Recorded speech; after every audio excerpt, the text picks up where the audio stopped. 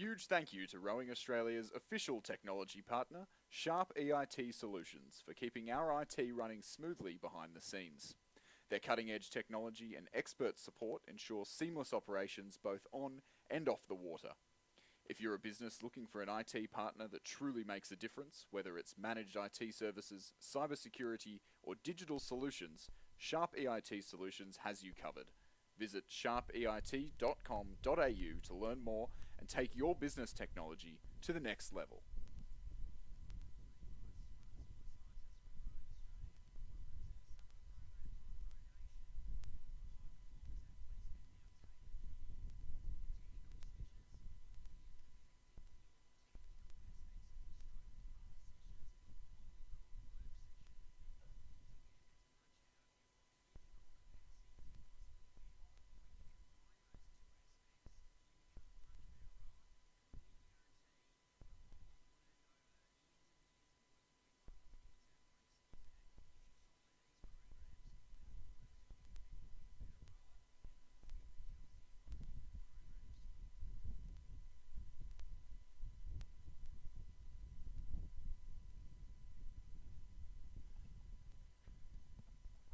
Welcome back after a rather brief break for lunch there. We hope you found some sustenance around the course, but we're ready to get going again down at the start for some of the big events here too. Our Open Women's and Men's Singles Scull. The heats are coming up very shortly, so that'll be the next few races we see over the course over the next few minutes.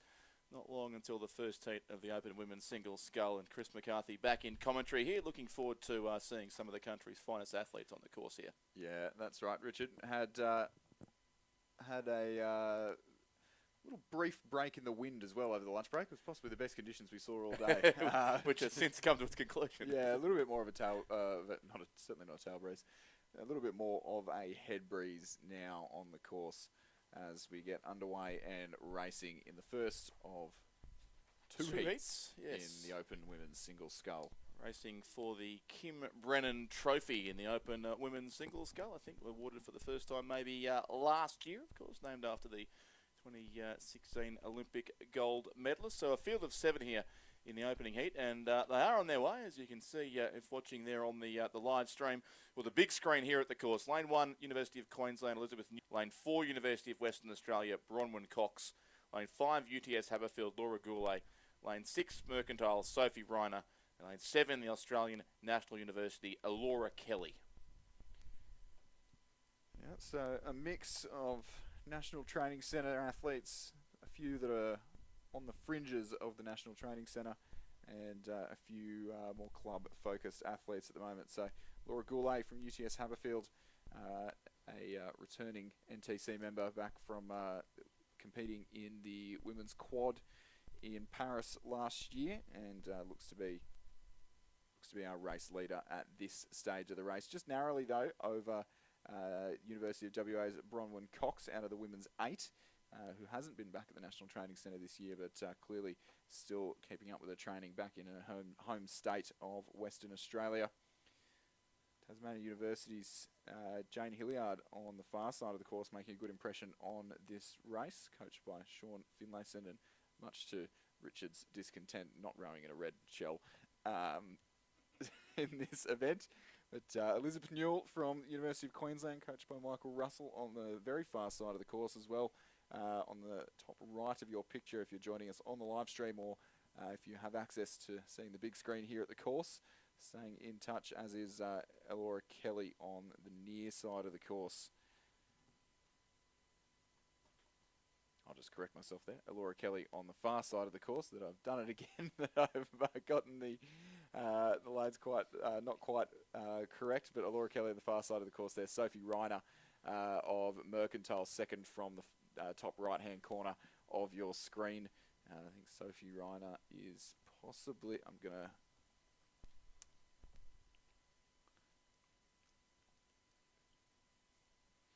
I know she's the reigning champion at Australian Henley, I can tell you that much, Chris. She had a win on that unique regatta on the Yarra River a few weekends ago, taking out Maggie Foley of Corio Bay on that day, who'd won the previous 4 Australian Henley elimination match race trophies there on the Yarra. and she does sit one from the top of the screen there. Sophie Reiner, the Nick Lloyd coach sculler from Mercantile, alongside Laura Kelly of ANU in third and fourth place for now, but just the top two here will go through to the A final. Yeah, I was going to say rowing the single for Victoria, but I had that wrong. But we'll be rowing in the Queen's Cup for Victoria on Sunday, as will brother Austin in the.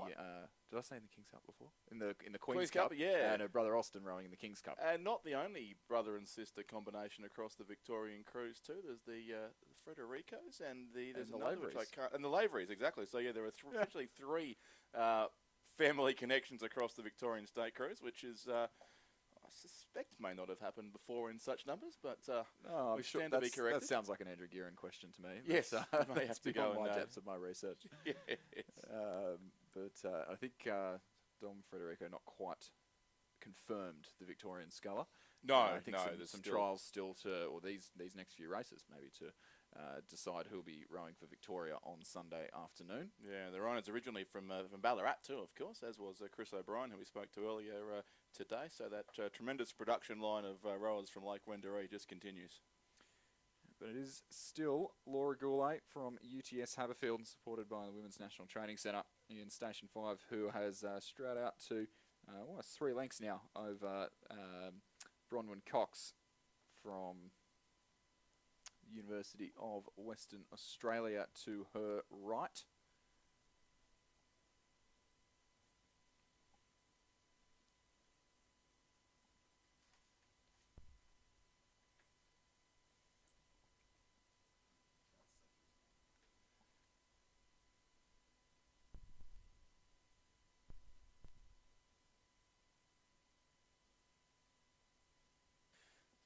Laura Goulet was presenting the Sprint Eliminator with me a couple of weeks ago after a minor car accident put her out of training for a few days, but clearly wasn't a huge deal for the Loretto Normanhurst alumni, and back in training, and clearly hasn't affected her too much as she really starting to walk away on the field now. Her media career has come to a rapid end. She's back on the water. Back on the water, exactly, exactly.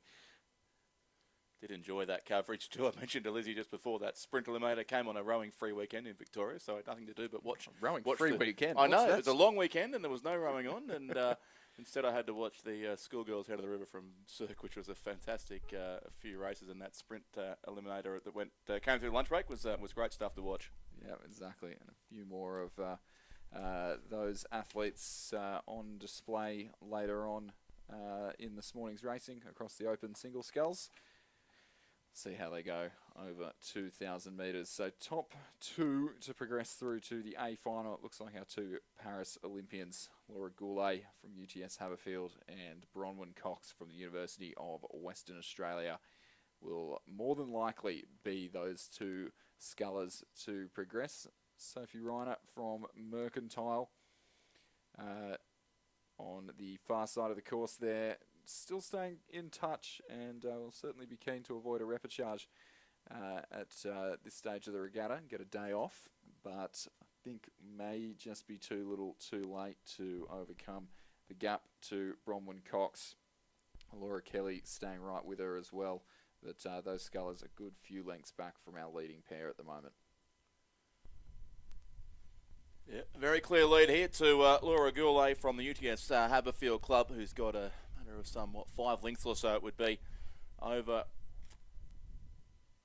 Bronwyn Cox. Sophie Ryan will indeed go to Bronwyn Cox from the University of Western Australia, an 8 on the far side crossing at probably the wrong time. Is next past the finish camera, but third place goes to Sophie Reiner of Mercantile. Fourth, Laura Kelly from the Australian National University. Fifth will be Lane 1, Elizabeth Newell of the University of Queensland. Sixth from Tasmania University Boat Club.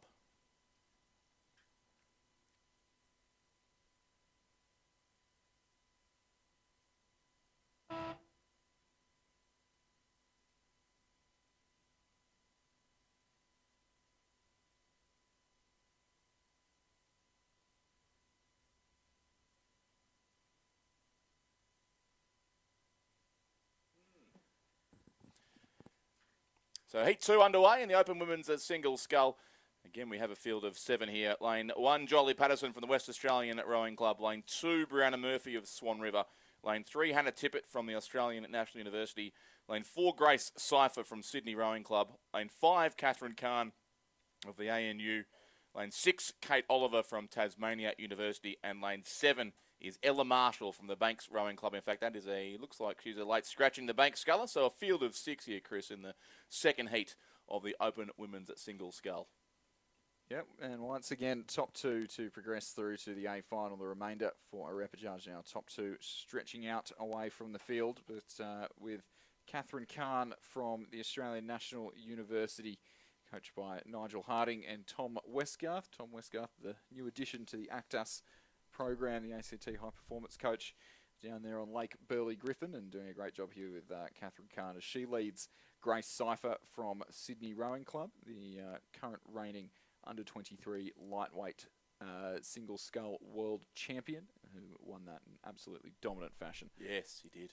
In St Catharines in Canada last year, and a little bit of injury at the end of last year, and so been a reasonably steady return to racing. We've only seen her out on the water a couple of times.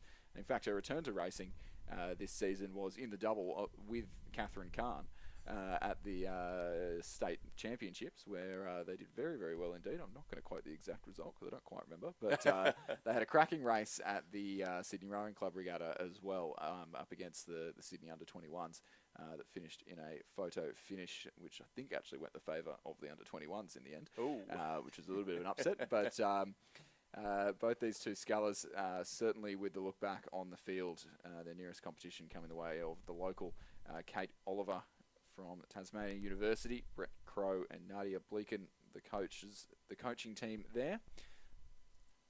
And then some way back to the trailing 3 of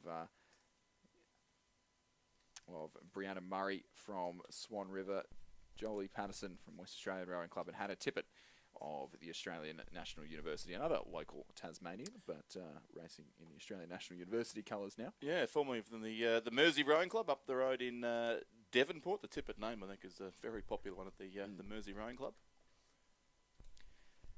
It is fantastic to have the drone here for all 7 days for the first time ever at the National Championships. Normally just, I think last year we had it on the Wednesday, didn't we? Yes, it's gradually been increasing. It used to come for the finals on Thursday, but yes, and it's when you think back, I've been doing this for about 10 years now. My first Nationals in 2015, there was no live stream at all for the first couple of days. I think it only began on the actual live stream began on the Thursday when the finals were on. So we have come a long way in a decade or so from what we used to do as coverage of this fantastic regatta. And certainly not easy to put it on at down here at Lake Barrington, a more remote venue with where we need to set up all the infrastructure. But yeah, a lot of work BMA still going on late yesterday when I got here. There were cables being randomly plugged and people running around doing all manner of things to ensure it worked. But yes, we do thank BMA for their work in bringing you this great live stream from this regatta. And some fantastic shots there from above, Chris, as these single sculls come through the last 100 or so metres of this second heat in the Open Women's Single Scull. Yeah, the wind's just not quite making up its mind about what it wants to do. We saw there on the drone footage looking a lot calmer, but just at the finish line maybe slightly more breezy now. But so certainly still not exceedingly quick conditions as these girls approach the finish line. The margin will be about 2 lengths now. Possibly Cypher just clawing back a little bit of that margin on Catherine Kahn from the ACT. Catherine going really from strength to strength the last couple of seasons, and doing a little bit of camp-based work out of the National Training Centre, and just getting the win up on her doubles partner, Grace Cypher, who will take second. Those two through to the final, progressing to the repechage, Kate Oliver from Tasmanian University, Jolie Patterson from West Australian Rowing Club, Brianna Murray from Swan River, and Hannah Tippett from ANU. 8:34.76, the unofficial winning time there for Catherine Kahn of ANU, 4.26 seconds in advance of Grace Cypher as both go through to the final. And that concludes the 2 heats of the Open Women's Single Scull. They'll race for the Kim Brennan Trophy on Thursday morning. And a bigger field now in the Open Men's Single Scull, the first of 4 heats, so almost twice the entrance in this event. And Heat 1 sees the field of 7. A&A from Western Australia in Lane 1, Kyle Fram Aaron Den Uden of University of Western Australia in lane 2. Nicholas Miro from Sydney Rowing Club in 3. Marcus Delamata of Sydney Uni in 4. Hamish Harding from the ANU in lane 5. Miles Harold of Sydney in lane 6. And Julian Viander from the West Australian Rowing Club is racing in lane 7. First and second here will go through to the semi-finals and the remainder to tomorrow's repechage.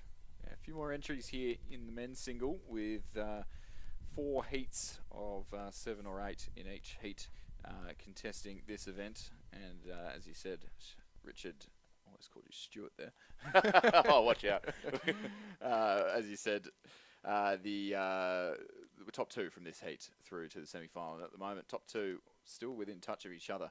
And it is those 2 scullers in the centre of the course. Marcus Delamata from Sydney University Boat Club and the Men's National Training Centre, and Hamish Harding on the far side of the course, just half a length back from the Australian National University, coached by Tom Westgarth. It's Cup on Sunday, as both these 2 scullers representing their state in that event on Sunday afternoon. And looking like we could get a brand new winner in that event, as I believe Alex Hill won't be racing in the President's Cup. Yeah, not here at the regatta certainly at the moment. So it'll be interesting to see how that plays out on Sunday afternoon. Still some 570 or so races away, of course, the interstate regatta. But it will be a fantastic conclusion to this regatta as they come down the course on Sunday afternoon in the state colours. Nick Miro from Sydney just out of the picture, back in 3rd place. Rode in the single or in the pair at Henley a couple of years ago under the Sydney University colours, but just trailing by some margin there, and will likely have to contest the repechage in this event, as will Aaron Den Uden from University of WA, Julian Viandier from West Australian Rowing Club, Miles Harold of Sydney Rowing Club, Kyle Fram of the ANA Rowing Club. Top 2 really move away from the rest of the competition. A little battle appearing now for 3rd between West Australian Rowing Club's Julian Viander, or rather from ANA's Kyle Fram, and Sydney's Nicholas Miro, who went out a little bit quickly and just being reeled in by the West Australian in the stripes on the near side of the course. But Marcus Delamata, the Newington College alumni, moving away from Hamish Harding, the former lightweight,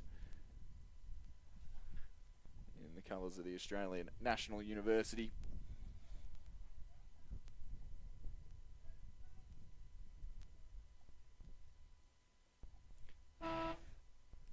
Marcus Delamata across there in first. Hamish Harding second for the ANU. Still more 8s out there training on the course too, heading up on the far side of Lake Barrington. Good race for 3rd and 4th is still it'll be the sculler on the inside in the end on lane 1. Kyle Fram, who will take out 3rd place, just beating home Nicholas Miro of Sydney Rowing Club. And then in 5th we have towards the other side of the course the Sydney Rowing Club sculler. Miles Harold will be 5th. 6th will go on this side to Aaron Den Uden, and 7th to Julian Viander of the West Australian Rowing Club. Over in lane 7, so the first heat of the Open Men's Single Scull, won there by Marcus Delamata, 7:14.16 his time, and 6.43 seconds ahead of Hamish Harding. They're both through to the semi-finals on Wednesday in the Open Men's Single Scull. Heat 2 well and truly underway as well. A field of 7 here once again for race 67. Joel Kane has lane 1 for the Melbourne University Boat Club. Ben Clayton from the University of Western Australia in 2. Jackson Free from Surfers Paradise there in lane 3. Mitchell Reinhardt of Adelaide looks to be out in front on lane number 4. Alex Rossi from the West Australian Rowing Club in lane 5. Pasha Bevan of Sydney in lane 6. And appearing, I think, for the first time at this regatta, Chris, our international visitors, the Army Rowing Node Club from India, Balraj Panwar, who are here in a number of events throughout the week. So great to see them here in lane 7, the Army Rowing Node India sculler as well. Yep, and through the 1,000 metre mark into the championship quarter of the race, it is Adelaide's Mitchell Reinhardt who is leading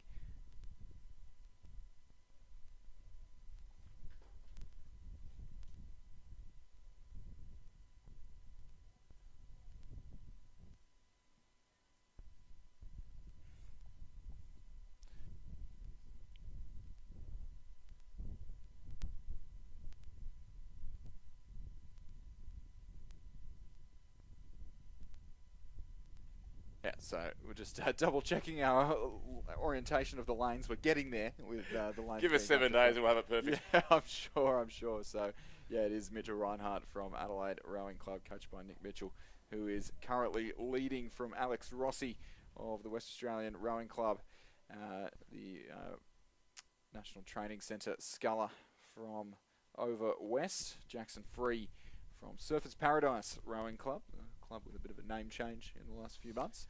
Yes, simplifying the pronunciation substantially.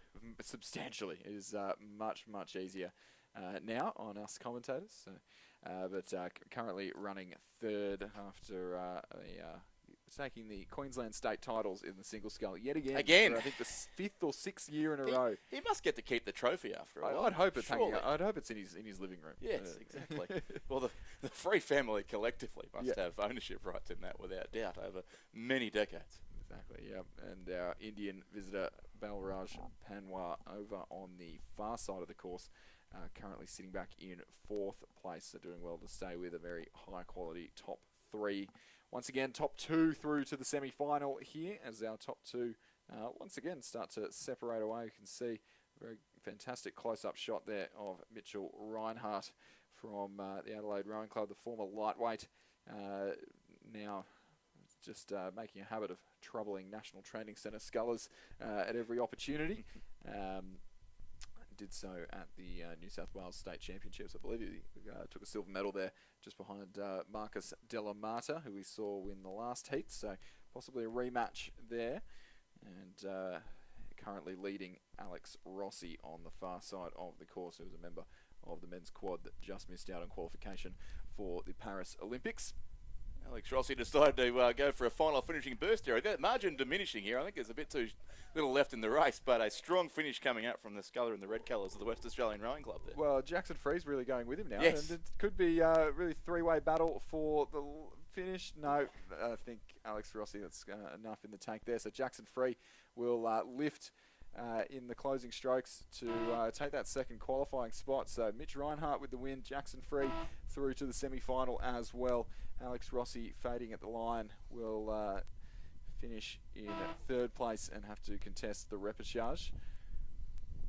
Balraj Panwar from Army Rowing India in 4th.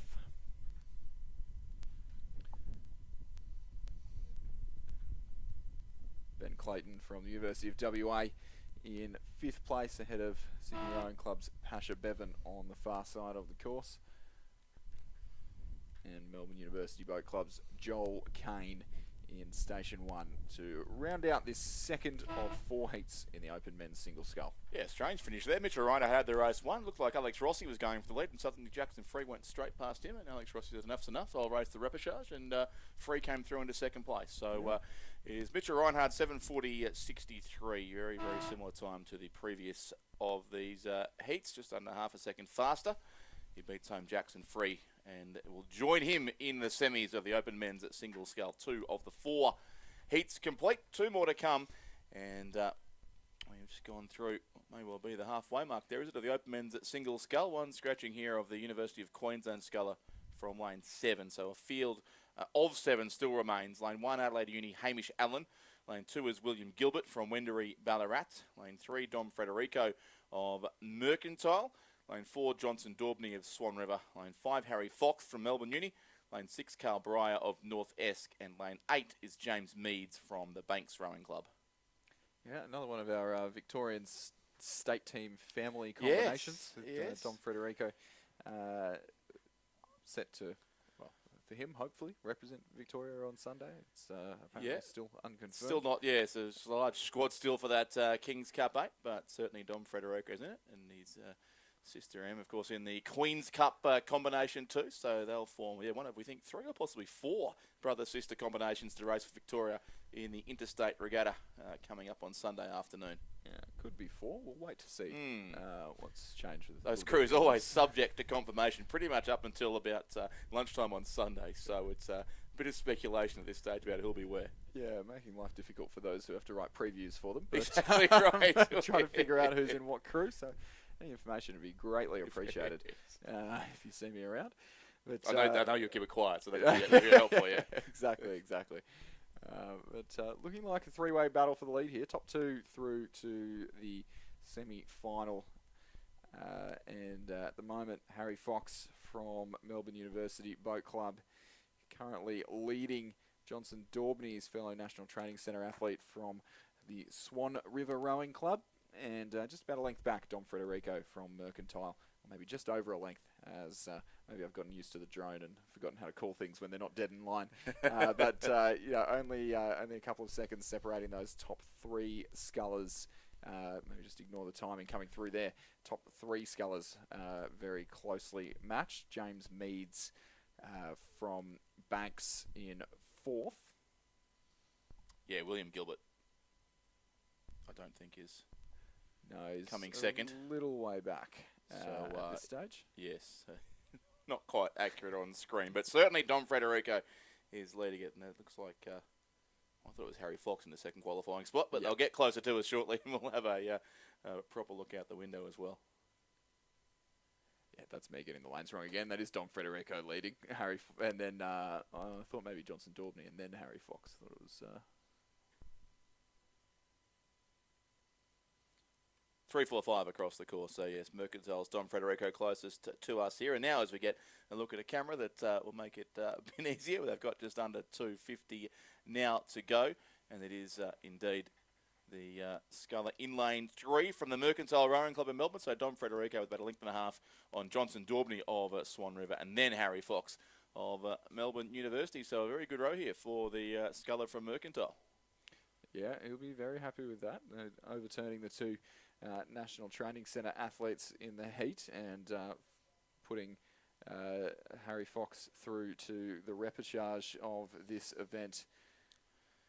Be quite the repechage with Harry Fox and Alex Rossi, both potentially in the same race. Yeah, exactly. That should be a fantastic row.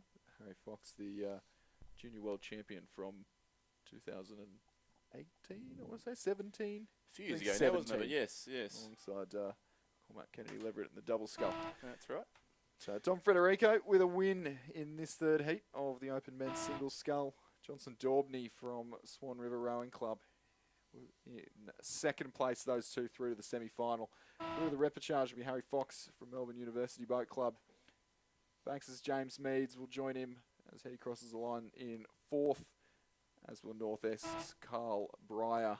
And then the two scullers on the near side of the course, Adelaide University's Hamish Allen and Wendouree Ballarat's William Gilbert. So heat 3 goes the way of Dom Federico from Mercantile. 7:39.51 his time, so narrowly the quickest of the three heats, but there's about a second and a half in it, so not much at all between these races. 4.92 seconds ahead of Johnson Daubney from the Swan River Club. And the NTC, they finish first and second and go through to the semis on Wednesday of the Open Men's Single Scull. Here comes our fourth and final heat. And we ride with Oscar McGuinness here out in front, two in the middle lane. The full field from lane 1, so that's the right of screen for those watching on this fantastic drone shot. Lane 1 is Patrick Rochek from Melbourne University. Lane 2, Salman Khan of Army Rowing Node, India. Lane 3, Lucas Maddock from Melbourne University. Lane 4, Oscar McGuinness of Adelaide Rowing Club. Lane 5, Nick Blackman from Adelaide University.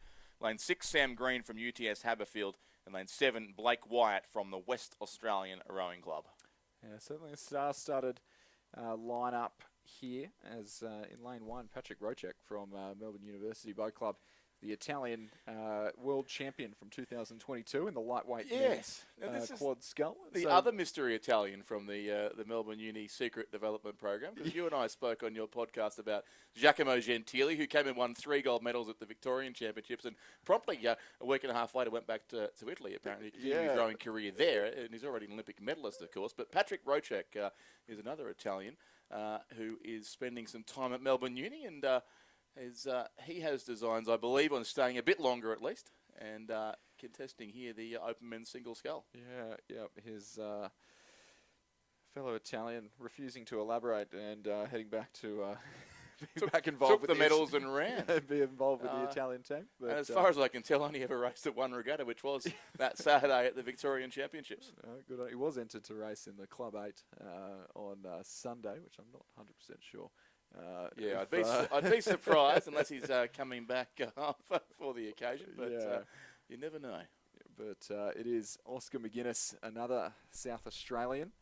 We saw Mitch Reinhardt in an earlier heat of this race, and Oscar McGuinness now his training partner down at the Adelaide Rowing Club, coached by Nick Mitchell, who is currently striding out to almost 2 lengths of margin over yet another South Australian, Nick Blackman, under 23 World Championship silver medalist in the double sculls last year in St Catharines, and stepping up to the open category and proving himself very worthy of being in contention with the senior sculling squad, as that looks to rebuild after a disappointing last couple of years.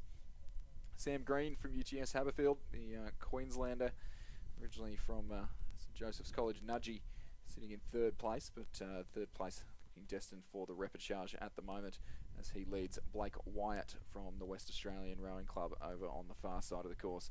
And then Lucas Matic from Melbourne University, Salman Khan from Army Rowing Node India, and Patrick Rocek from Melbourne University on the near side of the course, just a little bit too close to tell apart from our view here in the commentary box.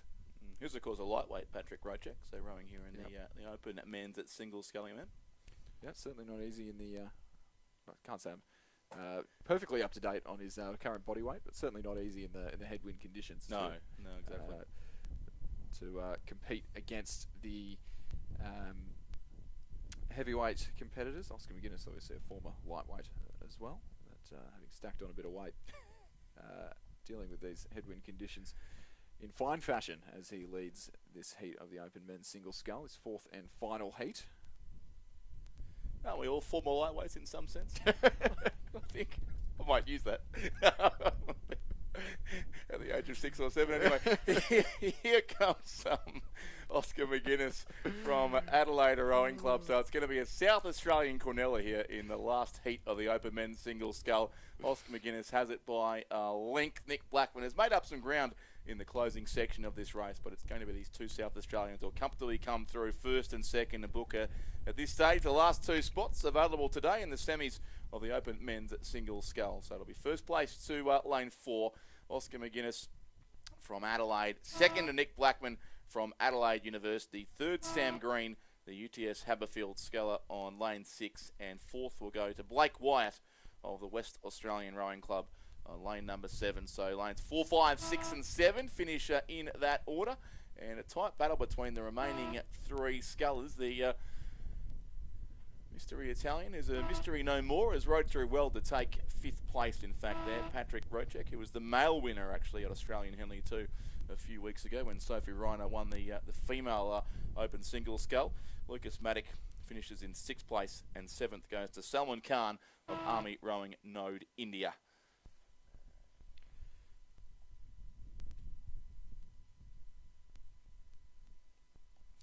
7:47.41 there, the time. That was the slowest of the 4 heats of the Open men's single scull. Yeah, just shutting it down right at the end there as we get a gorgeous shot from above of the chevron formation of the next race coming down, which is the first heat of the Open women's coxless pairs, populated almost entirely by National Training Centre or National Training Centre adjacent athletes, Richard.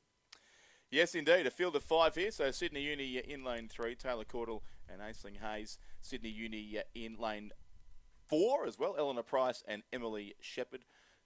Another NTC composite crew in lane 5, Eliza Gaffney of Melbourne Uni with Jackie Swick of the Swan River Rowing Club. Lane 6 is Melbourne Uni's Laura Foley along with Sydney Uni's Zara Collison. And another composite crew in lane 7, Lila Anderton of Sydney Rowing Club with India Hobbs of Sydney Uni. So certainly, Chris, as you say, a star-studded field here in the first heat of just 2 in the Open women's coxless pair. Yeah, and another international competitor joining us. So in the lane 3 Sydney University Boat Club combination nearest to us, we've got Taylor Caudle, who she's Australian, despite spending a little bit of time over at the University of Wisconsin, and despite her fiancé being American, she is Australian. But, for now. But Aisling Hayes from the Skibbereen Rowing Club in Ireland, and was a quarter-finalist, I believe, in the Princess Grace Challenge Cup for women's single sculls at the Henley Royal Regatta last year, the year before, and performed very well in our sprint eliminator race as well in New South Wales, and partnered up with Taylor Caudle, who's sort of on the fringes of that National Training Centre group, doing a little bit of work as a part of camps at the Penrith facility, and those two challenging the all-NTC combination of Eleanor Price and Emily Shepherd from Sydney University Boat Club, who you can see right in the centre of your picture, sitting pretty a neat length up in second place, but a long way shy of Eliza Gaffney from Melbourne University, partnered up with Jackie Swick from the Swan River Rowing Club, our leading National Training Centre pairs.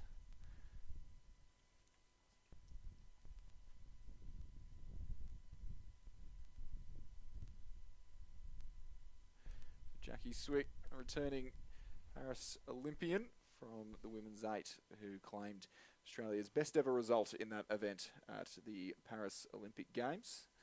Partnered up now with Eliza Gaffney from Melbourne University Boat Club, part of a intimate but very high quality National Training Centre group training at Penrith at the moment, and those two really moving away from the field.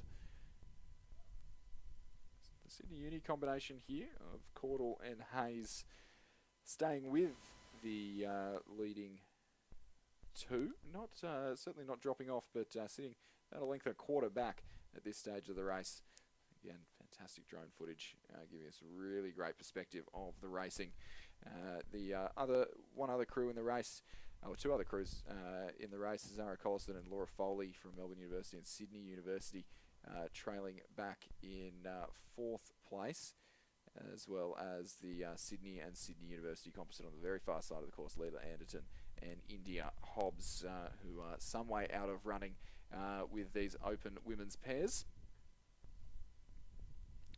I don't think we're going to see too much of a change in the lead here in the closing strokes of this race. The top three, those margins between them just growing ever so slightly in the last about 150 metres of the course. It will be, barring disaster, Eliza Gaffney and Jackie Swick of Melbourne Uni, Swan River and the National Training Centre, ahead of Price and Shepherd from Sydney University and the National Training Centre. Caudle and Hayes of Sydney Uni will finish just outside of those top two, and will get the opportunity to fish again in the repechage tomorrow. Well, repechages remain a thing at least for now, but it is Gaffney and Swick who take the win for Swan River Melbourne Uni. Second, Price and Shepherd. Third, Caudle and Hayes are all across the line now in quick succession. 8:00:10, the unofficial winning time there for that NTC composite crew of Eliza Gaffney and Jackie Swick, and they win it by 2.94 seconds in the first heat of two in the race for the Sarah Tate Memorial Trophy in the Open Women's Coxless Pair.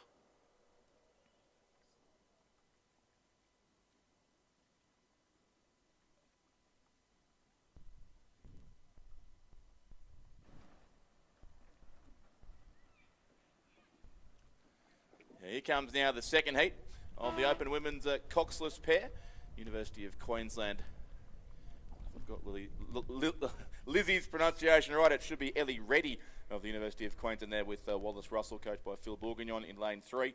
Lane 4, Adelaide and Sydney Uni, Jamie Ford and Ella Bramwell. Lane 5, UTS Haberfield Mercantile, Emmy Frederico and Georgie Rowe. And lane 6, Zoe McKellar of Sydney Uni with Caitlin McManus-Barrett of Sydney Rowing Club. So once again, Chris, a pretty strong field. A number of NTC athletes in the field here, including Georgie Rowe, who was involved in the official opening ceremony of this regatta a few hours ago, along with the Tasmanian Minister for Sport, and a rather interesting ergo contest being held there. Yeah, people say that rowing's not a contact sport, but the erg off between Georgie Rowe and the Tasmanian Minister for Sport did involve someone ending up on the ground next to the ergo. And that someone, it's fair to say, was not Georgie Rowe. So it's a clip that I hope makes it onto Insiders at some point in the near future. Yeah. I think Win News tonight might have something to cover about that. But Georgie Rowe maybe looking a little bit more comfortable in the Coxless Pair alongside Emmy Frederico from Mercantile, the two National Training Centre athletes getting the better of Jamie Ford and Ella Bramwell, the other two National Training Centre athletes from Sydney University and Adelaide rowing clubs. Those two second place athletes, both of them spent last Australian winter, Northern Hemisphere summer, rowing for the Leander Club in Henley upon Thames, and raced in the Remington Challenge Cup for Leander, and before being a part of the Australia A squad that went over to Shanghai, and now the National Training Centre and in Penrith. So really making the most of those racing opportunities to make their way up into the National Training Centre, and looking to make their way up into first place, I believe. Just a little bit of a push there through the 1250 metre mark from Ford and Bramwell as they trail Rowe and Frederico, who have led through the early stages of this race, and maybe have just responded there to that push, and just depending on where they're at in the stroke, starting to open up a little bit of clear water there, but Bramwell and Ford going with them. Very difficult at this stage to go with them and keep responding to those moves and keep pushing again when they're Ford and or Rowe and Frederico just be out of their peripheral vision when they turn around. So it's starting to take a little bit of mental strength here in the closing stages of this race, approaching the 1500 metre mark. We'll see if the Sydney University and Adelaide combination can make an impression, or whether for Rowe and Frederico can hang on for the last, as they enter now, the last 500 metres of the course, or the last 250 metres of the course, rather. Yeah, just two qualifying spots here to come in this second heat of the Open Women's Cox's pair. As you mentioned, racing for the Sarah Tate Memorial Trophy, and I neglected to mention during the Open Men's Single Scull that they are racing, of course, for another of the newish trophies at this regard, the Dr. Stephen Hinchy Memorial Trophy, which will go on Thursday to the winner of the Open Men's Single Scull Championship of Australia, I believe, this year. In the absence of Ray Ebbett, who's done the honours for the last few years, that Andrew Guerin will present the trophy on behalf of the Hinchy family for the Open Men's Single Scull. With the women's pair, of course, for the Sarah Tate Memorial Trophy, also a fantastic reminder of one of the great Australian athletes.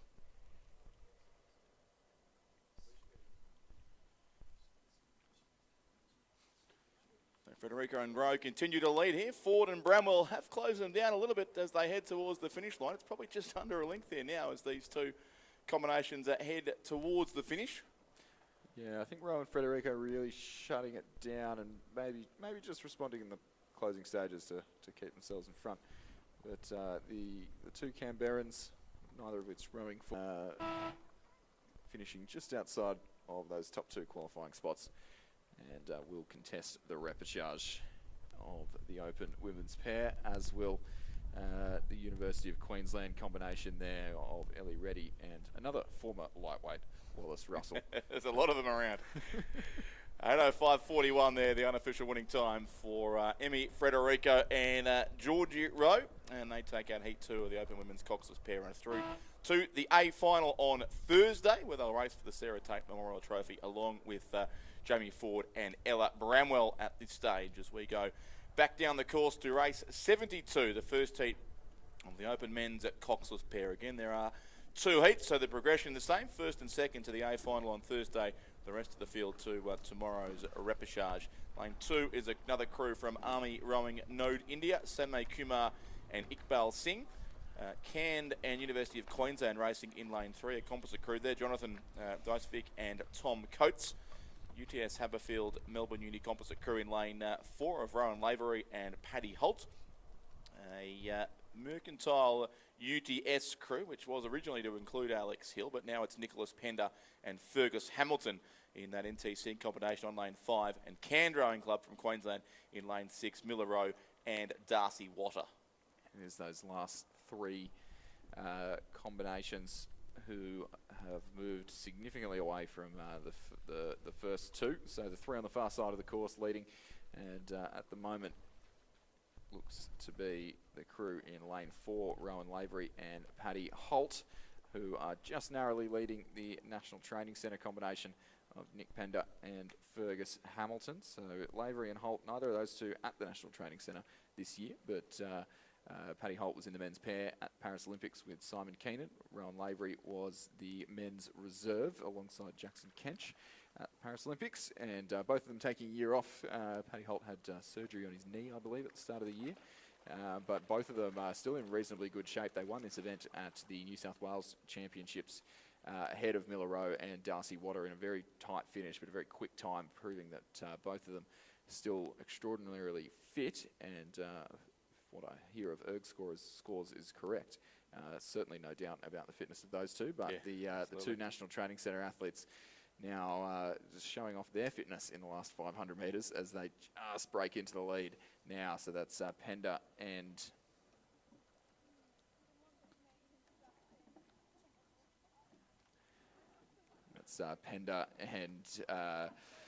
Hamilton.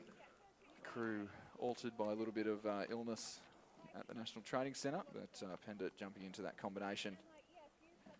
New South Welshman. These two will face off against each other in the King's Cup later on in the week. Yes, indeed. Getting a message through from, let's say, a highly placed source in Victorian rowing that's suggesting the state selection is secret. So I'm guessing no more information is coming your way, Chris, apart from what's already on the website. I'm just reading what's on the Victoria website. No scoops for the podcast, apparently. But great to see you here. There are people listening to us anyway.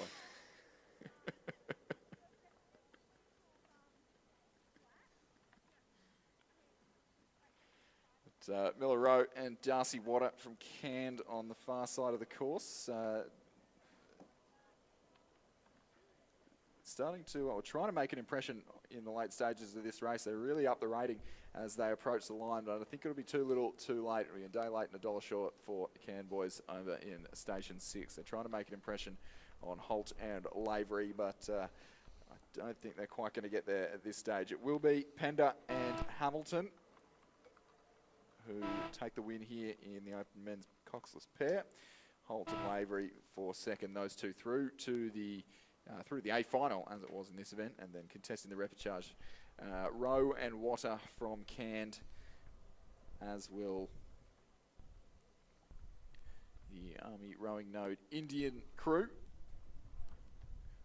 of Kumar and Singh, and the Cand composite crew of Disvik and from University of Queensland, and Tom Coates from Cand Rowing Club.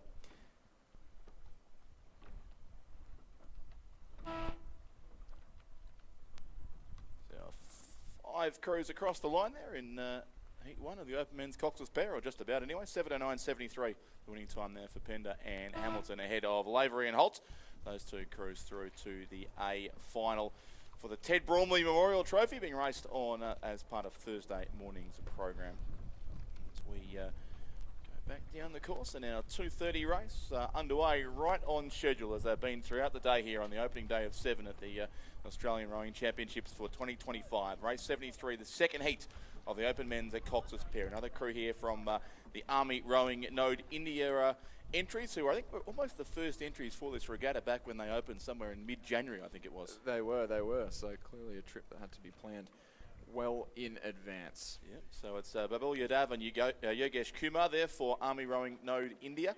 North Esk in lane 3, Matt Dickenberg and Jack Barrett. Lane 4, another NTC combination, Charlie Petruni of Melbourne University Boat Club and Austin Reiner of Mercantile. It's been a busy hour or so for the Reiner family out here on the course. Melbourne Uni and Cand composite, lane 5, Mitch Salisbury and Nick Smith, another of the NTC crews. And then an all West Australian composite at lane 6, Riley Reese-Turner from Swan River Rowing Club and Jack Cleary from the West Australian Rowing Club in lane 6.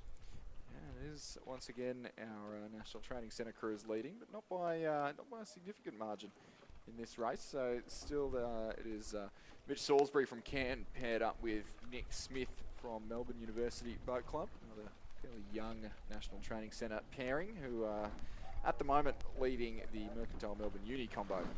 Charlie Petruni from Melbourne Uni, Austin Reiner from Mercantile Rowing Club, so the all-Victorian combination there, trailing in second place. North Esk in third, Matt Dickenberg, Jack Barrett. Jack Barrett, known for very, very powerful athlete, very strong on the ergo. Runs his own landscaping business, I believe. But, useful cross-training going on there, I imagine. Yeah, exactly. The local Tasmanians sitting back in third outside of those top 2 qualifying spots, and the leading combination of Smith and Salisbury, looking very comfortable indeed. A good solid 2.5 lengths clear of their training partners from the Reinhold Barchi National Training Centre.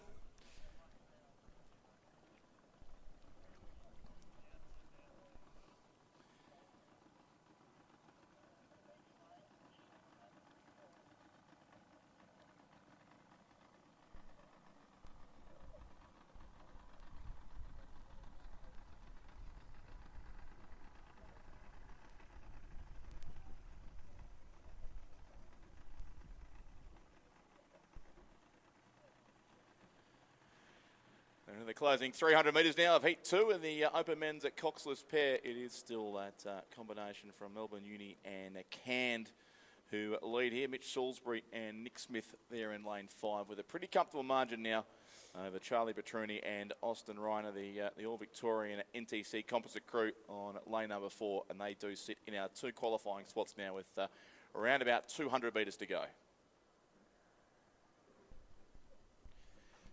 Barring disaster, I wouldn't see a change in the lead here in this open men's pairs race. Both these crews know they are safely through to Thursday's final. We're giving them 2 days off to rest and no need for a repechage, and certainly no need to expend any extra energy given the size of those margins. They know that could push for a more favourable lane, but here at Lake Barrington, all the lanes normally pretty even. It is. All quick or all slow. Yeah, I was discussing this with some people on the bank before. It's hard to see how you'd reseed the lanes because the wind, if it comes, will be straight down the course. Yeah, exactly. It's only going to be in either of those 2 directions. But it is Smith and Salisbury who will take the win, the leading of the 2 National Training Centre pairs. And then the All-Victorian combination there of Petruni and Reiner for 2nd place in this heat. Progressing to the repechage, North Essex, Dickenberg and Barrett. And then the West Australians, Reece Turner and Cleary. And the Army Rowing Node India rounding out this heat. This 2nd and final heat of the open men's Coxless pair. 7:15:33 there. Pair about 6 seconds slower than heat number 1. One scratching here in race 74 as well from Rockhampton Fitzroy. So a field of 6 remains. Lane 3, Imogen Stewart of Tasmania University. Once again in what looks to be a white boat. Nisha Hammond in lane 4 for Townsville and JCU. Emily Lang of Adelaide University in lane 5. Layla Struthers from Rockhampton Fitzroy in lane 6. Jasmine Axman Friend of North Esk in lane 7. And Francesca Spano from Banks is racing in lane 8. It is Emily Lang from Adelaide University who is leading well at this stage of the race. So we've gone from talking about former lightweights to having actual lightweights. Yes, that makes a lot more sense, doesn't it? Who one day may aspire to be former lightweights like the rest of us. If only somehow I suspect they don't. But anyway. Emily Lang, the very well credentialed Adelaide University sculler, raced at the head of the Charles last year. Not sure under her club or school colours. School being Loretto Marriotteville, I believe. Yeah, one of the many Loretto schools from around the country. Yes, athletes, well, I'm sure, from around the world. I did see the yellow colours of Loretto Ballarat out training earlier today as well, so they were always distinctive. Yeah. There's certainly no end to them, but it's top 4 in this one through to the semi-final. So you can see the top 4 on your screen. Emily Lang there, and then just hitting 1,500 or the 1,000 metre mark rather, Francesca Spano, and then Imogen Stewart to you. So Kelly McRae having scratched, will leave.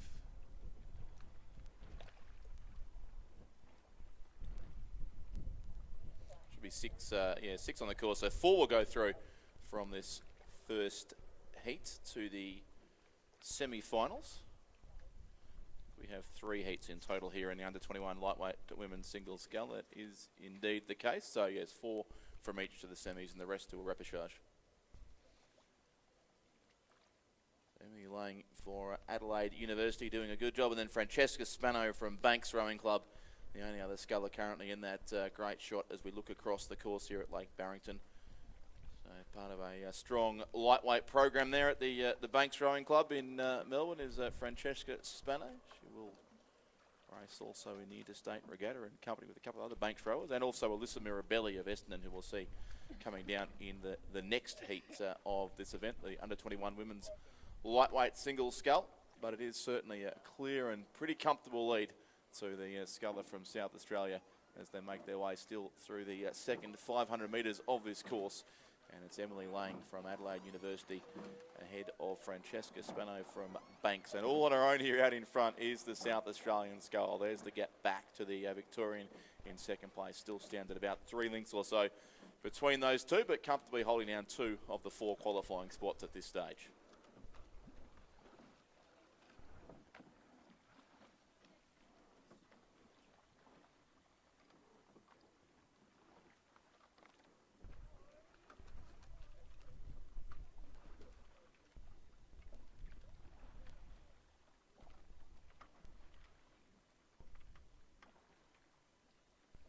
Wonderful shot here up close now on board with Emily Lang of Adelaide Uni. As Chris said, the former Loretto Mariaville sculler who raced the head of the Charles in Boston last year, and a fantastic shot as our drone certainly gets in close to the sculler. You can see a great demonstration of lightweight rowing there for Emily Lang, who's well clear now of Francesca Spano of Banks. Just over 7 seconds between the two of them after 1,500 metres. And Imogen Stewart there in 3rd place. That's the Tasmania University Boat Club sculler. As we pan back across now to the spectator side of the course, our drone operator certainly earning his money here and gets the top 3 into the one shot there, as we can see now Lang, Spano and Stewart, 3 of the 4 qualifiers at this point from this first heat of the under-21 lightweight women's single scull, as they come in now at about... We had the women's lightweight 8, which was won by a composite Australian crew with a couple of the girls you just mentioned earlier from the Banks Rowing Club. And the Cosmo in there as well. Yep. And this was the World Lightweight Rowing Alliance crew that Peter Anthony, among others, has had a lot to do with to ensure that lightweight rowing doesn't disappear entirely from regatta programs. It's obviously no longer part of the Olympic program, but as entries for this regatta have shown, there is still great appetite for lightweight rowing around Australia and in large parts of the civilised world as well. Yeah, exactly. And it is that organisation, the World Lightweight Rowing Alliance, was in part responsible for having the lightweight women's 8 added to the National Championships program. That'll come down the course on Saturday with 6 entries. No, 6 entries in the men's. I think 5 in the women's. Yep. Which is fantastic. That'll be fantastic races. It will be great to watch. Yes. And Banks Rowing Club with about 9 girls entered across 4. It's 4 crews there. We couldn't just have a Banks crew. We've got composites left, right, and centre. But speaking of Banks, this has been a strong finish from Francesca Spano on the far side of the course, who's one of many strong lightweights from the Bank Club. She's moved up very close now to Emily Lang of Adelaide University. Imogen Stewart's still there, so our top 3 remain clear, and they're all going to go through to the semi-finals regardless. But as is often the case, a close finish in a lightweight race coming up should be no surprise. But with a couple of strokes to go now, Emily Lang has the race won, but she'll win it probably by just on a length. So lane 5, Adelaide University gets the win. It was tight for second too. That was Imogen Stewart flying home for Tas Uni, but I think that Francesca Spano has held on for second. Imogen Stewart 3rd, and the all-important 4th spot still to come, in fact, with this being the completely cliched race of 2 halves here. Our top 3 are across, and still to come now. We have Nisha Haman from Townsville and JCU, it looks like, who should take out 4th spot. Then we have Layla Struthers and Jasmine Axman-Friend. The remaining 2 scullers on the course. In fact, it's the North S sculler in 5th, it looks like, at this point. But 4th will go to Nisha Hammond from Townsville and James Cook University Rowing Club. Speaking of mouthfuls of club names, there's certainly another one for the books. North Esk next, Jasmine Axman-Friend, coached by Trevor Barrett. And 6th place will go to Layla Struthers of Rockhampton Fitzroy Rowing Club. There's something about these Queensland clubs. They love double-barrelled names.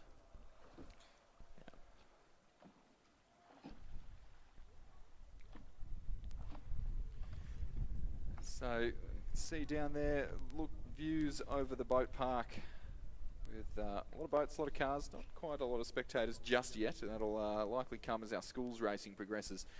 We see some finals action later on in the week. A Row Union marquee in the centre of that precinct. A very vital part of the boat park. Unfortunately not open yet. A couple of days to go. One day. Yes. Counting down. You can see there, the umbrellas are out. It's crying out for some attendees, but yes, the bar not open today, but great sight there. All the boats on the bank. This magnificent facility here at Lake Barrington.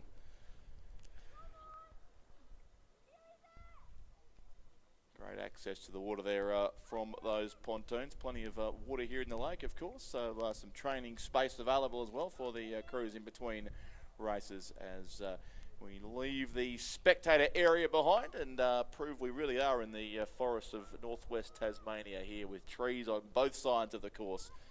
And we are back down towards the start where our next race is well on the way. In fact, I think it's beaten our drone because it's already about halfway through the second heat of the under-21 lightweight women's at single scull as we get a full 360-degree panorama there.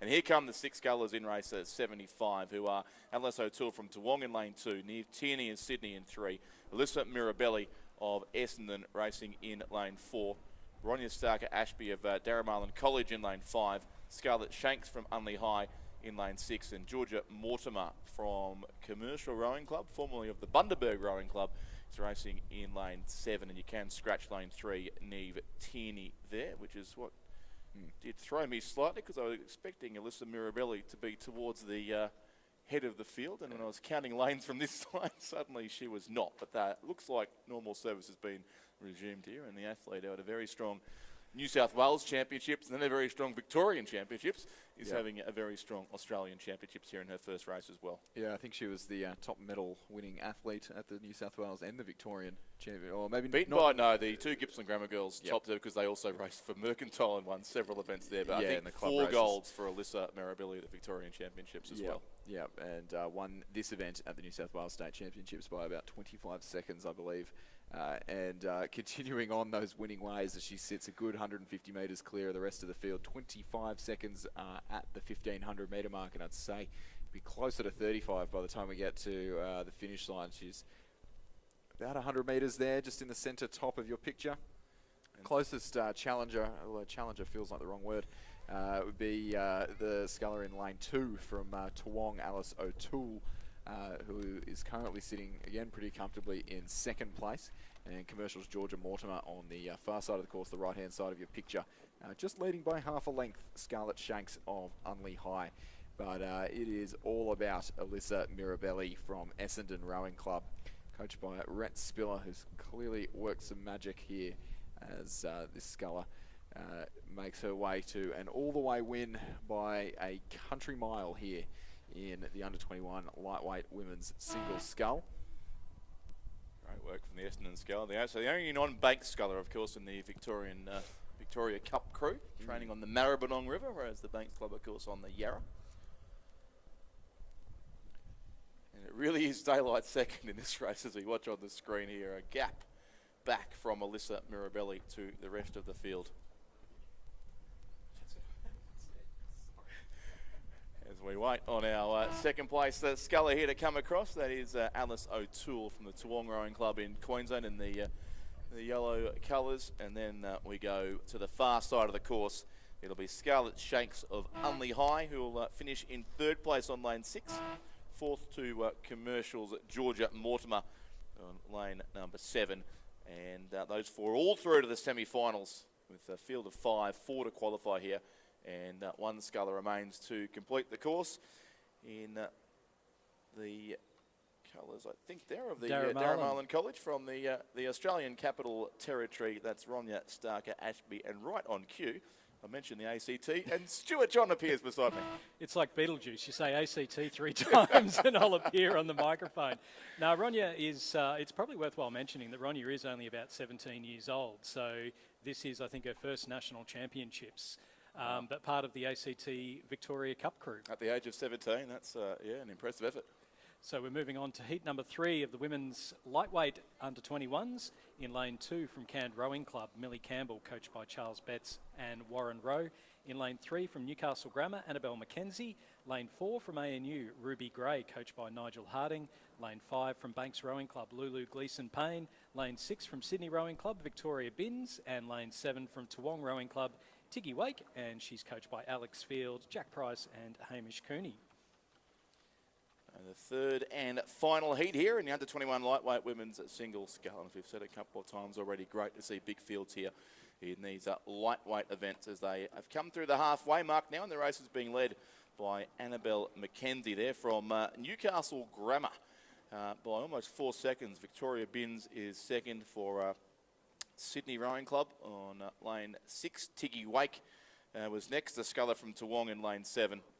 And Millie Campbell of Canned Rowing Club, Ruby Gray for the Australian National University, and Lulu Gleeson-Payne there for the Banks Rowing Club as well. And we've got 4 different interstate Victoria Cup participants in this one so far. So Millie Campbell from Cairn, rowing for Queensland. Annabelle McKenzie, being a school rower for Newcastle Grammar. She's rowing for New South Wales. Ruby Gray, rowing for the ACT. And Vic Binns, rowing for South Australia. I was going to say, I was sure she was a South Australian, but yeah, right now I think she still is. It's just exactly, but this is, again, we mentioned this with Lizzie, and lucky Chris McCarthy's left the box now, but the recruitment strategy of Sydney Rowing Club is picking up rowers from all over the country and sticking them in sky blue. I'm going to leave that go through to the keeper because he is he's standing back. right He's outside. The magic words worked. you say ACT, I pop up. You say Sydney Rowing Club, and Chris sticks his head in. But Annabelle McKenzie, I always knew I was outnumbered, but it's, Annabelle McKenzie from Newcastle Grammar, a lot of raps on her. And again, you know, to make the New South Wales Victoria Cup team in school, I know that. And I wonder whether or not this is going to be an interesting thing with the lightweights. Now that they're out of the Olympic program, now that, you know, a number of those events have been dropped from World Championships, from World Cups, whether or not that we see for the lightweight events in the interstate that there's a lot of school-age rowers that start to be selected for their states, or rowers that are a little bit younger. Yeah. And then as they get a little bit older and, you know, potentially going for Australian selection, that's when you move up from lightweight to ex-lightweight. Former lightweights, as we've former decided to call them now, yes. But whether or not we will start to see the average age of the interstate lightweight crews go down, because that's obviously when it's a lot easier to maintain a lower body weight. Yep, no, interesting question. I guess only time will tell, but it is certainly the case. A lot of young athletes in this particular field. I saw the name Lulu Gleeson-Payne there too on the course throwing here in the Banks colours, but she was a schoolgirl at Albert Park College just last year as part of that very strong program run by Virginia Lee on Albert Park Lake, when they can get the Grand Prix cars out of the way and actually get to their training centre. So she was, yes, Albert Park ahead of the schoolgirls. We're now rowing here for Banks, so again an 18-year-old in a strong field, but sitting back in 6th place. Yeah, Annabelle McKenzie with that lead. You can see the view from the how good is these drone footage. So we've got Annabelle McKenzie in the lead, and then a couple across from her.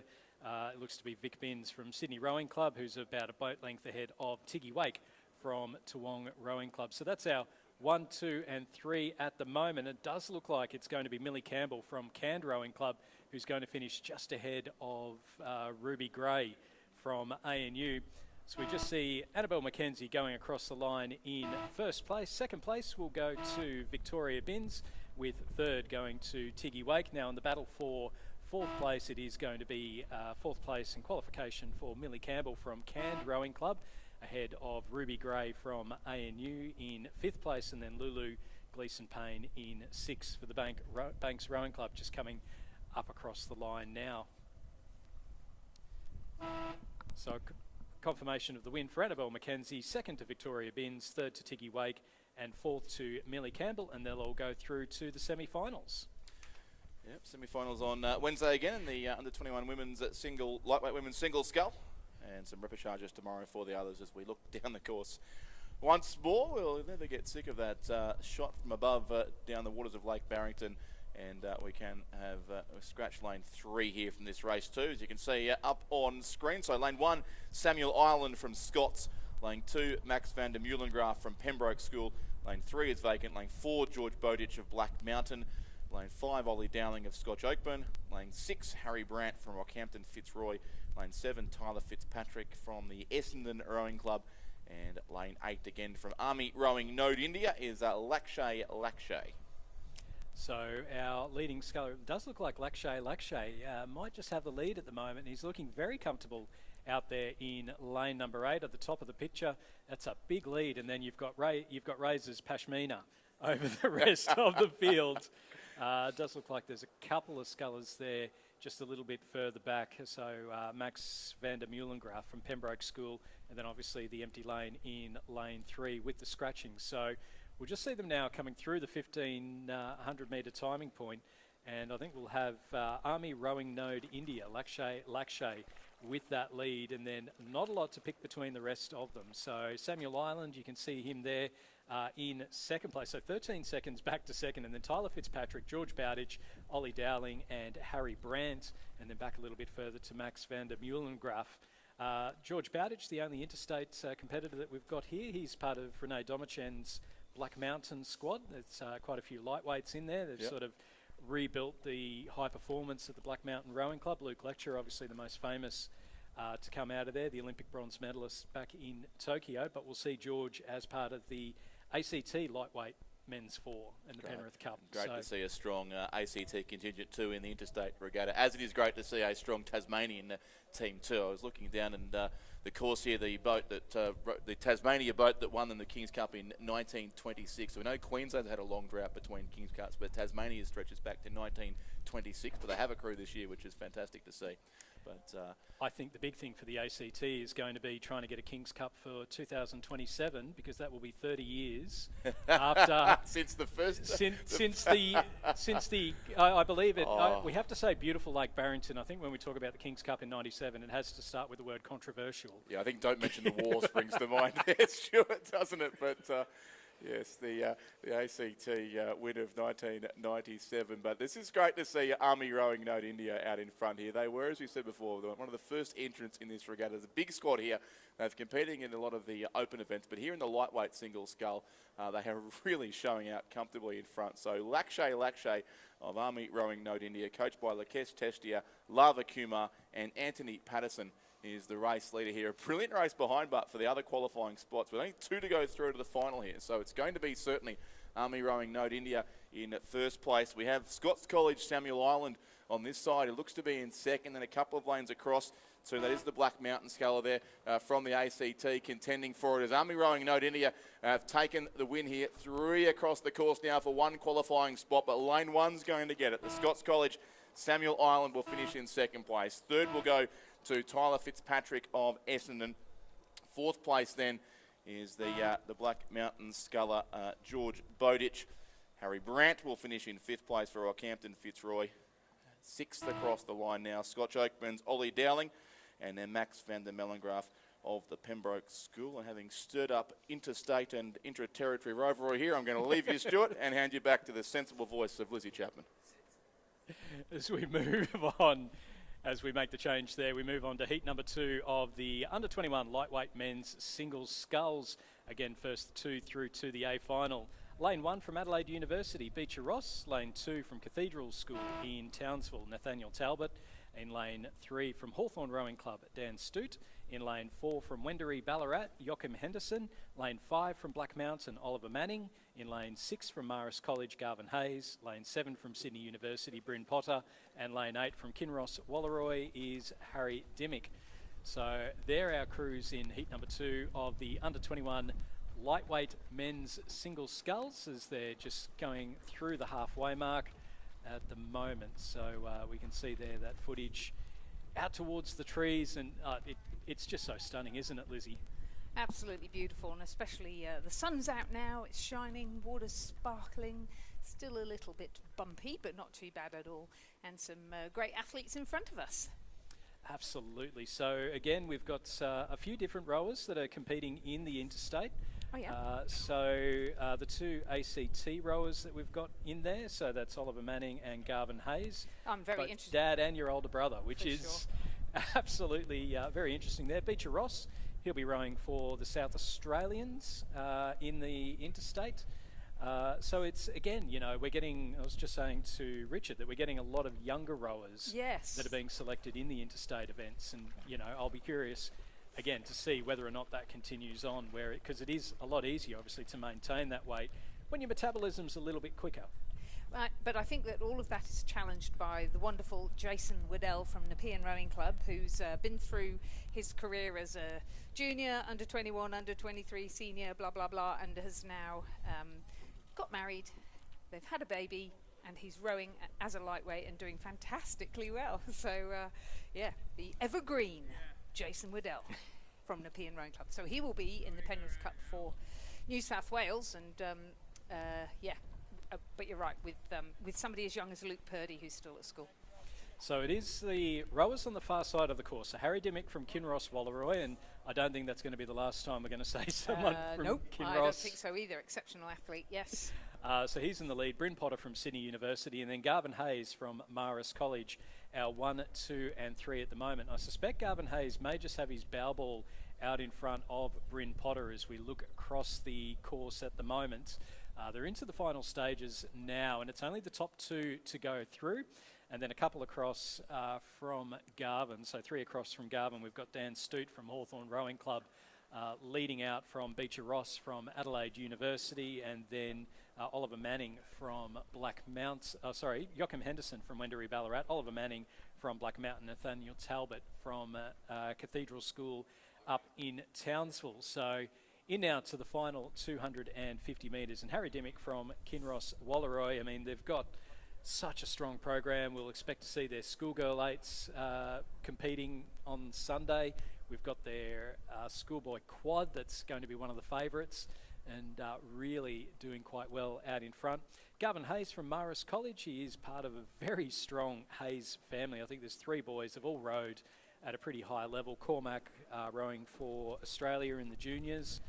He was a national champion last year. Unfortunately, fairly severe accident last year, about 12 months ago, but he is back in a boat, and we are expecting to see him back rowing again. I know when he raced last year, a couple of weeks ago at the ACT Championships, and it was just such a great thing to see him back in and back competing. Yeah, would be.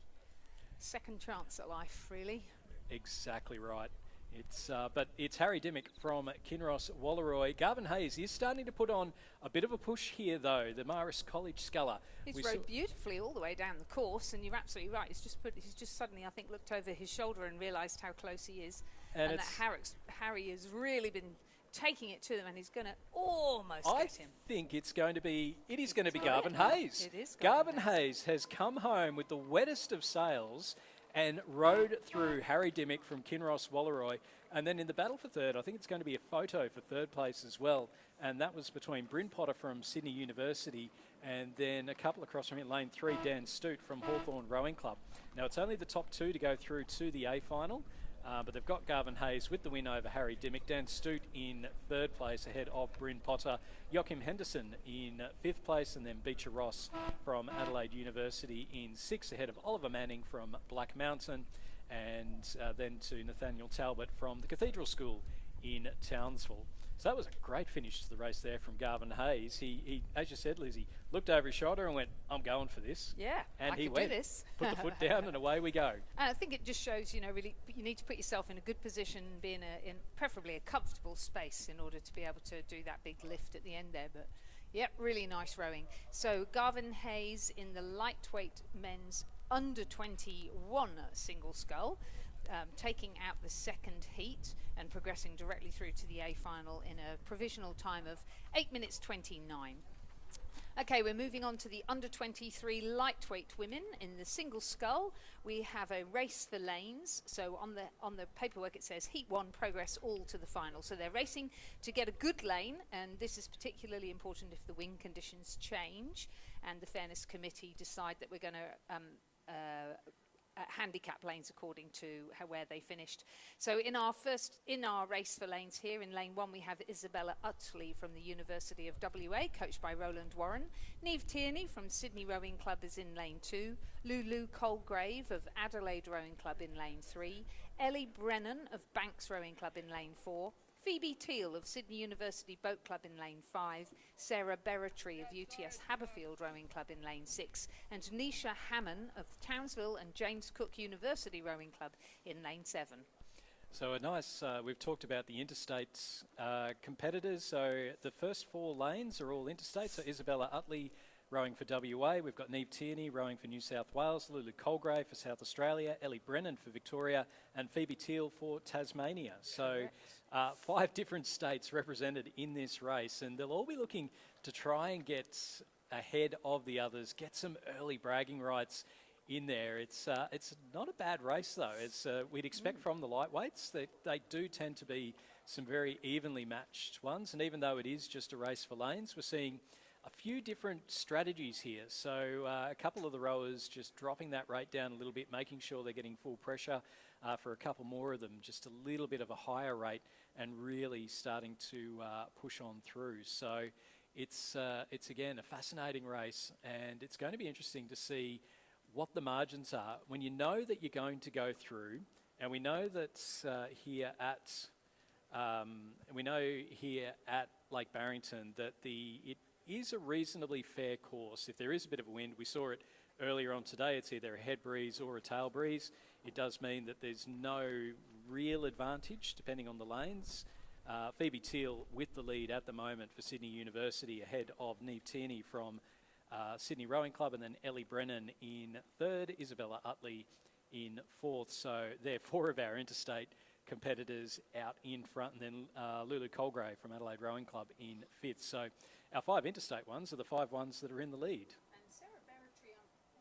Sarah Berretry, I'm pretty sure, has been named as a reserve for New South Wales. It was a little bit confusing, the original crew that they published, and I haven't seen whether they've republished it, but yeah, I'm not 100% sure who's actually in the crew, which is terrible coming from New South Wales, but there we go. So it is Phoebe Teal from Sydney University with the lead and looking very comfortable out in front at the moment. So originally from Tasmania, as we said, she'll be rowing for the Tasmanians. Will they be able to make it a local win in the interstate regatta? That Tasmanian lightweight women's quad that they had of Georgie Nesbitt, Anika Reardon, I think Eve Muir was in there as well. That was a very, very George quick Mansaro, quad. was it? Yeah. That was a very quick quad. Sorry. Georgia Nesbitt, Yes. I think, Yes. in there, yeah. So And, that was... Yeah, and for Phoebe, this is her last year as an under-23. You've obviously got Verena Zilm, who's now in Tasmania, performing incredibly strongly. So, yeah, who knows?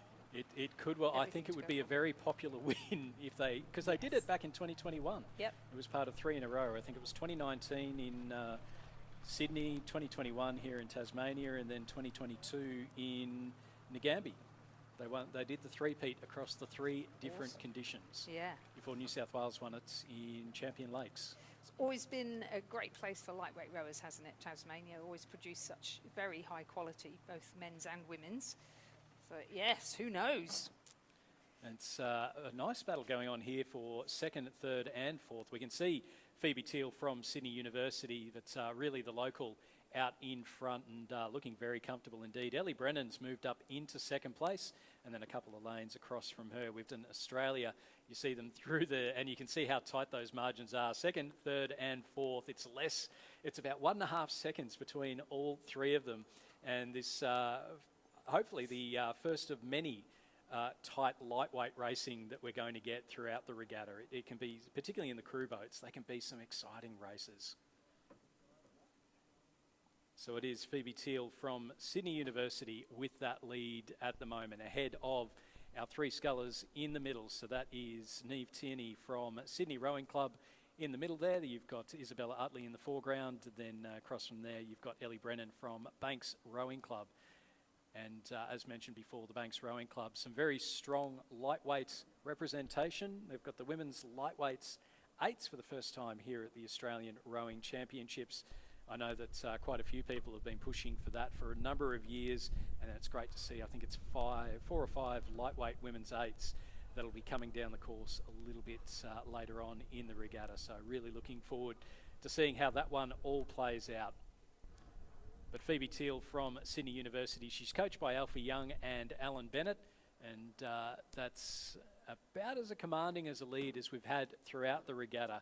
Ellie Brennan from Banks Rowing Club is sitting in second place, so she's moved ahead of Isabella Utley and Neve Tierney from the University of Western Australia and Sydney Rowing Club respectively. So they're our top four. It's everyone to go through to the final, so this is a race for lanes, and then it is a bit further back. Sarah Berretry from UTS ahead of Nisha Hammond from Townsville and James Cook University Rowing Club. So again, a very geographically spread a group of rowers here today in the women's under-23 lightweight single sculls.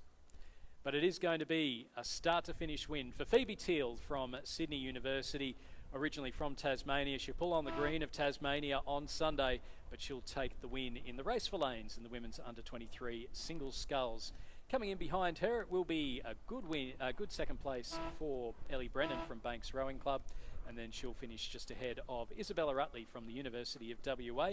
Neve Tierney from Sydney Rowing Club will finish in fourth place, and then she'll finish ahead of Adelaide's Lulu Colgrave, and then back a little bit further to Sarah Berretry from UTS Haberfield and Nisha Hammond from Townsville and JCU.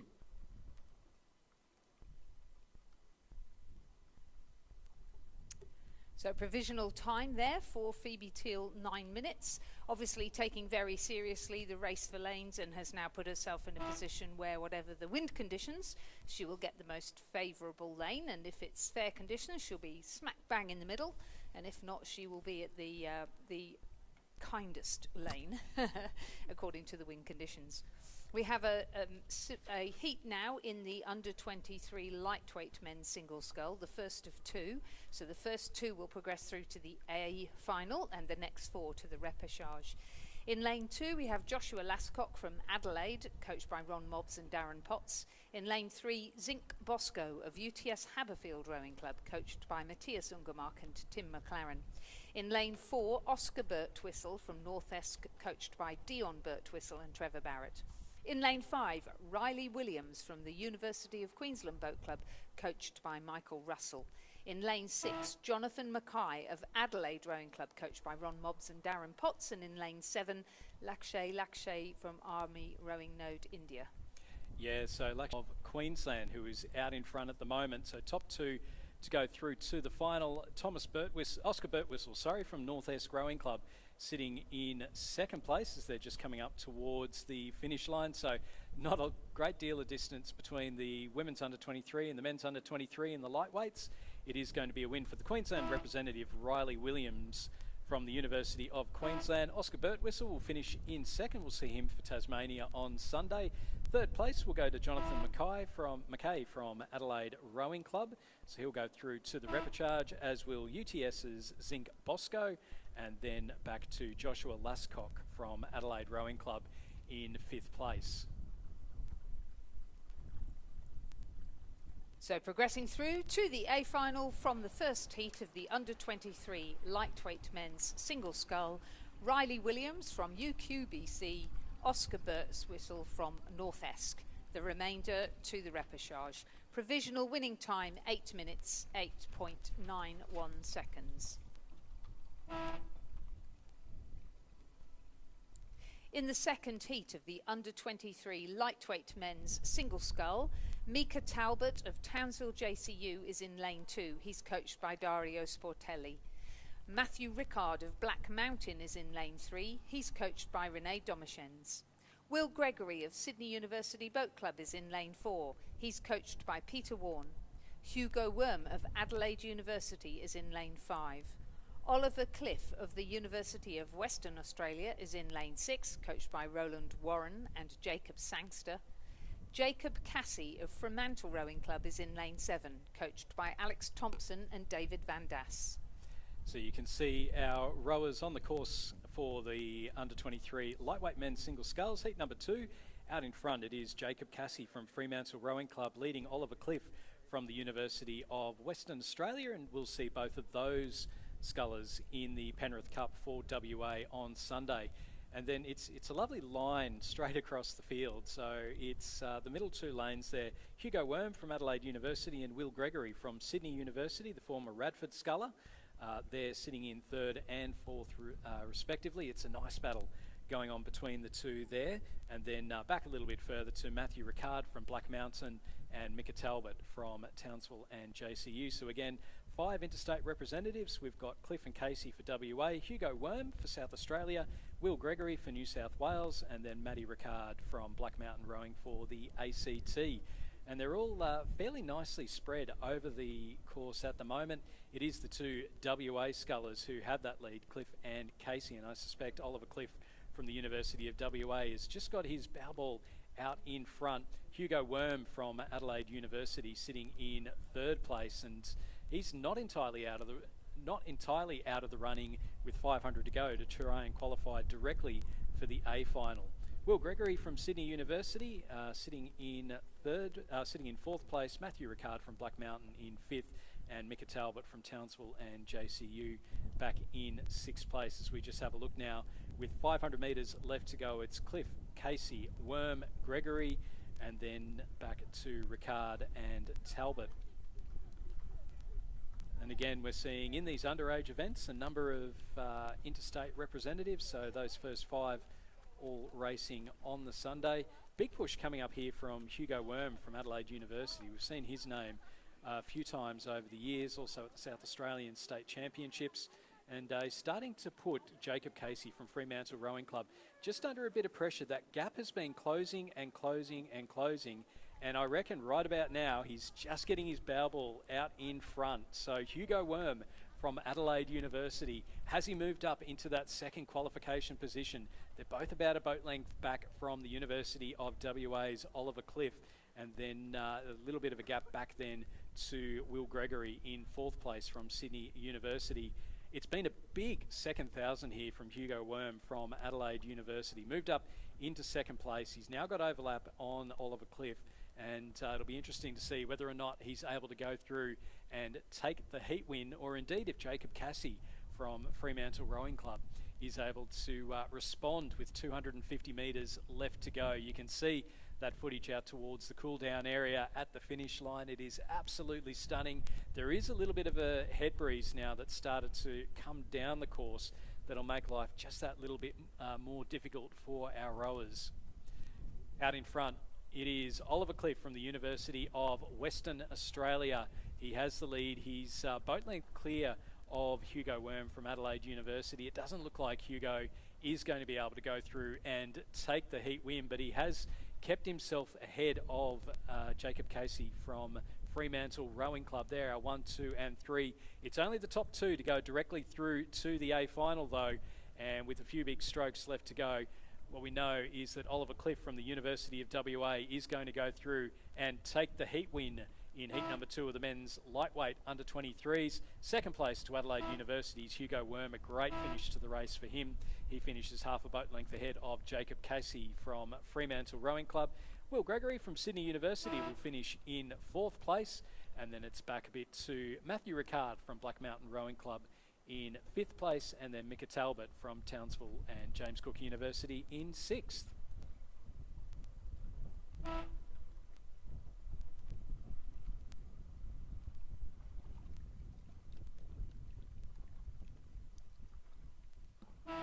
So with 2 to progress through to the A final of the under 23 lightweight men's single scull, it's Oliver Cliff from University of Western Australia and Hugo Worm from Adelaide University, winning time 8 minutes 12.21 and the margin 3.78. And then it's back to Jacob Casey of Fremantle, Will Gregory of Sydney Uni, Matt Ricard of Black Mountain and Mika Talbot of Townsville JCU to go through the repechage. We are moving to open events, open lightweight women's single scull, and heat 1 is in progress. This is the first of 2, and again the first 2 athletes across the line will progress to the A final, the rest to a repechage. In lane 2, Izzy Emery of the University of Western Australia. She's coached by Roland Warren. In lane 3, Shervis Teng of Banks Rowing Club. In lane 4, Kelly Egan of Wendouree Ballarat. She's coached by Sam Hutchison and Jamie McDonald. In lane 5, Maggie Foley from Corio Bay, coached by Lee Hall-Sullivan. In lane 6, Hayley Rowe of the University of Western Australia, coached by Roland Warren, and in lane 7, Ella Marshall representing Banks Rowing Club. And Maggie Foley from the Corio Bay Rowing Club with a commanding lead as they went through the 1250. She's plenty of clear water between herself and Hayley Rowe from the University of Western Australia, and then back a little bit further to Ella Marshall from Banks Rowing Club, and then again across the field. So you can see there Maggie Foley with that distinctive, I guess, beehive haircut, a little bit similar to Caroline Florine, the way she has her hair up. Indeed, she was part, I believe she was part of the women's lightweights 8 that was at the head of the Charles at the end of last year with the World Lightweight Rowing Alliance, part of that crew that won at the head of the Charles. And by all reports, they had a great time over there and chance to row the head of the Charles and come away with a win. You can't knock that back. So Maggie Foley with the lead at the moment. We've got two, again, with the interstates, we've got two representatives, Izzy Emery from the University of WA and Hayley Rowe, also from the University of WA. They'll be rowing for Western Australia. Through the 1500, Maggie Foley, you can see there a commanding lead at the moment ahead of Hayley Rowe from the University of WA. 12 seconds between Rowing Club in third place. So it's about 20 seconds between Maggie Foley in first and third place. Izzy Emery sitting in fourth, and then back to Kelly Egan and then Shervis Teng from Banks Rowing Club towards the back of the field. So we're just seeing Maggie in the lead at the moment. She's a multiple Victorian representative, not down at the moment to row for Victoria in the Victoria Cup. So we'll wait to see whether or not that changes later on in the week. Certainly putting her best foot forward here, and would probably be one of the favourites, I think, for the women's lightweight single sculls. So Maggie Foley from the Corio Bay Rowing Club sitting in first place into the Red Boys now. 250 metres left to go as the drone footage comes in over the top. You can see her. She had a great Victorian Championships as well, I believe winning the lightweight single sculls there, and looking very comfortable out in front. So in behind her we've got, it is Hayley Rowe from the University of Western Australia, still holding on to that second place and that second qualification position for the A final of the Open Women's Lightweight Single Sculls. And then Ella Marshall from Banks Rowing Club in third place. And then across the field we've got Izzy Emery from University of WA in fourth place, and then Kelly Egan from Wendouree Ballarat and Banks Rowing Club Shervis Tang in sixth. So Maggie Foley now only with about 50 or so metres left to go. A very commanding performance from her. Probably, of all the interstate crews, probably the least far to travel coming down from Geelong. It's just jumped straight on the ferry. It's just down the road and then down to Devonport, coming down here, and she's definitely made it worthwhile with the win in the heats. First heat of the Open Lightweight Women's Single Sculls. So Maggie Foley with that win, and you can see there the times 9:07, so there is a bit of a head breeze just slowing these guys down, but a 15-second win ahead of Hayley Rowe from the University of WA, who will go through in second place. Third place will go to Ella Marshall from Banks Rowing Club, and you can just see there the sun really starting to glisten over the waters, making it very difficult to see on the live stream, and also just having a look out the window. Fourth place will go to Izzy Emery from the University of Western Australia, Kelly Egan from Wendouree Ballarat Rowing Club in fifth, and then back to Shervis Tang from Banks Rowing Club in sixth. So two of those go through to the A final directly, and that will be the winner, Maggie Foley from Corio Bay, and the second placed Hayley Rowe from University of WA, winning time 9 minutes and 7 seconds. There is a second heat now in progress. Harding, Abby Richards of Blackmount, Buckingham Rowing Club is in lane 4. Jemima Powell of Toowong is in lane 5. She's coached by Alex Field, Jack Price and Hannah Cooney, as is Kenzie Durbridge from Toowong, who's in lane 6. And Lara Glendinning of the University of Western Australia is in lane 7, coached by Roland Warren. And Verena Zilm from Buckingham Rowing Club, originally from South Australia. She's now rowing down here in Tasmania. I believe she's at least had work with Rowing Tasmania, and she's got the lead at the moment. So it is a full interstate heat, this one. So we've got Alex Moylan and Abby Richards both rowing for the ACT, Verena Zilm for Tasmania, Jemima Powell and Kenzie Durbridge for Queensland, and Lara Glendenning rowing for WA. So they're all 6 of them rowing on the Sunday for their states. It is Verena Zilm with the lead ahead of Alex Moylan from ANU in second place. And then we're back a little bit further. It does look to be Jemima Powell from Toowong Rowing Club ahead of Kenzie Durbridge, Lara Glendenning and Abby Richards towards the back of the field. And we'll just see them as they're going through the 1500 metres. You can see again that commanding lead from Verena Zilm. Alex Moylan from ANU sitting in second place, a former Australian junior representative. She's rowed in the Queen's Cup for the ACT back in 2023 over in Perth at Champion Lakes, and we'll see her in the ACT lightweight quad. Jemima Powell from Toowong Rowing Club in third place, and then back a little bit further to Kenzie Durbridge from Toowong, and then Abby Richards sitting in fifth ahead of that is Lara Glendenning from the University of Western Australia back in sixth place. So Verena Zilm with the lead, and similar to Maggie Foley, so it'll be interesting to see Maggie Foley versus Verena Zilm in the final. Both of them with these very commanding leads. They've got out very quickly, very early.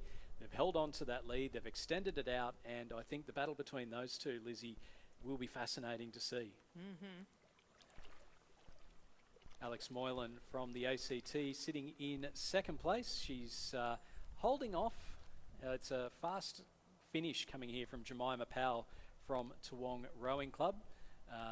Still a bit of a gap between the two Queensland scullers sitting in third and fourth, and then Abby Richards from Black Mountain Rowing Club.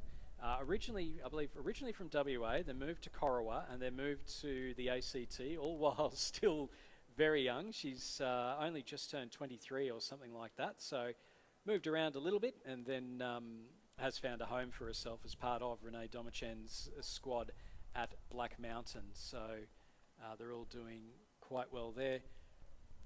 Renee, a World Championship winning coach with Kat Ross in the women's PR2 single sculls a number of times. So, and now Kat part of the board of Rowing ACT and also the board of the Para Rowing Foundation. That's right, so yeah.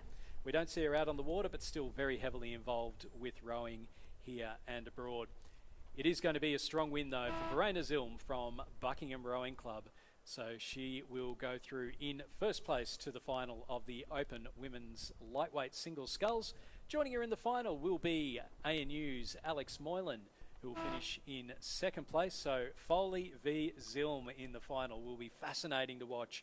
Coming through in third place will be Jemima Powell from Toowong Rowing Club, and she'll finish just ahead of Kenzie Durbridge also from Toowong in fourth. Black Mountain's Abby Richards in fifth place, and then Lara Glendenning from the University of Western Australia back in sixth. Yes, indeed, and those two progressing through to the A final, Verena Zilm from Buckingham and Alexandra Moylan of ANU. Verena winning in a provisional time of 8 minutes 55. Let's move across to the Open Lightweight Men's Single Scull. Heat number 1 is in progress with Jordan Roberts of Mercantile Rowing Club in lane 2, Sam Casey of North Esk in lane 3, Jason Waddell, who we were talking about earlier, he's in lane 4, Michael Orton of Swan River is in lane 5, and Remy Keats of Newcastle Rowing Club is in lane 6. So Remy is a second New South Wales crew member. So the reserve for Remy? Oh, I thought he was in it. Could be wrong. We'll wait and see. Not on there at the moment, but what's on the regatta page might be completely different to what's been selected. And I dare say that you're going to have a heck of a lot of better idea than what I do. But Mercantile's Jordan Roberts rowing for Victoria, Sam Casey rowing for Tasmania, Jason Waddell for New South Wales, and Michael Orton for Swan River. So if Remy Keats is in there, then it is a full interstate event again. And it does look to be the Merck sculler, Jordan Roberts, who has the lead at the moment, but a couple across from him, Jason Waddell from Nepean Rowing Club is sitting nicely in second place. And as they come up with about 500 metres or so left to go, we'll get a bit of an idea as to those placings and also those margins as we just see them coming up to the 1500 metres. So as they cross that timing point, and we'll just wait for that to come up. So it is Jason Waddell with the lead ahead of Jordan Roberts, and then Remy Keats from Newcastle Rowing Club sitting in third place. Michael Orton from Swan River Rowing Club in fourth place, and then back a little bit further to Sam Casey from the North Esk Rowing Club in fifth place. So again, the first two to go through to the final, with the other three to go through to the repechage. And, well, it's really three rowers that are going for those top two spots. So Jason Waddell, Jordan Roberts and Remy Keats, our three rowers there that's looking to try and break on through. Jason Waddell, as you said earlier, Lizzie, a little bit older, plenty of experience in there, but still extremely fit. You walk past him in the boat park and just, because I think he's 30s or something like that, and still very fit and moving the boat quite nicely. Yeah, yes, indeed. Had a new lease of life, I think, going into a new event, the lightweight events, and, you know, everything to go for, really. And having his experience and the number of years he's spent in the sport has been an absolutely fantastic shot in the arm for the New South Wales lightweight squad. So he's out in front now and really extending that lead. It's been a great last 500 metres or so for the experienced rower from the Nepean Rowing Club in Penrith, Jason Waddell, and sitting in second, Jordan Roberts from the Mercantile Rowing Club. And again, he'll be rowing for the Big V he'll be rowing for the Big V on Sunday. Now, I'll just correct that because it does look like Remy Keats from Newcastle. It was just a little bit blocked as I was looking out at it. So it's Remy Keats sitting in second place. So Jason Waddell leading out Remy Keats, and then Jordan Roberts is coming up through as well. So it's only about 50 or so metres left to go. We've got Waddell, Roberts and Keats. Who's going to qualify in second position? Here comes Jordan Roberts. He's got his bow ball out in front. It is going to be Jason Waddell who takes the win ahead of Jordan Roberts from Merck's, finishing in second place, half a boat length ahead of Remy Keats in third place from Newcastle Rowing Club. So Remy will have to go through the repechages. Coming through in fourth place will be Sam Casey from North Esk, and then Michael Orton finishing in fourth place, and then Sam Casey from North Esk in fifth place. That was a great comeback there from Jordan Roberts. It looked like he was out of the qualification. It looked like Remy Keats was going to go through, and then over the last 50 metres or so, put the sprint on and was able to snatch that second A final qualification position. Heat one of the Open Lightweight Men's Single Scull, a fine win there for Jason Waddell of Nepean Rowing Club. Also moving through to the A final, Jordan Roberts of Mercantile, and the winning time provisionally 8 minutes 17. We have a second heat in the Open Lightweight Men's Single Scull with Laurie Dean of North Esk Rowing Club in lane 3. He's coached by Dion Birtwistle and Trevor Barrett. Rohit of Army Rowing Node India in lane 4, coached by Lakesh Testia, Lava Kumar and Anthony Patterson. In lane 5, Gregory Marshall from Mersey Rowing Club here in Tasmania. And in lane 6, Nick... It is the Banks rower Nick Zigada, India, sculler Rohit, and then rowing for Tasmania and Victoria for that leading position as well. So you can see there from the drone footage, Nick Zigada from Banks Rowing Club with that lead. And it's, I guess, an interesting question to pose there, Lizzie, would be what makes a particularly good lightweight rowing club? You know, is it that we've had lightweight rowers go to Banks Rowing Club and then they've all sort of coalesced, I guess, or whether it's been a push to specifically target lightweight rowers? Yeah, interesting question. I think critical mass is desirable, but often you don't get that because there aren't very many people that fit the requirements of lightweight, which is to, first of all, have power, secondly, have, you know, a really good cardiovascular system, and thirdly, be able to be underweight at what we would normally consider to be underweight. So, yeah, it's a tricky one. So quite often you will find in a rowing club that there's critical mass, 3 or 4 people, and it really pushes them on. But that's happening less and less, and particularly now that it's not an Olympic event, not really promoted, not even a World Championships event really. So yeah, it's interesting to note that a lot of these are the only person in their club.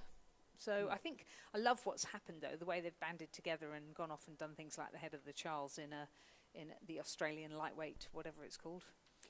World Alliance? Lightweight Rowing Alliance, that's the word, isn't it? Yes. That's the one. And you're absolutely right. I mean, it's because I know, speaking from a para perspective, that it's so important to be able to row against people that are at your level, or sort of you're rowing against similar-ish kind of people. And if you're 72 kilos, I think 72.5 kilos is the men's lightweight one, and I'm 5'7", and I struggle to get down to that weight at the best of times, let alone if I'd been any taller.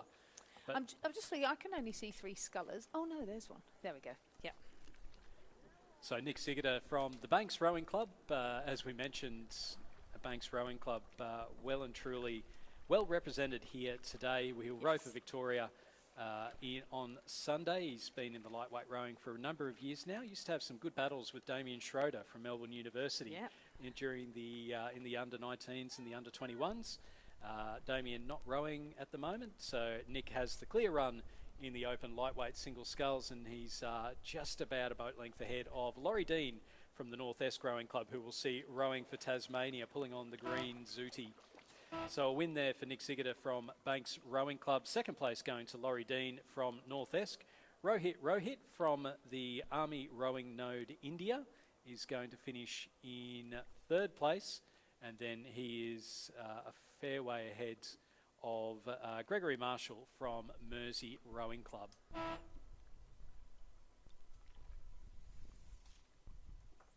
And our local sculler bringing up the final placing in our open lightweight men's single scull heat number 2, where the winner and second place getter were Nick Zygetter from Banks and Laurie Dean from North Esk.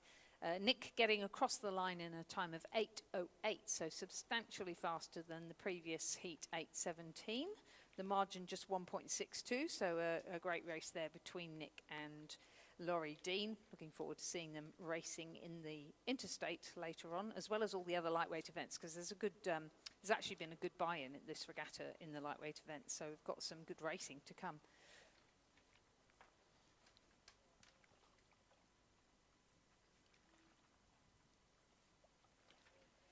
So our next race is race number 86 on our programme of 110 races today. Under 17 women's double scull, and again we have a large entry in the underage events. So in this under 17 women's double scull we have 6 heats, with the first double across the line going through to the semi-final and the remainder to the repechage. In the first heat we have Isabel Patterson and Stephanie Pettigrew from the University of Queensland Boat Club, coached by John Pettigrew.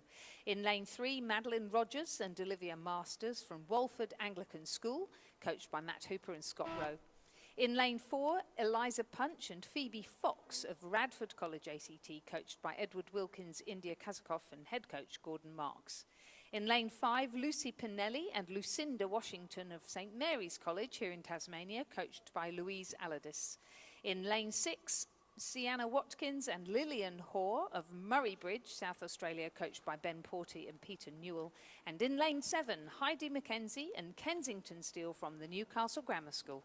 And is the University of Queensland double of Isabel Patterson and Stephanie Pettigrew, coached by John Pettigrew, who have the lead at the moment ahead of Walford Anglican School's Madeline Rogers and Olivia Masters.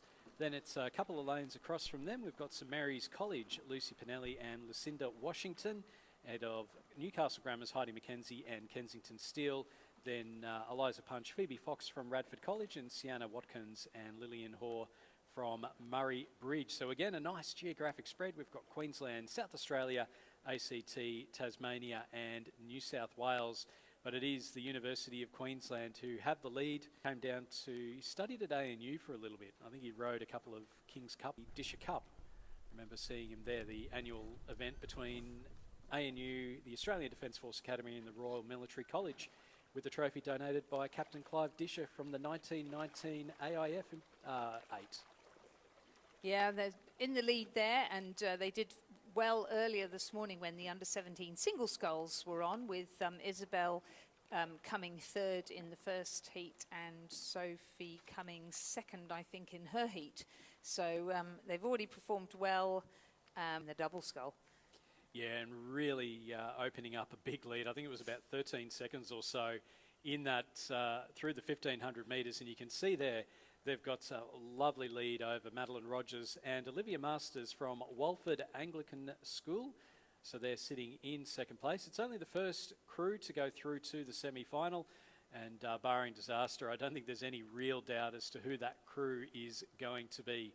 Walford Anglican, they're sitting in second place, and then across from then St Mary's College, and then Newcastle Grammar, Radford College, and then back to the Murray Bridge Rowing Club in South Australia. So some good regional representation, as we just see there.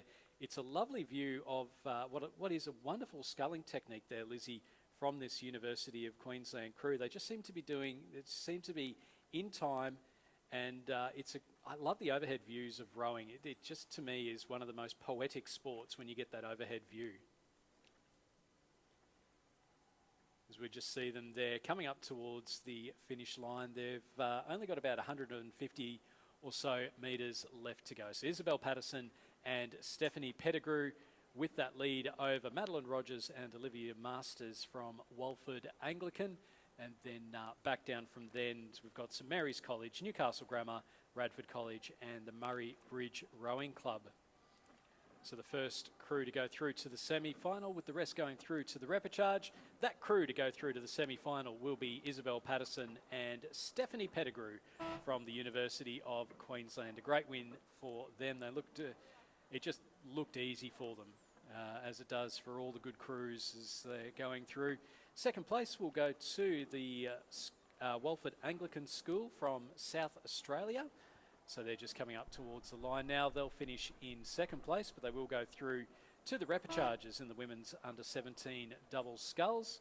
Coming through in third place, and just upping that rate for a nice little sprint finish, will be the girls from St Mary's College. That's Lucy Pinelli and Lucinda Washington.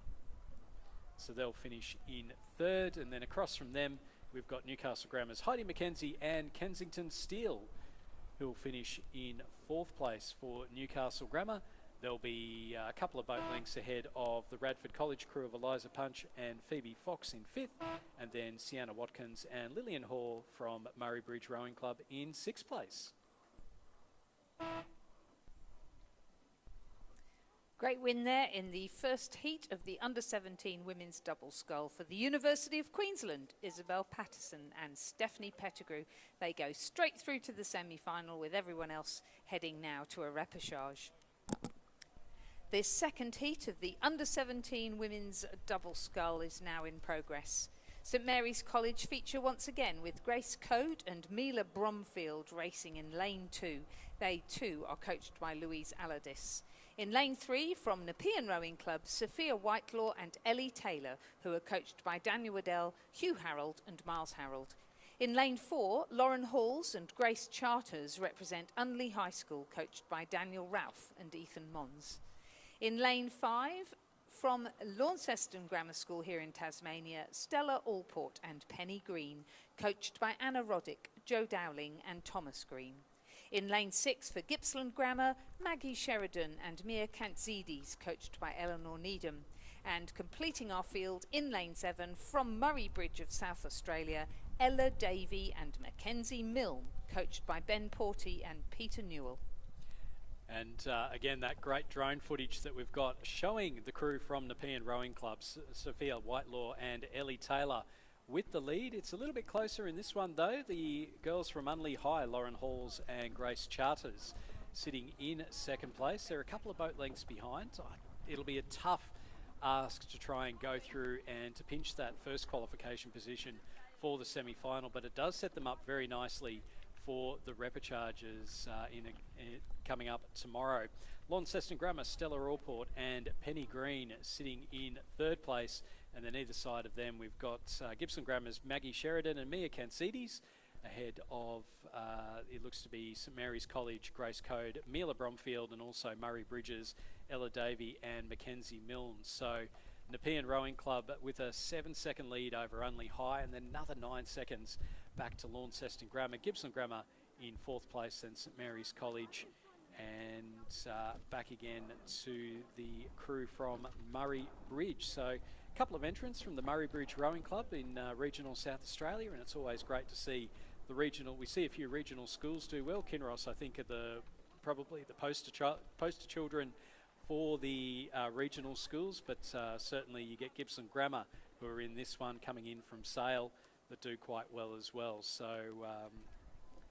represented here and sitting in fourth place. So we saw Murray Bridge in the last one and Murray Bridge again in this one.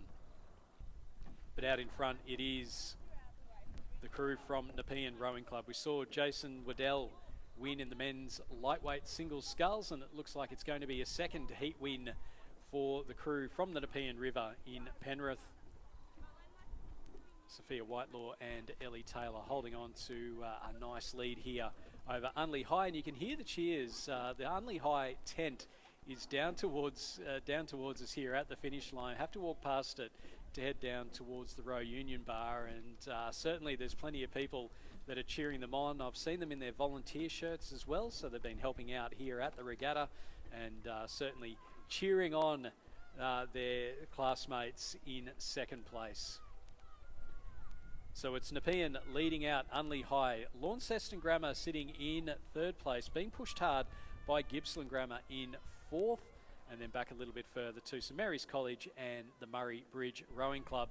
But out in front now with just a few big strokes left to go, as we just see that view from the drone behind the BROs, and it is going to be a win for the crew from Nepean Rowing Club, Sophia Whitelaw and Ellie Taylor, taking the heat win, going through to the semi-final of the women's under-17 double sculls. Second place, Unley High from South Australia. That's Lauren Halls and Grace Charters. A few cheers from the banks as we see coming through in third, Launceston Grammar's Stella Allport and Penny Green. It's been a big push here from St Mary's College. They're going to finish in fourth place ahead of Gibson Grammar. So that's Grace Code and Mila Bromfield finishing just ahead of Gibson Grammar's Maggie Sheridan and Mia Kansides, and then back a little bit further to the crew from South Australia, Ella Davey and Mackenzie Milne from the Murray Bridge Rowing Club. Well done, Nepean Rowing Club. It's been great to see their progress during the course of the season under Daniel Waddell and the Harold brothers, and great to see them straight through to the semi-final. And who will join them? We have the next heat of the under-17 women's double scull on the course now, with St Patrick's College Tasmania in lane 2, Alexandra Peach and Eleanor Peach, coached by Trevor Barrett, Marcus Tunnelly and William Riley. Commercial Rowing Club of Queensland in lane 3 with Lily Nolan and Zara Hilton, coached by Ross Batho and Nicholas Langford. Radford College of the ACT in lane 4, Lara Clues and Rosie Humphreys, coached by Edward Wilkins, India Kazakov and Gordon Marks. Scotch Oakburn College, Tasmania in lane 5, represented by Harriet Woolley, Ailish Barron and coached by Robert McDonald and Abby Butcher. In lane 6, from the Genesis Christian College and Riverside in Queensland, Caitlin Anderson and Pia Muller-Croft, coached by Ray Smith and Matthew Walker, and from the Commercial Rowing Club of Queensland in lane 7, Genevieve Davies and Zoe Ball, again coached by Ross Batho and Nicholas Langford. And it is a Commercial Rowing Club crew with the lead, Lily Nolan and Zara Hilton in lane number 3, sitting in the lead as they're coming up towards the 1500 metre mark. A couple of lanes across from them, the Scotch Oakburn crew of Harriet Woolley and Ailish Barron sitting in second, and then the second Commercial crew of Genevieve Davies and Zoe Ball in third place. So again, we'll get an idea of the margins as they come up towards the line. It's back a little bit further then, Caitlin Anderson and Pia Muller-Croft from Genesis Christian College and Riverside, Lara Clues and Rosie Humphreys from Radford College, and head of St Patrick's College's Alexandra Peach and Eleanor Peach. So our leading crew now just through the 1500 metres, and commercials, Lily Nolan and Zara Hilton, 8-second lead over Scotch Oakburn. So with 500 metres left to go, they are very, very comfortably placed to go through to the semi-finals in the under-17 women's double sculls. It is the second commercial crew. They're 11 seconds back in third place. That is Genevieve Davies and Zoe Ball ahead of Caitlin Anderson and Pia Muller-Croft from Genesis Christian College and Riverside. Bradford College sitting in fifth place, and then St Patrick's College down in Tasmania, here in Tasmania, in sixth place. So that's our top five at the moment. And again, the conditions looking an absolute treat here. It's about 20 odd degrees. It feels a little bit warmer somehow, I think because we're out on the water with that heat reflecting back off. But the trees of Lake Barrington off in the background, you can see down towards the start as the valley starts to narrow up a little bit, and then down towards the finish again. It's really is a spectacular rowing course, and I'm sure maybe not so much for the people around 10 o'clock this morning when the wind was a little bit dirty, that headwind, but certainly looking very comfortable indeed.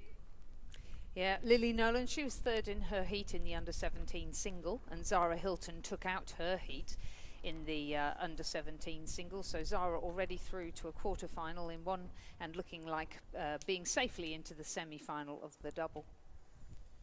It's great for you from that camera because you can see the sunlight coming down over the forest, and it looks I was going to say, if you're going to get AI to produce a forest rowing course, I think I don't think it could do much better than what we've got at the moment.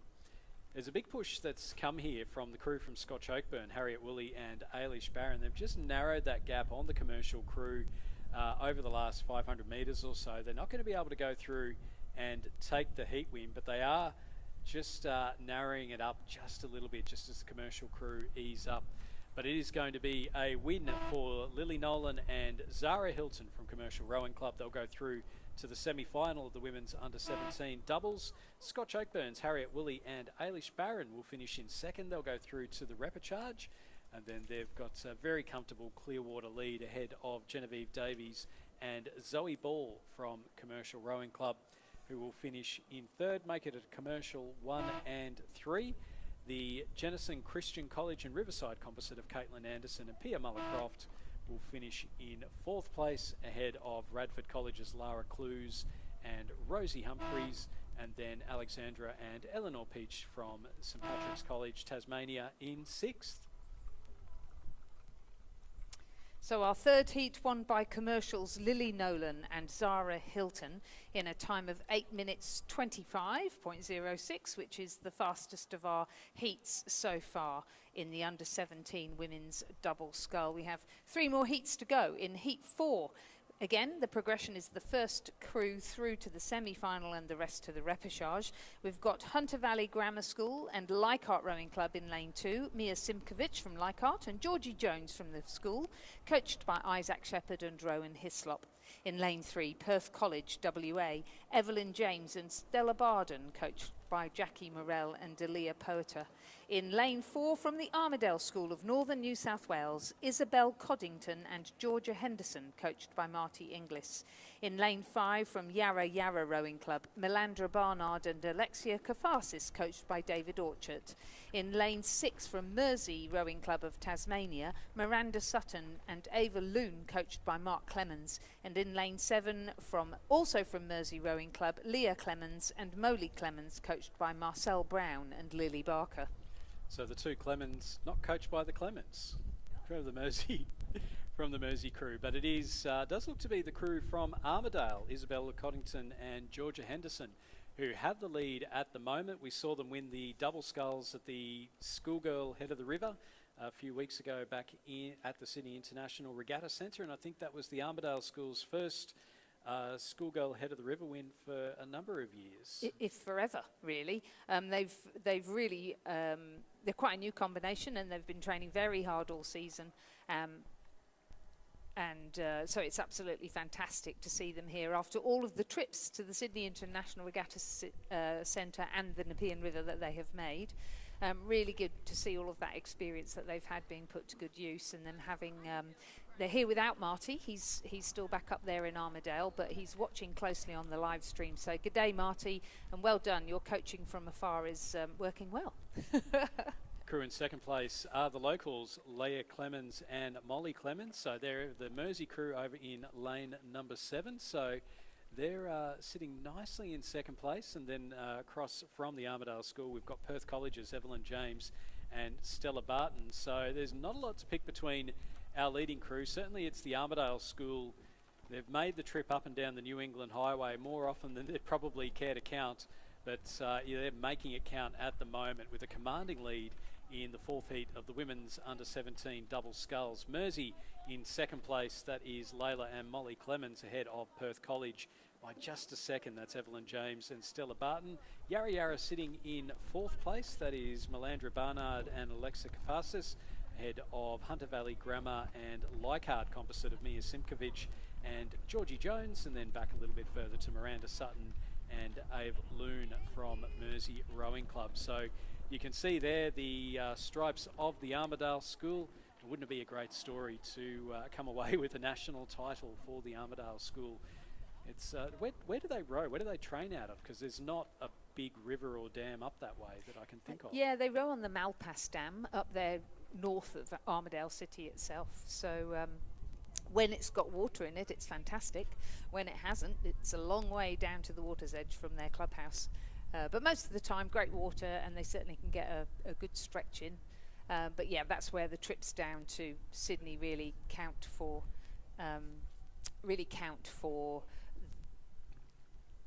experience, giving them experience and training time. And I've just been reliably informed that this year was the first time the Armadale School ever got a brand new boat, and they had a quad. Yes, that's right. Oh, really? Yeah. Okay. Well, they've got a double and a single that have come down to the nationals as well. So obviously, doing well really helps in terms of getting good boats. Success breeds success. Indeed. I think. Yeah. Oh, and everybody wants to support. You know, if you've got a battler that's out there doing well, like these guys are doing, it's fantastic. Yeah. Everybody wants to help you, don't they?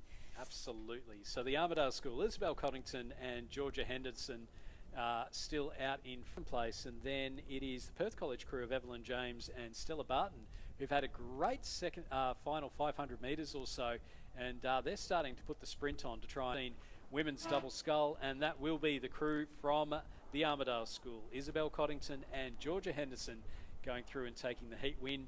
Second place will go to Evelyn James and Stella Barton from Perth College, who rode through Layla and Molly Clemens from Mersey Rowing Club in 3rd place. Back a little bit further then, we've got the Yarra Yarra crew of Melandra Barnard and Alexia Kafasis in 4th ahead of the Hunter Valley Grammar Leichhardt composite of Mia Simkovic and Georgie Jones in 5th, and then the Mersey crew of Miranda Sutton and Ave Loon in 6th place. Provisional time for the Armadale Schools win 9 minutes 3.11 seconds, but a margin of 10.12. Heat number 5 of the under-17 women's double scull is now on the water with the Pembroke School from South Australia in lane 2, represented by Catherine Watts and Alex Riddler, coached by Amanda Sparks. In lane 3, St Patrick's College, Townsville, Georgia Cresswell and Holly Wilkie, coached by Harrison Parks. In lane 4, the Hunter Valley Grammar School, Mila Leal Henville and Kate Lonergan, coached by Rowan Hislop, Chantel Lindsay and Odin McIntosh. In lane 5, St Mary's College, Tasmania, Hayley Owens and Imogen Crowell, coached by Louise Aladis.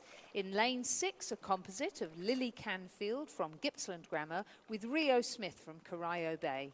And in lane 7, from Perth College, Macy Martin and Olivia Foster coming in for Sophie Fitzgerald, their coach, Jackie Morell. And it is the crew from either side of Melbourne, Corio Bay, Gippsland Grammar, composite of Lily Canfield and Rio Smith, who have that lead, and you can see them out in front, just in the background of the picture there. I reckon the drone operator is just going to be having an absolute blast at the moment. St Patrick's Townsville, Georgia Cresswell and Holly Wilkie sitting in 2nd place. So they've made the trek all the way down from North Queensland, and certainly it's been tricky time for training throughout Queensland. I know Townsville had some record rains recently, and that was after ex-tropical cyclone Alfred hit southeast Queensland and the Gold Coast in the last month or so. So they've made the trek down, and they're certainly looking quite nice in second place. So Canfield and Smith from Corio Bay and Gippsland Grammar with the lead, 8 seconds ahead of St Patrick's, Townsville, Cresswell and Wilkie. Then we've got both of those well out in front of the rest of the pack. So Perth College's Martin and Foster sitting in third place. Then it's a battle between the Pembroke Schools, Catherine Watts and Alex Riddler. And a couple across from them, we've got Hunter Valley Grammar's Mila Leal Henville and Kate Lonigan. And then back a little bit further again to St Mary's College, Hayley Owens and Imogen Kroll. Rio Smith was quite impressive in the single scull, racing the heats of the under-17 single, and Richard Dorstein was mentioning that she's had some success both last year and this year at the Schoolgirl Head of the River in Victoria, so certainly looking very good indeed in this double scull with Lily Canfield from the Gippsland Grammar School. Yeah, they've done, there's been some good results from both of these organisations. I was about to say clubs and I was about to say schools, but it's not the same thing.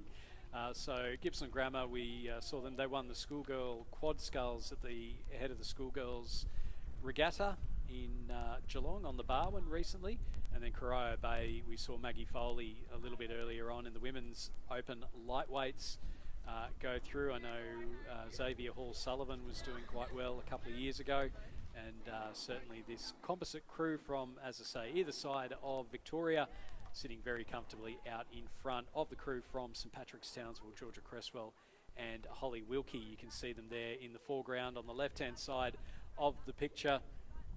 But there's no doubt about our leaders. We're just seeing some gusts of wind starting to come through now. It'll make it a little bit tricky. It will slow conditions down a bit.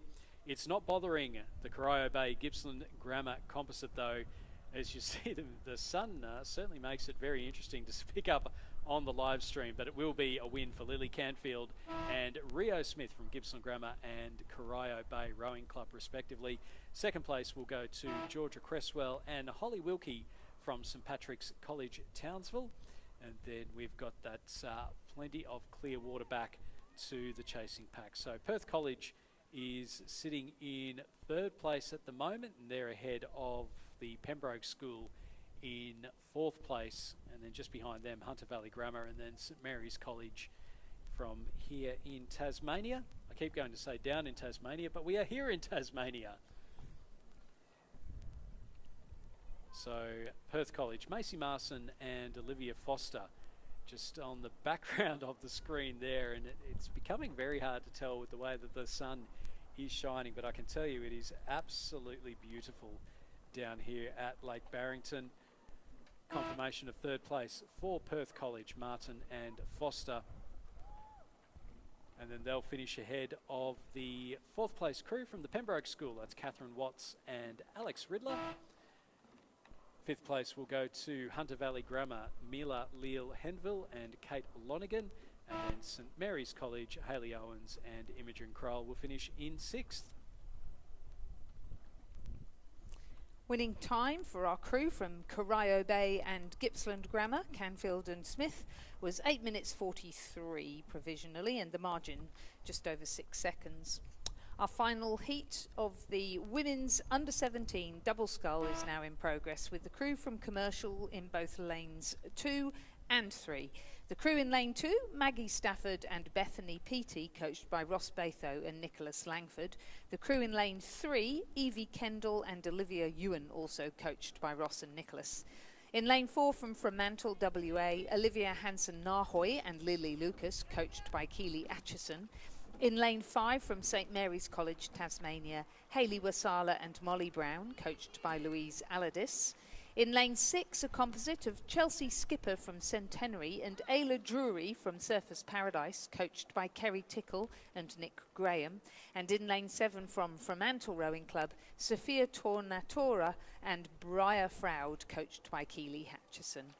So through the opening stages, it was the crew from Fremantle Rowing Club, Olivia Hansen-Naroy and Lily Lucas, who had the lead. But then we've seen a big push come here from the Queenslanders. Chelsea Skipper from Centenary Rowing Club and Ayla Drury from Surfers Paradise Rowing Club. They've now moved out into the lead, and as they come up through the 1,500 metres, it's you can see there it's extending out to about a boat length. So they've done that very, very quickly. They've put on the big burst through the third 500 metres, and they've now got themselves out in front. And again, it's only the first to go through to the semi-finals. So Surfers Paradise, Centenary Composite with the lead over Fremantle's Olivia Hansen-Naroy and Lily Lucas. So we'll keep an eye out on that one. It's less than a couple of seconds between the two of them, and they're battling it for the only direct qualification position for the semi-final. The two commercial crews are sitting in third and fourth, and then they're ahead of the second Fremantle crew over in lane number 7. That's Sophia Tornatora and Bria Froud. And then, so it's only the 5 crews, and then back to St Mary's College, who are a bit further back in the middle of the course in lane number 5. That's Hayley Wassela and Molly Brown.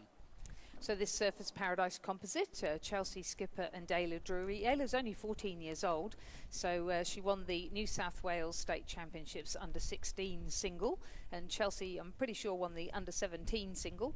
And here they are now, Chelsea having come first in her heat in the under-17 single this morning, and Ayla having come in second in her heat.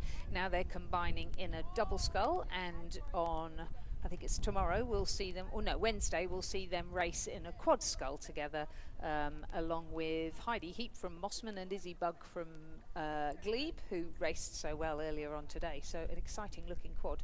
That's a spicy quad. That is going to be a very fast-moving quad. So looking forward to seeing that on the course. And especially when you consider, like, looks to me as though they're having a bit of a battle here with the other girls, but from Fremantle, but certainly affected by ex-cyclone Alfred in terms of being able to get on the water and having to go to different venues in order to be able to use boats and actually get out training. Absolutely. It has been a great row between these leading two crews. Fremantle led early on, but then the Surfers Paradise Centenary Composite holding on to win by a boat length in the 6th heat of the women's under-17 double scull. So Chelsea Skipper and Ayla Drury with the win ahead of Olivia Hansen-Naroy and Lily Lucas from Fremantle Rowing Club. Those two crews pushed each other the entire way. Fremantle with the early lead, Surfers Paradise Centenary managing to row through and take the heat win. They'll go through to the semi-final. Third and fourth, now this is fascinating. We've got Commercial in lane number 2, but I think they're going to lose out to the second Fremantle crew of Sophia Tornatora and Bria Froud. They'll finish third ahead of Commercial's Maggie Stafford and Bethany Pizzi. Coming through in 5th place will be the second Commercial crew, and that's Evie Kendall and Olivia Newen. And then in 6th place will be the St Mary's College crew of Hayley Wassala and Molly Brown.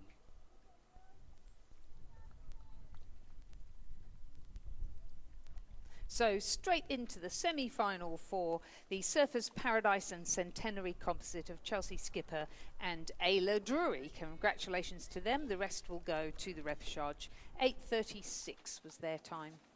Let's move to the under-17 men's double sculls now. In the first heat, we have Genesis Christian in lane 2, Josh Hickey and Toby Sunderland, Gippsland Grammar in lane 3, Cohen Cook and Obi Vardy, Wendouree Ballarat in lane 4, Liam Shaw and Hamish Quigley, the Tasmania University and Tamar composite of Beau Furlong and Callum Wigston in lane 5, St Virgil's for Tasmania in lane 6, Hamish Godfrey and Finn McAnamy. In lane 7 from Mersey, Rolf de Boer and Lars Brown. And in lane 8 from St Augustine's College, New South Wales, Jessie Bray and Lachlan Schofield. So it is the locals with the lead through the coming up to the 1,500 metres.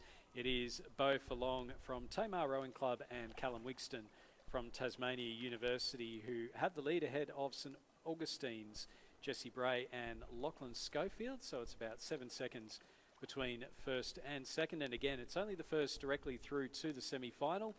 So if you can try and avoid that extra race tomorrow, then certainly you'd be wanting to do that. So the local composite with that lead, Furlong and Wigston. And then we've got back a little bit further to the Mersey crew of De Boer and Brown in third place, and Virgil's Godfrey and McAmani in fourth, Gibson Grammar in fifth place. That's Cook and Vardy. And then back a little bit further then to our final few crews. We've got Genesis Christian College, Wendouree Ballarat in there as well. So out in front, this Tasmania University and Tamar Composite of Furlong and Wigston. They've got 250 metres left to go, and they're looking very comfortable indeed with that lead over St Augustine's, Bray and Schofields. The St Augustine's crew coached by Amos Noon and Judith Ungamak, and they're always very, very hard to beat, the St Augustine's crew.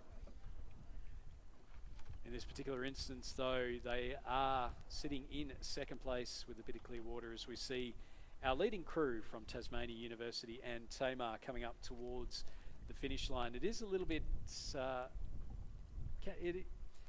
it's not quite as short as what it's foreshortened a bit on the drone footage, I think. That's what I was trying to say. Foreshortened a bit because it is still about 100 metres or so left to go for our leading crew. It looks like they're just about to go under the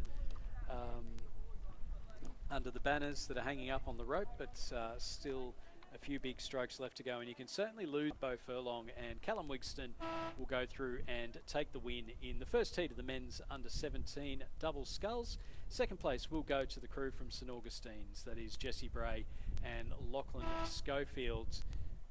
Now in the battle for third place, we've got a humdinger going on here between the two Tassie crews. We've got Hamish Godfrey and Finn McAmani from St Virgil's, and Mersey's Roelof de Boer and Lars Brown. It does look like it is going to be the St Virgil's crew just ahead, no, Mersey, sorry, just ahead of St Virgil's. We'll get confirmation on that one. And then back a little bit further, we've got the crews closest to us here. So that looks to be the guys from Gibson Grammar, or Wendouree Ballarat, sorry, coming across ahead of Gibson Grammar, and then Genesis Christian College from Queensland in 8th place.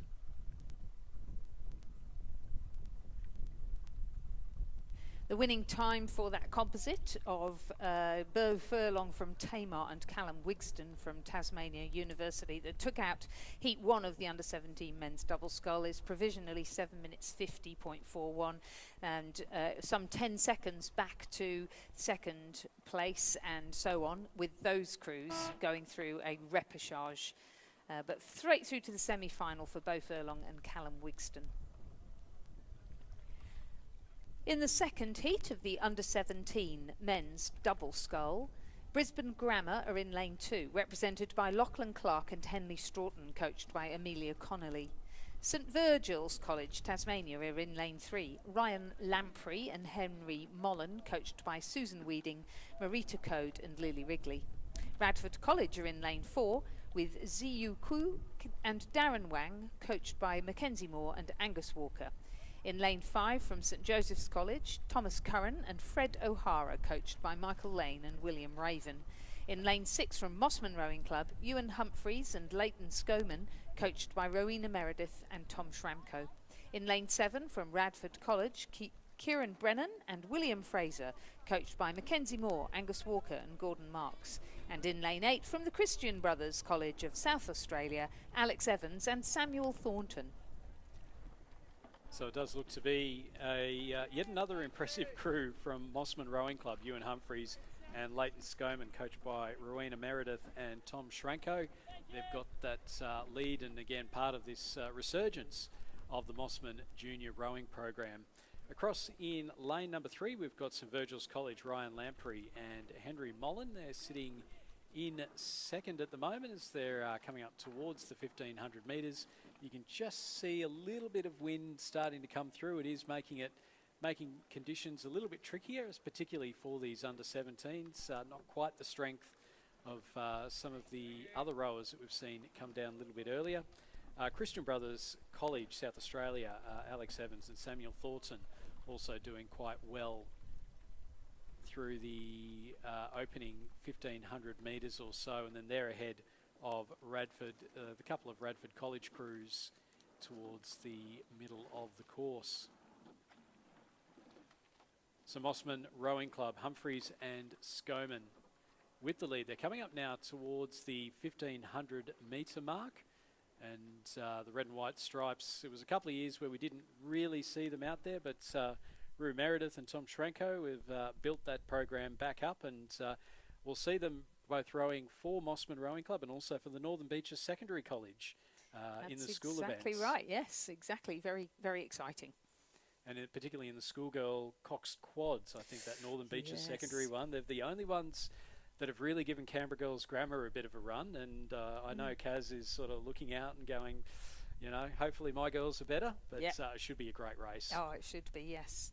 And for the minor placings too. I think there's a few of us coaches who are very proud of what our crews have been doing. So, yeah, a really big build-up now for Thursday and the start of the schoolgirl quad. I think it's going to be great.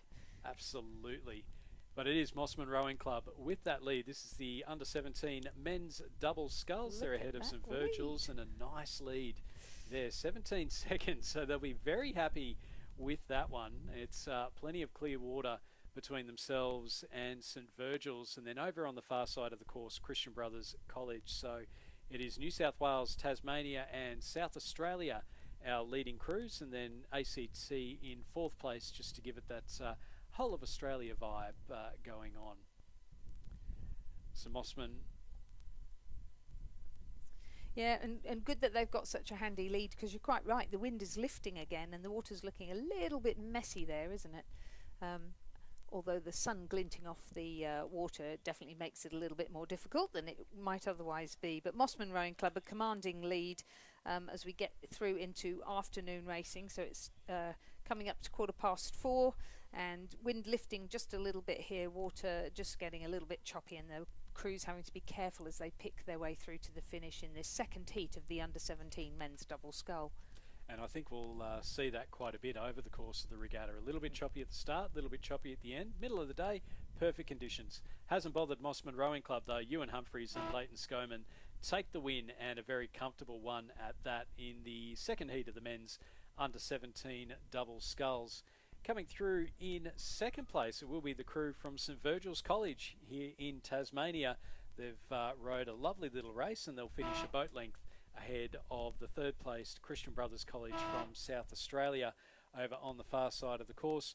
Radford College, they're going to finish in fourth place. That is Kieran Brennan and William Fraser.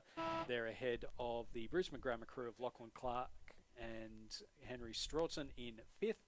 And then back a little bit further, we have the second Radford College crew, and that looks to be ZUQ and Darren Wang, and then potentially no St Joseph's crew. They might have had a bit of an issue, but the Radford College crew just coming up towards the line now.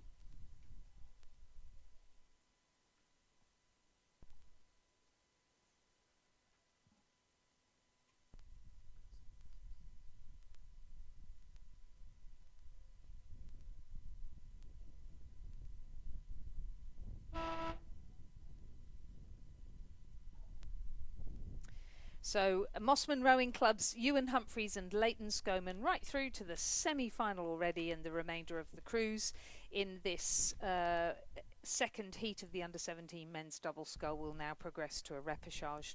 Heat 3 is on the water. There is a Tasmania University New Norfolk composite in lane 2, Jasper Jennings from New Norfolk and Harry Finlayson from Tasmania University. They are coached by Peter Nichols and Sean Finlayson.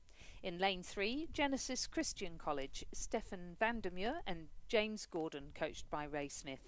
In lane 4, Brisbane Grammar, Oliver Catterick and Campbell O'Reilly, coached by Amelia Connolly. In lane 5, Shepherd and Daniel Waddell. In lane 6 from Corio Bay, Ty Bailey and Zander Bailey, coached by Jeff Watt. In lane 7 from Leichhardt Rowing Club, William Spooage and Luca Wilson, coached by Isaac Shepherd. And in lane 8 from Radford College, Charlie Knight and Alexander Tailby, coached by William Hatcher, Mackenzie Moore and Gordon Marks. And it is the crew from Corio Bay, the twins Tad and Zander Bailey, coached by Jeff Watt. They had fantastic New South Wales championships coming second in this event. And then it was Xander Bailey in the single sculls in the under-17s that finished third, with Tad Bailey finishing in 6th place. So very talented twins. And again, talking about some of the younger crews coming out of Corio Bay, well, these two are going to be very hard to beat over the course of this regatta. So Xander and Tad Bailey from Corio Bay, leading out from the Radford College crew of Charlie Knight and Alexander Tailby.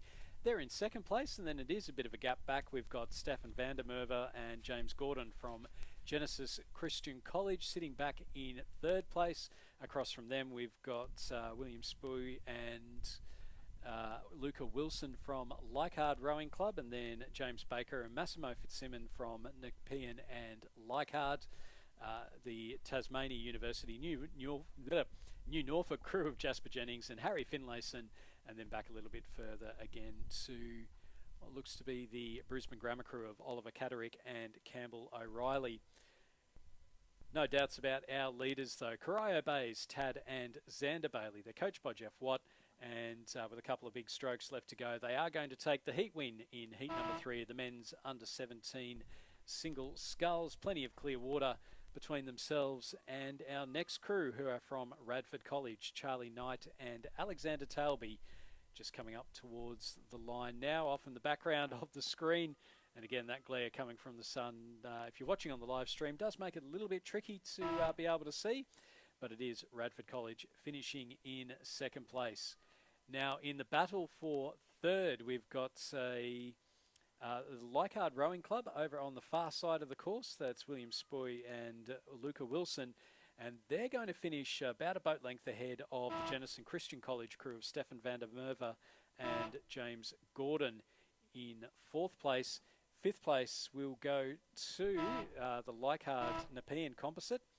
That is James Baker and Massimo Fitzsimmons ahead of the Brisbane Grammar crew of Oliver Catterick and Campbell O'Reilly, and then back to Jasper Jennings from New Norfolk and Harry Finlayson from Tasmania University. Only one can progress directly through to the semi-final, and that is the crew from Corio Bay, the twins, Ty Bailey and Xander Bailey, coached by Jeff Watt. The remainder of the crews will now go to a repechage. Heat 4 of our 6 heats in the under-17 men's double scull is now in progress, with Brisbane Grammar School in lane 2, represented by Max Woolley and William Clutterbuck, coached by Philip Morgan. In lane 3, Trinity Grammar Q, with Alex Zhang and Grady Peck. In lane 4, Cranbrook School, New South Wales, James Campbell and Maximilian Alchin, coached by Sam Carroll, Adrian Henning and Stephen Irons. In lane 5, the Southport School of Queensland, Clancy Cohen and Tice Miller-Wright, coached by Steve Beach. In lane 6, from North Esk Rowing Club in Tasmania, Sam Detmer and Jasper Twitchett, coached by Adam Simons and Trevor Barrett. And in lane 7, from Bundaberg, Max Lee and Wade Cornell, coached by Ashlyn Chapman and Emily Evans. And as we look down the course, it does look like the locals, Sam Detmer and Jasper Twitchett from North Esk Rowing Club with the lead, and then a couple across from them you've got James Campbell and Maximilian Alchin from Cranbrook School. They were the Year 10 double scull ahead of the schoolboy champions a few weeks ago up at the Sydney International Regatta Centre. They are sitting in 2nd place at the moment, and with that headwind, you might have been able to hear it on our microphones, but there's some strong gusts just starting to come through now that are going to make it tricky. And thankfully, we're not on the World Rowing progression system. It's not the first few fastest to go through, because looks like these later heats will have some slower times. But it is North Esk Rowing Club with the lead ahead of Cranbrook in 2nd place, and then back a little bit further we've got Bundaberg and the Southport School battling it out, and then a couple across from them we've got Trinity Grammar Q. That's Alex Zhang and Grady Peck, and then Max Woolley and William Clutterbuck from Brisbane Grammar. So as they're through the 1500 metre timing point, you can see there North Esk with the lead. Cranbrook School just under 5 seconds behind them, and then back to the Southport School in 3rd place. Bundaberg sitting in 4th, and then back then to Trinity Grammar and Brisbane Grammar towards the back of the field. So Trinity Grammar with their bow ball out in front of Brisbane Grammar, but fairly well spaced out race this one, Lizzie. It's plenty of gap and that local knowledge working for North Esk. It would appear so, and probably also the confidence to just keep battling on when the wind gusts like that, to just dig deep, really use your legs, because it's a strong cross headwind, and you can really see how swirly it is there on the live stream. But yeah, it's one of those situations where you've just got to keep your boat moving through whatever Mother Nature throws at you. Moving through treacle, I heard Nick Bartlett describe it as a little bit earlier on today, but certainly not bothering the crew from North Esk. That's Sam Detmer and Jasper Twitchett. Cranbrook haven't let go though. They've pushed the entire way and they've had some good results. I think at the ACT head of the lake, at the schoolboy head of the river, up in Sydney, James Campbell and Maximilian Allchin, coached by Sam Carroll, Adrian Henning and Stephen Irons. And they've pushed down the entire way and trying not to let the North Esk crew get too far ahead, and then back a little bit further from them. The Southport Schools, Clancy Cohen and Tice Miller Wright, they're sitting in third place, and then across the field to Bundaberg Rowing Club's Max Lee and Wade Cornell. And then now two crews closest to the grandstands. We've got Trinity Grammar, Alex Zhang and Grady Peck leading out Brisbane Grammar's Max Woolley and William Clutterbuck. But it is going to be a win for North Esk. The locals, Sam Detmer and Jasper Twitchett, going through and taking the W. They'll go through to the semi-final in the men's under-17 double sculls. Finishing in second place will be Cranbrook's James Campbell and Maximilian Allchin. And then we go back a little bit further again to the Southport Schools, Clancy Cohen and Tice Miller Wright. So the boys from Southport on the Gold Coast finishing in third. They'll finish a few boat lengths ahead of Bundaberg Rowing Club's Max Lee and Wade Cornell. In fourth place, Trinity Grammar, Alex Zhang and Grady Peck will finish in fifth, barring disaster, ahead of Brisbane Grammar's Max Woolley and William Clutterbuck in sixth. Nice win there for North Esk Rowing Club, Sam Detmer and Jasper Twitchett. They'll go straight through to the semi-final in a time of 7 minutes 58.31, and the remainder of the crews will go to a repechage.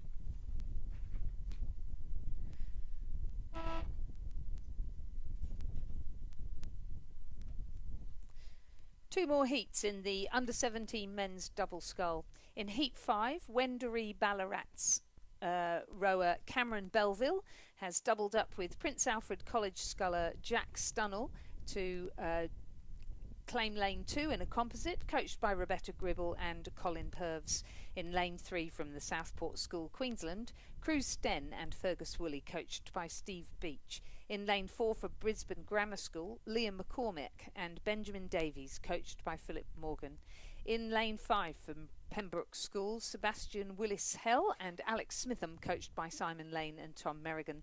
In lane 6 from Launceston Grammar, Piers Nichols and Marcus Waddingham, coached by Matthew Waddingham and Richard Johnston. And in lane 7, a composite between Murray Bridge and Unley High, with James Cox from Unley High in the bow seat and Archer Buick of Murray Bridge in the stroke seat. They're coached by Ben Porty, Peter Newell and Daniel Ralph. So it is the Southport School with the lead, Cruz Sten and Fergus Woolley, but you can see there only a couple across from them, the crew from Launceston Grammar, Piers Nichols and Marcus Waddingham, not letting them go. Also, don't count out the Pembroke School, Sebastian Willis-Hell and Alex Smitham. So three crews all within a few boat lengths of each other as they're coming up towards the 1500 metre timing point. So that's our 1, 2 and 3. Then back a little bit further, we've got that Murray Bridge Unley High composite of James Cox and Archer Buick. And then back a little bit again to Brisbane Grammar's Liam McCormack and Benjamin Davies, with the Wendouree Ballarat and Prince Alfred College, Jack Stenell and Cameron Belville towards the back of the field. So our leading crew here from the Southport School, very strong rowing school up there in Queensland, and certainly looking to do well here at the national titles.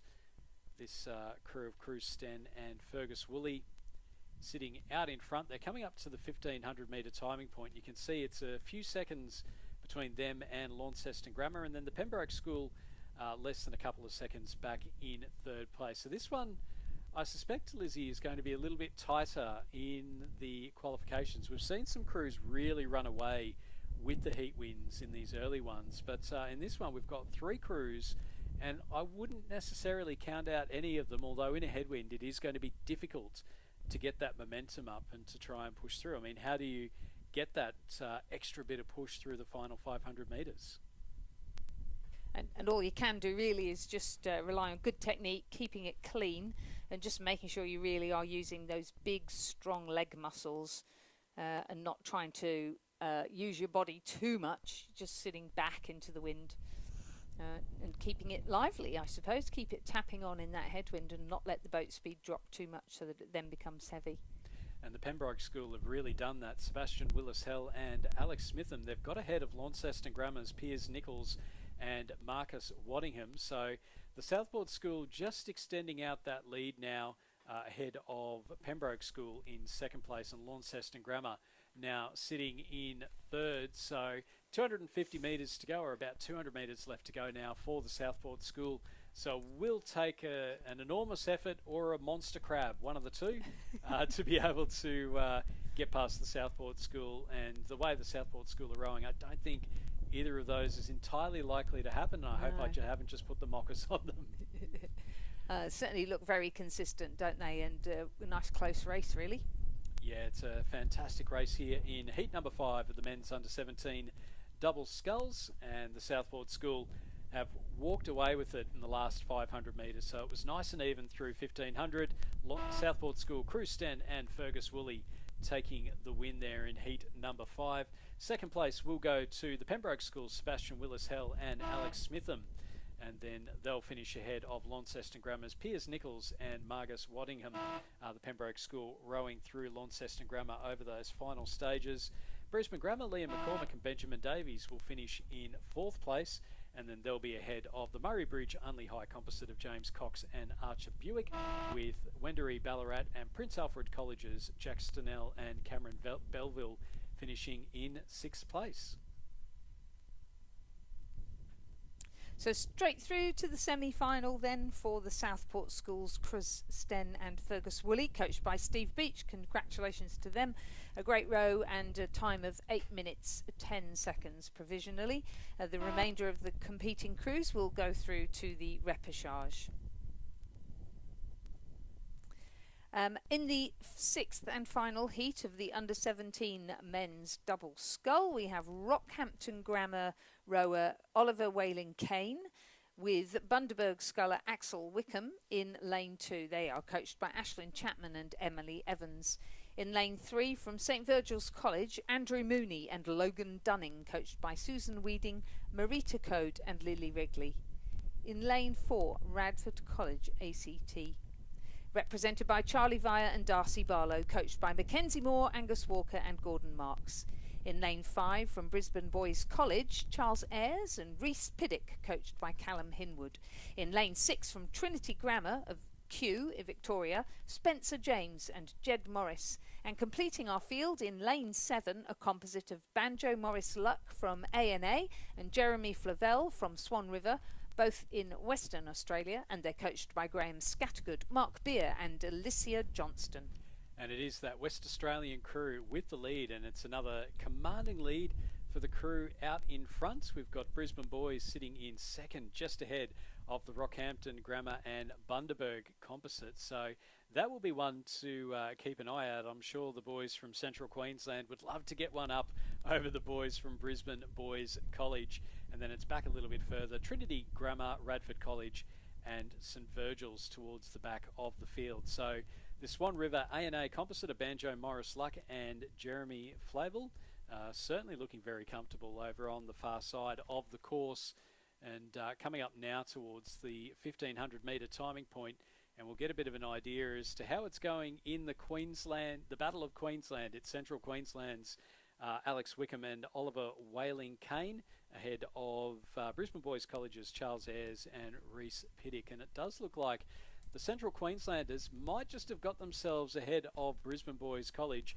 Across from them, we've got either side of the Brisbane Boys College crew, we've got the crews from Trinity Grammar and Radford College, and then back to the crew from St Virgil's College here in Tasmania. Swan River A&A with that lead. Rockhampton Grammar have moved up into second place. They're a couple of seconds ahead of the Brisbane Boys College crew. Radford College sitting in fourth, Trinity Grammar in fifth, and then St Virgil's College in sixth place. Again, as we see this footage coming now into the final stages of the race, our leading crew from WA, they've made the trek over, and Banjo Morris Luck and Jeremy Flavel from A&A and Swan River Rowing Club have certainly making every post a winner. It's these leading crews. It's going to be fascinating to see who is going to be able to take the win, because in most of these heats we've had a commanding leader, and I think getting them all together is going to be a very, very interesting race. We're just seeing at the moment, it looks to be the crew from Brisbane Boys. They're having some steering issues, which means that not only have they lost some ground on the crew from Rockhampton Grammar and Bundaberg, but now it's just giving that crew there from, looks to be from Radford College, Charlie Viver and Darcy Barlow, the chance to make up a bit of ground. They're closing to within half a boat length now, and so we'll keep an eye out on that over the final stages of the race. Crew from Trinity Grammar Q sitting in fifth place at the moment, ahead of St Virgil's College Tasmania in sixth place. So it is Banjo Morris Luck and Jeremy Flavel from A&A and Swan River Rowing Club. They've only got about 5 or 6 big strokes left to go. You can see them at the background of the back of the screen there, coming up towards the finish line, and they will take the win in heat number 6 of the men's under 17 double sculls. It will be the Central Queenslanders to take second. Axel Wickham from Bundaberg and Oliver Whaling Kane from Rockhampton Grammar School. They'll finish in second place, ahead of the crew from Brisbane Boys College, able to pick up their speed after some steering issues. That's Charles Ayres and Reese Piddick. Fourth place will go to the boys from Radford College. That is Charlie Viver and Darcy Barlow, ahead of Spencer James and Jed Morris from Trinity Grammar Q. And then St Virgil's Andrew Mooney and Logan Dunning finishing in sixth. Confirming that the crew of Banjo Morris Luck from ANA and Jeremy Flavel from Swan River, Western Australia, will progress through to the semi-final of the under-17 men's double scull, and the remainder of our competitors will now progress through to the repechage. That Swan River composite covering the course in a provisional time of 8 minutes 18.09 seconds. We now have another hotly contested event, the under-19 women's double scull. And in these heats, the first 2 will progress through to the semi-final, and places 3 to 8 will progress through to a repechage. There are 4 heats in total. In the first heat, Glebe Rowing Club are in lane 1, represented by Patricia Boland and Lucy Yabsley, coached by Milan Parker and Oliver Klotz. In lane 2, Tasmania University, Abby Smith and Sarah Thomas, coached by Sean Finlayson. In lane 3, UTS Haberfield Rowing Club, Charlotte, Olivia and Isabella Henderson, coached by Sam Fennessy and Marty Inglis. Isabella Henderson also rowing for the Armadale School. In lane 4, Commercial Rowing Club with Elodie Lee and Matilda Dammers, coached by Nigel Stubbs and Flynn Nation. In lane 5, from Mossman Rowing Club, Eloise Stevens and Elise Coates, coached by Rowena Meredith and Tom Schramko. In lane 6, Callie McRae from Rockhampton Fitzroy with Katie Harris from Maroochydore. And in lane 7, another composite of Estelle Freeman from Ballarat Clarendon College and Izzy Reid from Swan River Rowing Club, coached by Mark Beer and John Novak. Completing our field of 8 is Mersey Rowing Club, represented by Eloise Fieldwick and Matilda Spalding, coached by Marcel Brown and Lily Barker. So we're looking down at the moment.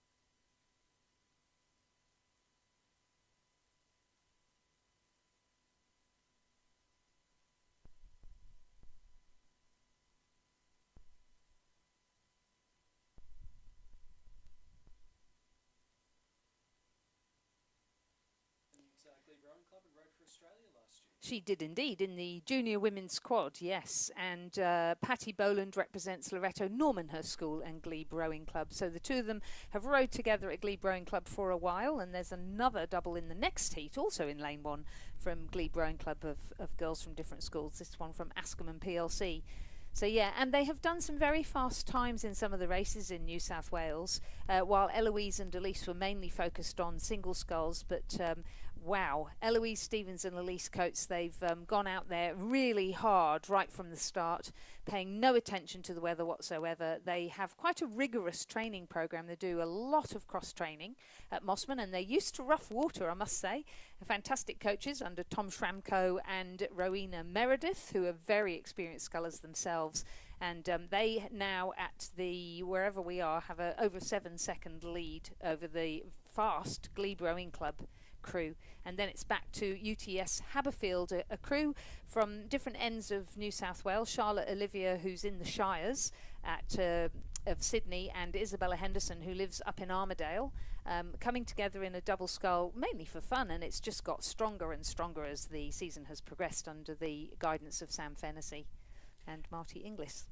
That's a commanding lead. It's a very commanding lead. It's and we'll see Eloise Stevens and Elise Coates rowing for Northern Beaches Secondary in the schoolgirl Coxed Quads, and again, that just sets it up for a nice spicy race a little bit later on in the regatta. There's so many storylines that I think have even started to develop today, and it'll be fascinating to see, particularly when we get into the crew boats, where this ends up. But this Mossman, Stevens and Coates, this Mossman double, well and truly out in front. Patricia Boland and Lucy Yabsley from Glebe Rowing Club, as Lizzie says, a very quick crew themselves, and they are being absolutely lapped at the moment. Back to UTS, that's Charlotte Olivia and Isabella Henderson. I believe Isabella is Georgia Henderson's sister. That's right. Yeah, yep. We saw Georgia winning in the under-17 double sculls. Out in front, though, it is going to be a commanding win for Mossman Rowing Club. Eloise Stevens and Elise Coates taking the W for the red and white stripes of Mossman Rowing Club. And second place, they've dropped the rating right down, this Glebe double of Patricia Boland and Lucy Yabsley. They'll go through in second place. They'll qualify for the semi-final. And I just can't help but wonder whether or not they might have just kept a little bit of powder dry. But Mossman certainly putting down a marker early on. UTS will come through in third place. That's Charlotte Olivia and Isabella Henderson. We just see them cross the line there. And then in the battle for fourth place, we've got Tasmania University closest to us on the screen, and then Commercial Rowing Club from Brisbane. And then over on the far side, Mersey Rowing Club as well. So it is going to be Tasmania University ahead of Commercial, and then across to Mersey in sixth place. And then we've got back a little bit further to a Swan River Ballarat Clarendon composite, it looks like, of Estelle Freeman and Izzy Reid, and then they'll finish ahead. No, that's the Marucci Rockhampton one, sorry. So Kelly McRae and Katie Harris finishing ahead of Estelle Freeman and Izzy Reid from Swan River and Ballarat Clarendon College. Congratulations to Mossman Rowing Club's Eloise Stevens and Elise Coates. A really fine win there in the under-19 women's double scull, the first to go through to the semi-final, along with Glebe Rowing Club's Patricia Boland and Lucy Yabsley. The remainder of the crews will go to the repechage. Mossman Rowing Club's provisional time is 8 minutes 30.97, and Glebe were 17.75 seconds behind, but as you pointed out, they had really wound it down by the time they got to the finish line. Heat 2 looks to be another exciting race, with Glebe Rowing Club once again in lane 1, this time represented by Emily Barrett and Chloe Hitchens, again coached by Milan Parker and Oliver Klotz, but also Jeff Stewart from PLC, which is where Emily Barrett rows. In lane 2, Tasmania University are represented by Zoe Brooks and Ella Stryker, coached by Sean Finlayson. In lane 3, from the University of WA, Sierra Esseltine and Ava Burlinson, coached by Jacob Sangster. In lane 4 from MLC School in New South Wales, Ella Hu and Eliza Kershaw McDonald, coached by Ashley Brooking and Rafe Stanford Meisel. In lane 5 from Fremantle Rowing Club, Juliana Rodriguez and Letitia Generat, coached by Keely Atchison. In lane 6, Bundaberg of Queensland, Sarah Wake and Abby Vence, coached by Ashlyn Chapman and Emily Evans.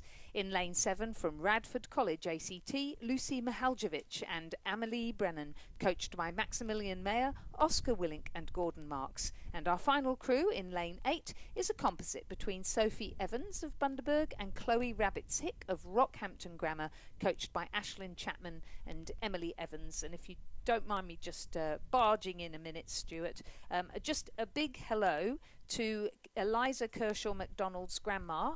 So Eliza's in lane 4, racing for MLC School. Katie Kershaw is the bow number lady from New South Wales, along with a lot of other things that she does. I know she's watching on the live stream because she's a complete rowing tragic. We're very, very grateful for all the volunteering that she does in New South Wales, and incredibly proud to see her granddaughter rowing here in the under-19 women's double scull. So out on the course, it is Radford College, Lucy Mihalovic and Emily Brennan with the lead. Our second place, that's our top two to go through to the semi-finals. And Emily Barrett and Chloe Hitchens from Glebe Rowing Club sitting in second place. So they're scattered across the course at the moment. The Rockhampton Grammar and Bundaberg composite of Sophie Evans and Chloe Rabbits-Hick not out of the running at the moment. They're sitting in third place, although they will need to make up a fair amount of ground if they are to pinch second spot.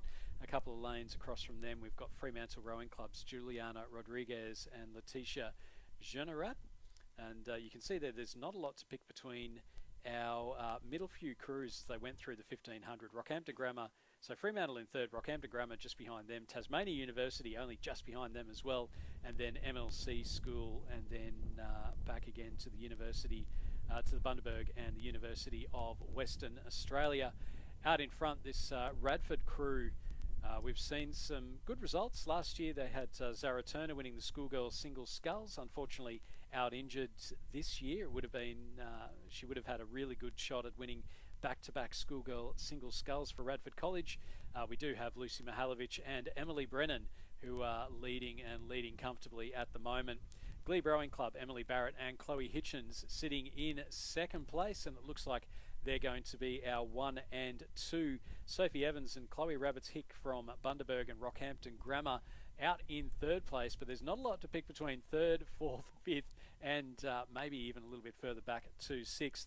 What we can tell you, though, is that Lucy Mihalovic and Emily Brennan from Radford College will go through to the semi-finals, the women's under-19 double sculls. Second place and bringing the rating right down, conserving the energy, will be Emily Barrett and Chloe Hitchens from Glebe Rowing Club. So they're our two crews through to the semi-finals of the women's under-19 double sculls. Now, in the battle for third, fourth and fifth, there's not a lot to pick between them. We've got Rockhampton and Bundaberg composite. We've got Tasmania University, and we're going to have to go to a photo between Tasmania University and the Rockhampton Grammar Bundaberg composite. It does have Tasmania University just ahead of Rockhampton Grammar Bundaberg. Fremantle then in fifth place, the MLC School, Ella Hu and Eliza Kershaw McDonald in sixth. Bundaberg, Sarah Wake and Abby Vence in seventh place, and then back a little bit further to our crew from the University of WA, that is Sierra Esseltine and Ava Burlinson, towards the back of the field. As we get ready for heat number 3, I think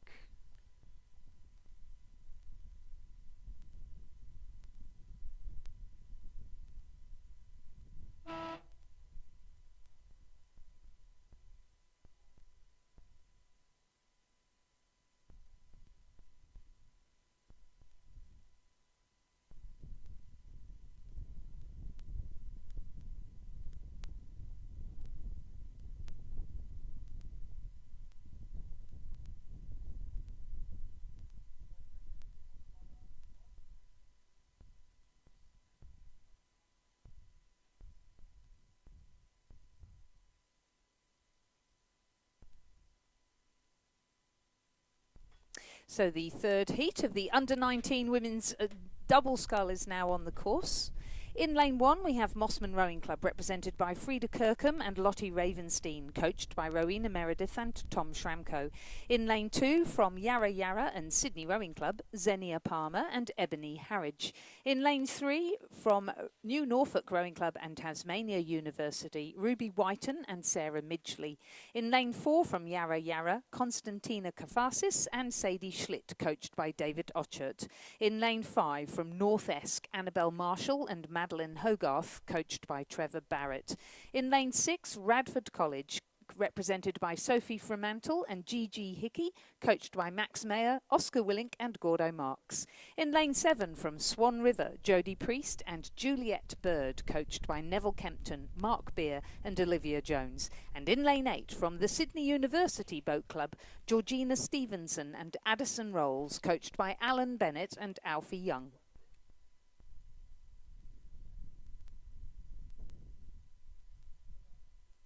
And we'll welcome back Chris McCarthy to the commentary tower to bring us through to the end of racing, along with Richard Dorstein. Thank you, Lizzie. Thank you, Stuart. And welcome back to Richard as well.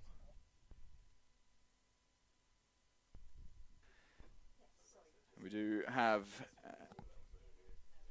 third of 4 heats in the under-19 women's double scull.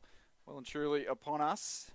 As a pretty tight battle as well for the qualifying spots 2 through to the semi-final. Sydney University over on the far side of the course there, looking very clear indeed. Georgina Stevenson and Addison Rolls, coached by Alan Bennett and Alfie Young, looking very, very comfortable. But the Yarra Yarra crew, Constantina Kafasis and Sadie Schlicht, not the easiest combination to read off when you're fresh back onto the commentary of the afternoon. But great combination. 2 head of the schoolgirls finalists racing together there too, Chris, just to make it more exciting. Oh, that would have been a good one.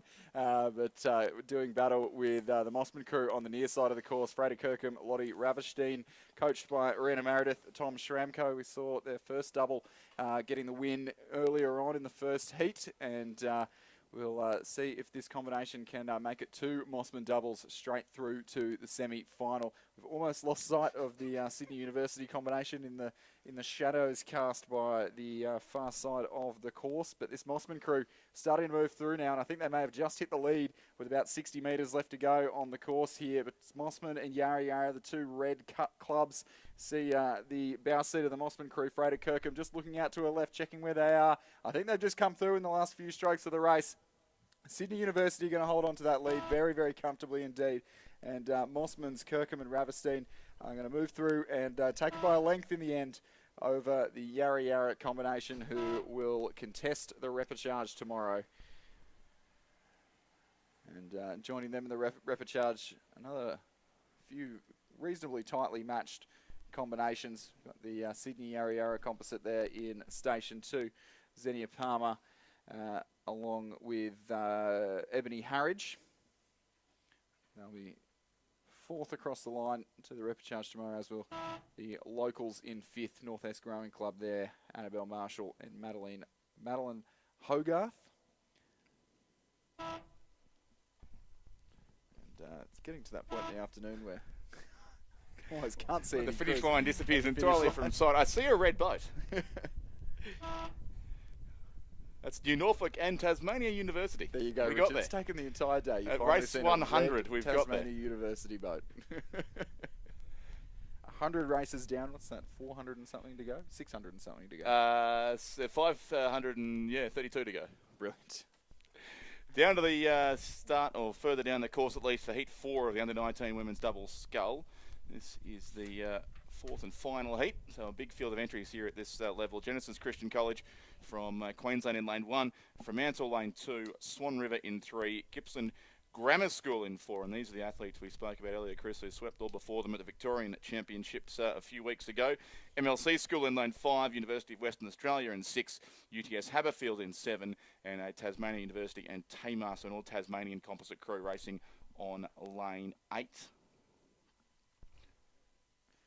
And they may well be the elite crew there, I think, too, closest to the drone coming down the far side of the course to seek the shade of the sun. Yep, just making sure that we won't be able to see them in a couple hundred metres' time there.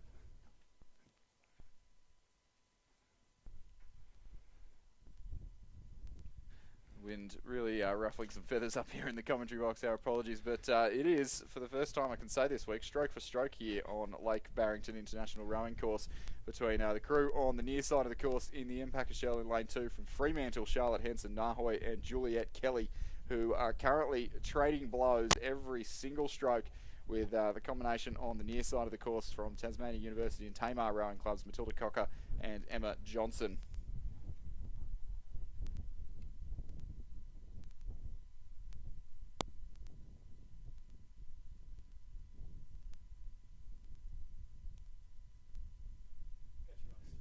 And nothing separating these two crews as they come past the crowds of the boat park with all four of these athletes. We've seen their names already today in the single scull. Charlotte Hanson Nahoy did well, I believe winning or at least qualifying directly through to the final, as did Matilda Cocker from Tasmanian University Boat Club.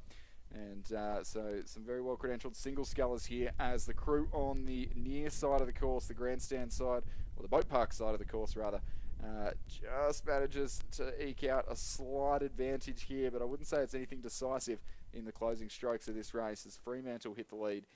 Both crews will progress through to the semi-final with some margin back to third through 7th place in this, or third through to 8th place rather in this this heat. As now at the bottom of your picture, the West Australians respond and the Tasmanians respond rather, as the West Australians on the far side just get a little bit of wash from an umpire's boat of a previous race. They are far enough behind, that's nothing to really worry about, but certainly will affect their racing. And the Tasmanians at the bottom of your picture have taken advantage of that now in the closing strokes of this race. It's only about 200 metres left to row, less than that even, 150. And looks like they're starting to move away now, but as the drone starts to follow, we'll wait and see what's going to come of it. The crew on the near side of the course here from Fremantle are starting to lift, and so certainly neither of these two crews are letting off, despite both of them being qualified through to the semi-final, perhaps both used to their rather savage progression systems in the single sculls earlier this morning, where it was only first through to the quarter-final. But both of these crews really pushing for the best lane in the semi-finals here. The Fremantle crew on the near side, Charlotte Hanson Nahoy, Juliet Kelly, pushing, but look to be just behind now the locals on the far side of the course. The Tasmanians, they're going to take the win here by half a boat length in the end. Fremantle on the near side will settle for second, both through to the final, or to the semi-final rather. And the remainder of crews through to the repechage. These Gibson Grammar pairing, who've done so well in the quads all throughout the season, will take third ahead of University of WA.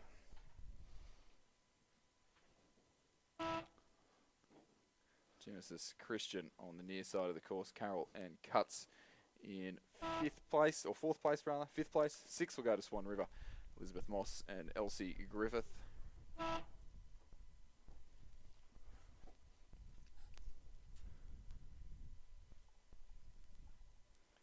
the MLC 7th to school, I MLC, think. and Yes. 8th will go to Marconis and Stevenson of UTS Haberfield on the far side.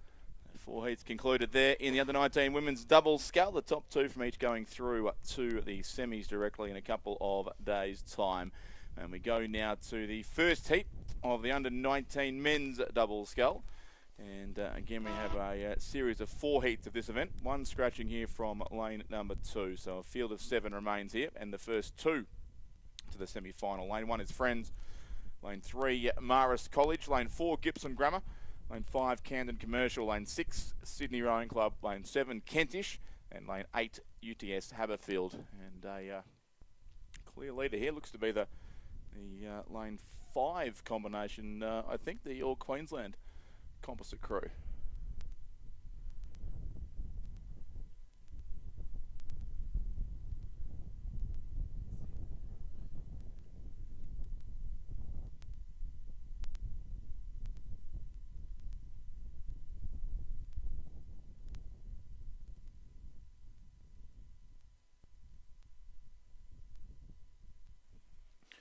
So yes, Ewan Johnson of Commercial and George Curry of Canned Rowing Club, both from Brisbane, coached by Charles Betts and Jacinta Edmonds. the composite crew there in lane 5, who really stretched out to a substantial lead now as they come through 1,500 metres, almost 16 seconds their margin over what is certainly, we talked earlier about crews who come the furthest to this regatta. I think Kentish Rowing Club surely win the prize for the closest trip here to race on Lake Barrington. They sit in second place here. Angus Robertson and Wiley Jackson, coached by Neil Myers here on Lake Barrington. Marist College third, UTS Haberfield fourth, Sydney, and then Gippsland Grammar School. It's a fairly spread out first heat here in the race for the Tim Hawkins Memorial Trophy for the winner of the under-19 men's double scull, as they are now well inside the final 300 metres of this race. Yeah, this Cairn composite is seeing very close on screen here with the drone just really rowing within themselves now into what is still reasonably slow conditions, but certainly nothing near it was the brutal headwind that we saw earlier this morning. And when I went to check how quick that headwind was, just for a bit of reference, the Bureau of Meteorology told me that at 9:30 this morning it was calm. It was calm. There was no such wind. So unfortunately, no weather station because here. they're measuring in Sheffield, I understand. I think Yeah. it's the closest weather station to the course. Exactly. So can't quite rely on the weather forecast if you're sitting back at your accommodation and planning to come down to the But course. apparently a very nice day in Sheffield today, which is good to know. Yeah, lovely, of course. But it is still this Queensland combination to cross the line with an all-the-way win in Heat 2 of the Under-19 men's double scull. Or Heat 1, rather, of the Under-19 men's double scull. Johnson and Curry across there, so it'll be Kentish coming in second, Angus Robertson and Wiley Jackson. And not far behind them too, UTS Haberfield on the far side of the course, Charles Brown and Robert Olivier. And then it'll be Sydney Rowing Club next, Frederick Way and Oscar Way, as those three cross in reasonably quick succession. So Kentish lane 7 second, followed by UTS and also Sydney. And three crews still to come home back towards this side of the course. It will be Marist College Canberra in 5th place. 6th in the centre to Gippsland Grammar School. And 7th will be the Friends School from Hobart, Owen Scott and Lachlan Klein, with a few strokes to go there in the bright red colours on the finish tower side of the course, although they will look like black and white colours, I suspect, as they cross that sunlight on the finish line shortly. Yep. It certainly, if you think it's difficult to see on the finish on the live stream there, spare a thought. Try looking out the window. I think we're getting sunburnt through the window here. Look out, and not good for the old retinas. No, but there's a better view. Back down the course, we've got the boats on the way in Heat 2 of the Under-19 men's double scull. Lane 1, Hunter Valley Grammar. Lane 2, St Augustine's. Lane 3, Townsville Grammar. Lane 4, North S. Lane 5, the Pembroke School. Lane 6, the Southport School. Lane 7, University of Western Australia. And Lane 8, Radford College. And it may well be the crew from the Southport School, I think. Lane 6. Or is it Pembroke? There's one crew dropped right back in the field here to confuse our counting across the course here as well.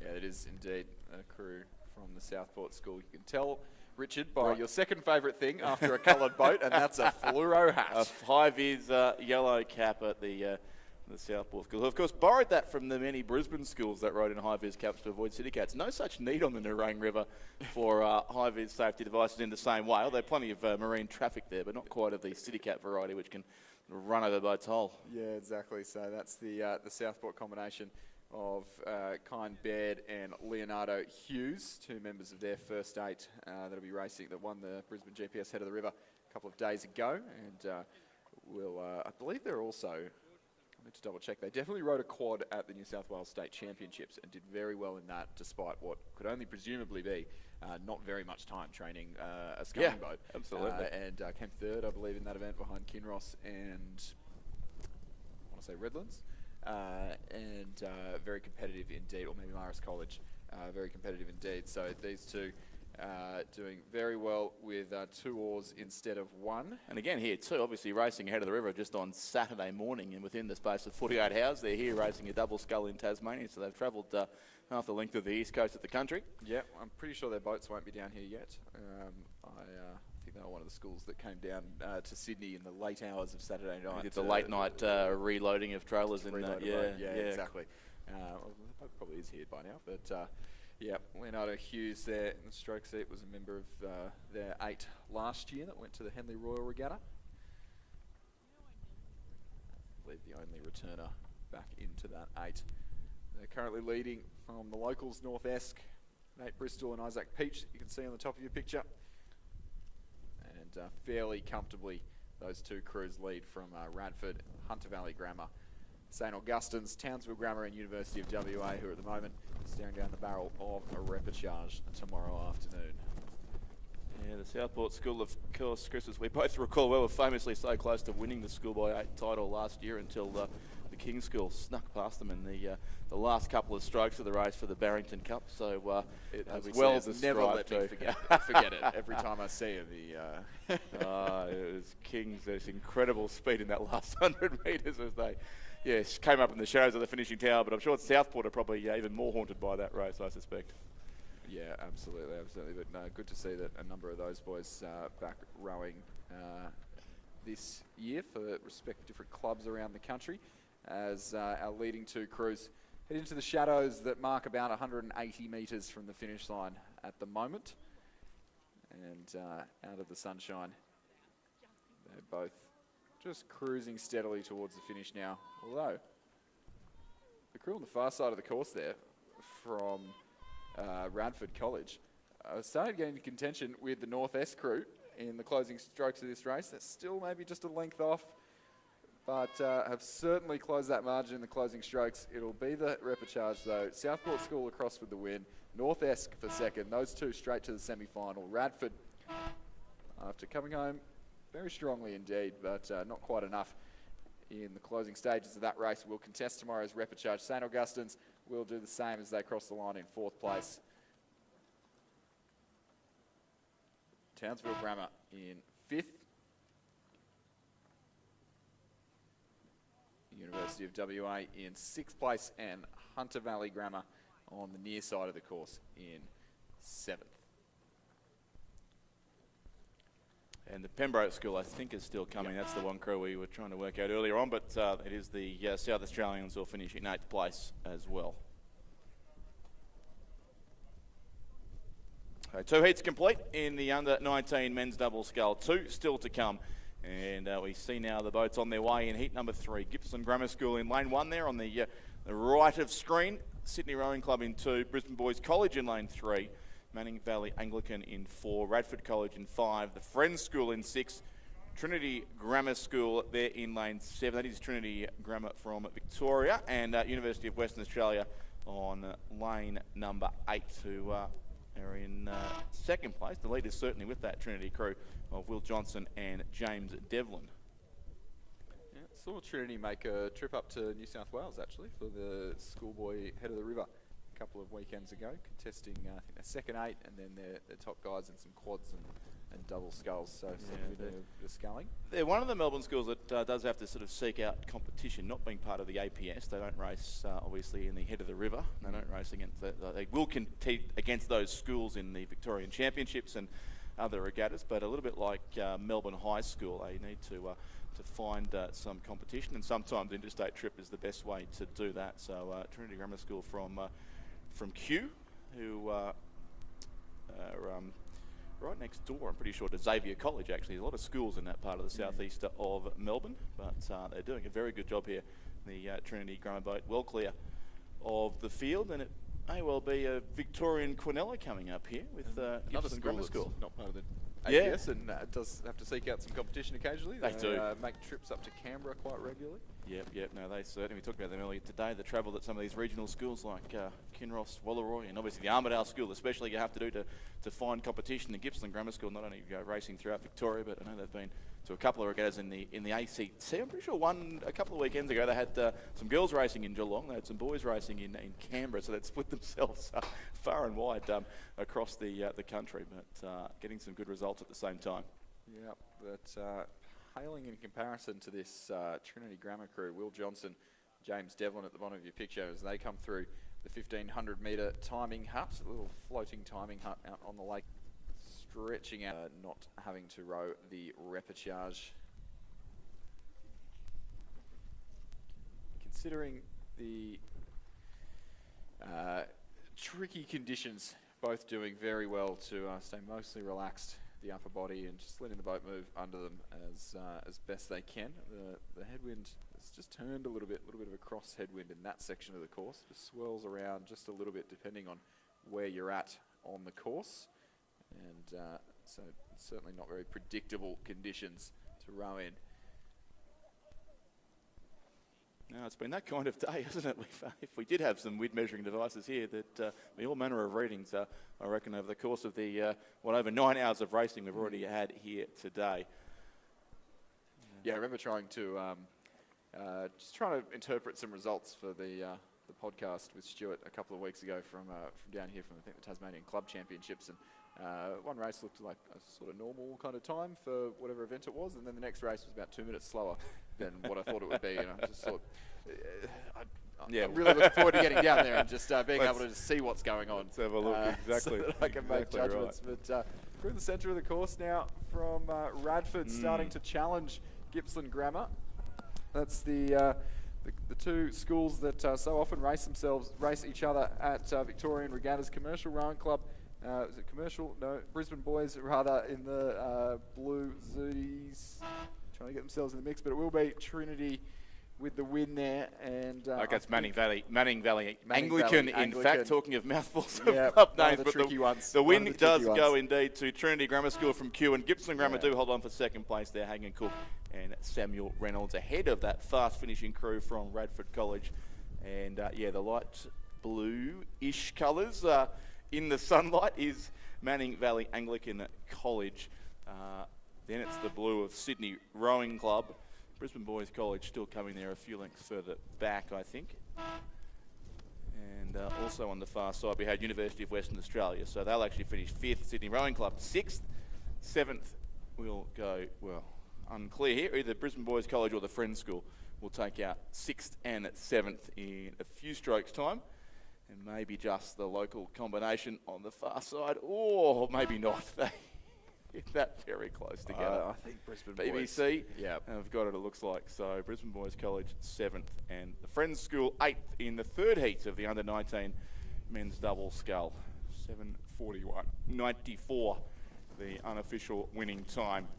As we go to heat 4, and there's sunlight at the 1,000-metre mark too, shining right across the course as our lead crews go through. The full field is a 7-boat one in this race. It's Leichhardt Lane 2, Mossman Hunter Valley Grammar School Lane 3, Trinity Grammar School from Kew again there in Lane 4, Tasmania University and Essendon in Lane 5, Adelaide High and the West Australian Rowing Club in Lane 6, Hunter Valley Grammar School in Lane 7, and Marist College Canberra are racing in Lane 8.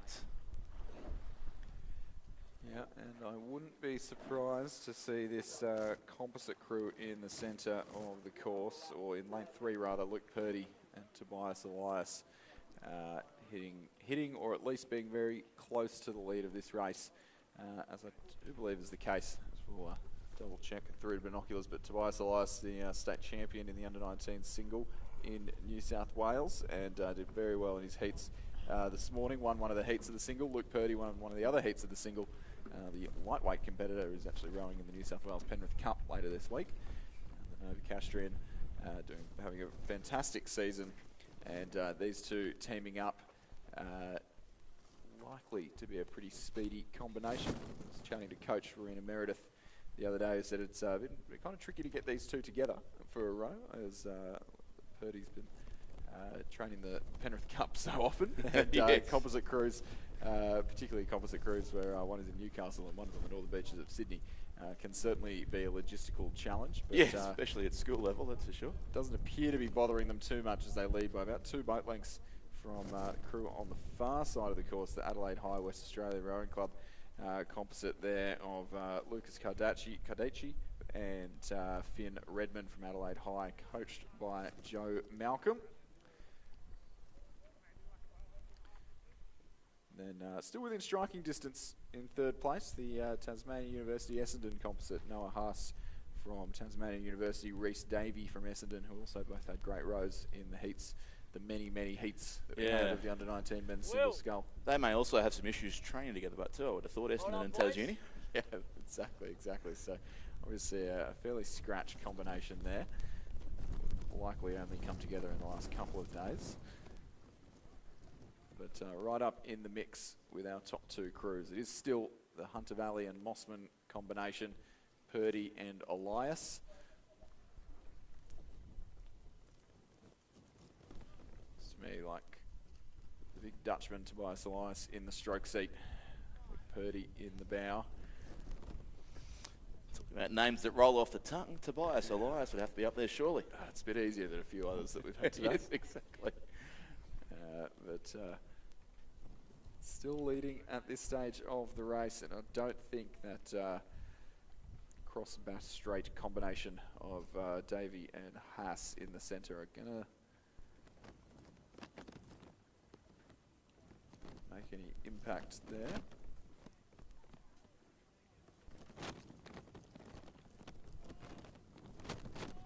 It's still going to be the West Australian Rowing Club and Adelaide High combination on the far side who will clinch that second qualifying spot. But Luke Purdy from Hunter Valley Grammar, Tobias Elias from Mossman Rowing Club, all the way win there, and the quickest time thus far of the under-19 men's double scull by some margin, 7:33. 5 seconds clear of the Adelaide West Australian combination. Davey and Haas of Tasmania University and Essendon will fish again in the repechage tomorrow, as will Leichhardt's Simkovic and Lee. Trinity Grammar will not replicate the efforts of their classmates. Tolte and Rigby will finish fourth and progress to the repechage. And then reasonably tight for 5th and 6th, but Marist College over on the far side of the course, Elliot and Dale, coached by Tom and Cormac Hayes, with about half a length lead, and they'll cross the line 6th from Hunter Valley Grammar's Melmoth and Jones in 7th place. Yep, so Hunter Valley Grammar both in the 1st place and 7th place crew in that. That does conclude the 4 heats of the under-19 men's double. But some heats first of all come to conclude the day's racing here. One scratching here from Swan River in Tasuni in 7 and North afternoon. In case someone's watching on the live stream, I want you to come down and train here this afternoon. The course is open for training after the last race concludes, so at about 5:40 this afternoon. But be aware the outgoing pontoons will close at 6:20, and you need to be off the water by 7 o'clock. And the venue will be locked. The gates closed at 7:30 p.m. So if you are training after the last race, you need to be on the water by 6:20 p.m. and off the water by 7 p.m. And looks like it's going to be another one for the locals here with the Buckingham Tasmania University Boat Club combination in Station 7 there. Olivia Yeats from Tasmania University and Alana Edwards from Buckingham there in the stroke seat, who are leading by about 2 boat lengths from Sydney Rowing Club's Liesl Page and Georgia Allen. Liesl Page, a member of last year's under-23 women's quad scull that raced at World Championships. Georgia Allen moving over to Sydney from Tideway Scullers School in the UK. The recruitment program grows. But she is an Australian citizen, so it's okay. Even better. And I believe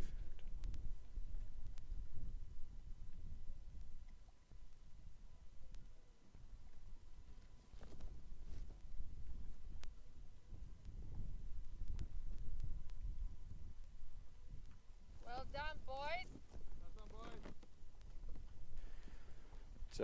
the locals really enjoying the home water advantage here as two of the top under-21 scullers in the state enjoy a pretty comfortable lead. They've just opened that up really in the last 500 metres, the championship quarter of the race, as we like to call it.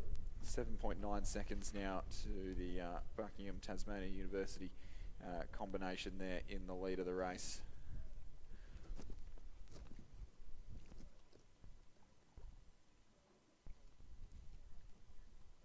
Again, like we were saying about the boys double earlier, just doing well to stay reasonably relaxed in these conditions, tensing up in these choppier conditions is often a recipe for a bit of fatigue, as they maybe just go for a little bit of extra length and maybe just bring the rate down a tiny bit with some power there in the that Tasmanian combination.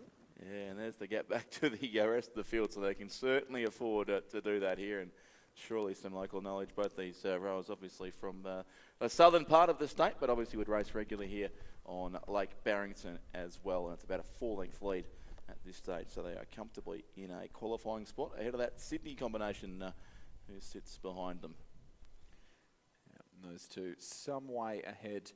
So top two through to the final once again in this event, and the remainder to contest a repechage, but no semi-finals in this one. But the remaining crews some way back. The crew on the far side of the course, another local crew from North Esk, Noah Ravai and Lily Barker, coached by Trevor Barrett, looking to be the best place of those remaining crews, but will contest the repechage almost certainly, as will Fremantle Rowing Club's Nuala Holland and Chloe Flier, who at the moment maybe just trailing the Rockhampton Fitzroy and Maroochy River composite on the near side of the course, and Toowong bringing up the field at this stage of the race. But final few strokes now across the line for the local girls from Tasmania University and Buckingham Rowing Clubs, really bringing the rate down now and cruising across the line.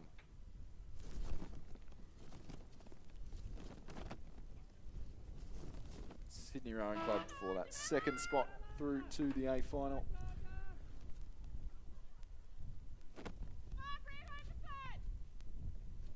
Both crews looking fairly calm and relaxed across the finish line, as we can finally see the finish line again, as the sun has just dropped below the tree line at the top of the hills. With 4 races to go, we've got our Billy back. It's fantastic. Well, it'll be with plenty more races to go later on in the week. Well, yes, finishing exactly. at 6:30. Yes.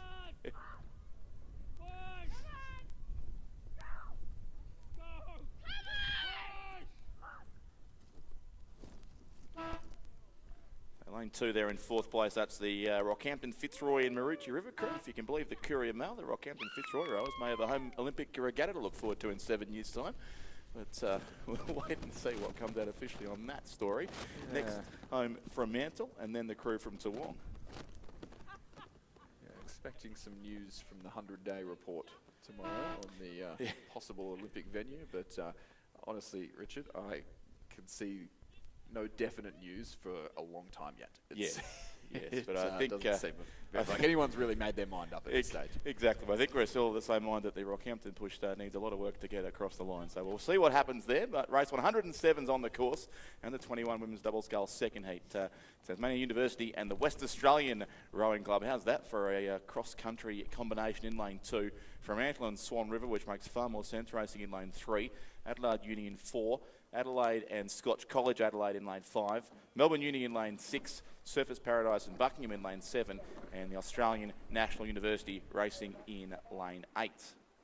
And a little bit of a tighter race unfolding at this stage. They've got about just coming through the 1,250 metre mark at the moment, and it is the crew third from the grandstand side of the course, Adelaide University, Emily Lang and Anya Felderhoff, who Emily we saw racing in the under-21 lightweight single very successfully in her heats earlier on this afternoon.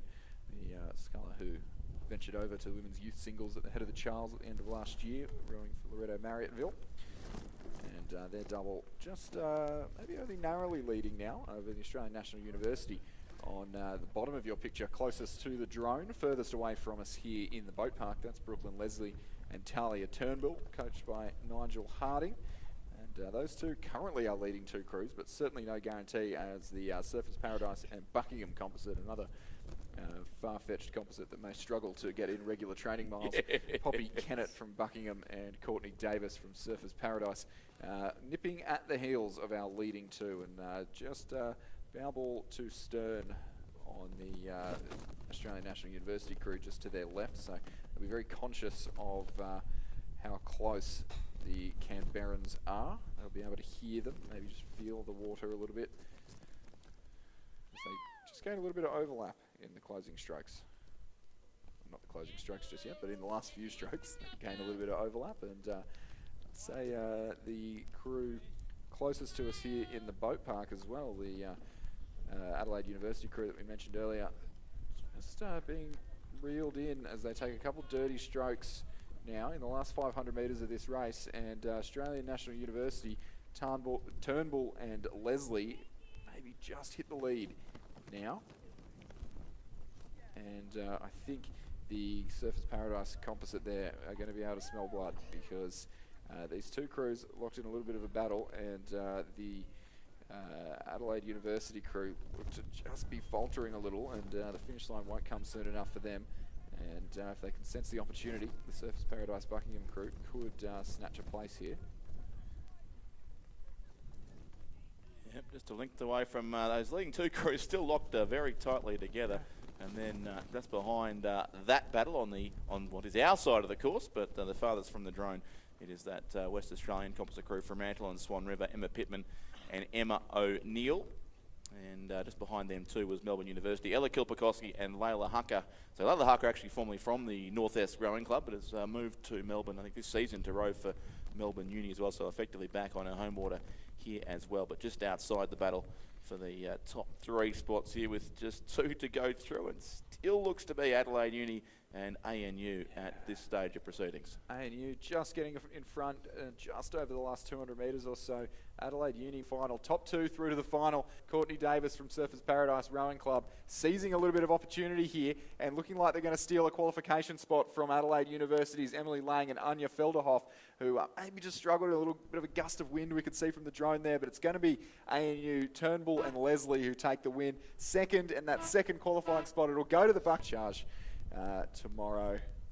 See the pain on the face there of Anya Felderhoff in the stroke seat as it was entered. West Australians settle for fourth. Melbourne University for fifth place. Here in lane two, Tasmania University and Tamar crew in sixth. Back to the Adelaide and Scotch College Adelaide composite to round out this second heat of the women's under-21 double scull as we move to the men's with only 3 races left in the day, Richard. Yeah, race 108, the first heat of 3 in the under-21 men's double scull, and again underway right on schedule, the 5:25 race, so they're about halfway down the course already here. Canberra Rowing Club in lane number 2, scratching from lane 3 there. Lane 4 Buckingham, lane 5 Wendouree Ballarat, lane 6 Sydney Uni and UTS Haberfield, lane 7 Canberra Rowing Club, and lane 8 is Sydney University. So 6 crews here going for 4 spots into the semi-final. Yeah, and as we can see, approaching the 1200, or just through the 1250 metre mark, Sydney University composite with UTS Haberfield, so the 2 Sydney-based universities. That's Jack Power from UTS, Will Rogers from Sydney Uni, coached there by Matthias Ungermark and Simon Huxley. What a successful coaching duo that is. And they've found themselves in the lead, somewhat unsurprisingly. Both of these two rowing in the New South Wales Youth 8 for Sunday. And Will Rogers, the sculler for Australia at the Junior World Championships last year, as well as rowing in the King's School First 8 that we mentioned earlier. Yeah. That won the national championships. And winner of the... Did you row the single scull last year? Yeah, yeah. So they won the under-19 single and the schoolboy 8. Yeah. And one of the rowers from the Southport 8 that they rode through on the line is actually in the boat on the far side of the course in lane 8, just trailing at this stage in about 4th place. Caden Miller Wright, the stroke setter, that Sydney University double with Sebastian Atherton. But it is still Power and Rogers leading from the Canberra Rowing Club boat, part of the ACT High Performance Program. Darcy James and Jessie Rosen leave both of them, at least Jessie, I'm not sure about Darcy, from Marist College in Canberra, but I'm going to work pretty hard to stay on the heels of this Sydney Uni UTS combination, who are looking pretty comfortable in the lead of this race.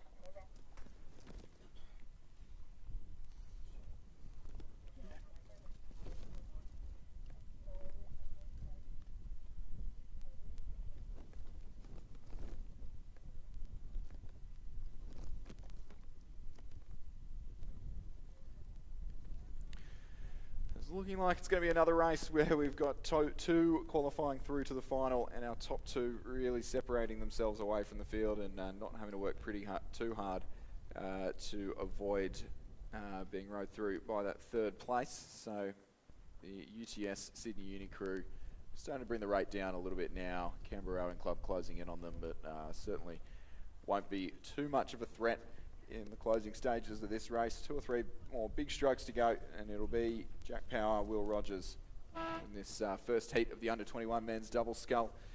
Jesse Rosen and Darcy James for Canberra Rowing Club will place second and earn their spot directly in the semi-final, not final, rather. 3 heats of this race, top 4 through to the semi-final. So third place, Wendouree Ballarat.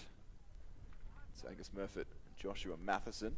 And then the Sydney Uni double that I mentioned earlier on the far side of the course, Sebastian Adderton and Caden Miller-Wright, coached by Simon Huxley and Peter Warren. They'll round out our top 4, our qualifiers to the semi-final. Just 2 crews to miss out. That will be the Canberra Rowing Club crew in lane 2, Ben Haywood and Campbell Mill, as well as the locals from Buckingham Rowing Club, William Latherton and Oliver Hart in 6th place. 7:33.18 there, unofficially for the winners of Heat 1 of the under-21 men's double. Here comes Heat number 2 with a field of 7 this time around. In fact, the look on screen, possibly only 6, but in any case, it should be lane 2, UTS Haberfield, lane 3, Marucci Commercial, lane 4, Sydney Uni, lane 5, Hawthorn, lane 6, Adelaide Uni Mercantile, lane 7, Adelaide and Norwood International, and I'm not sure about lane 8, Hawthorn Rowing Club at this stage. But in fact, I know they're the crew out in front as they appear from underneath the graphics on the bottom of the screen. And it is Hawthorn there, the crew of William Hexter and Max Curry, coached by Tristan Krustevsky, who emerged with a comfortable lead here in this race, the combination from the Hawthorn Club.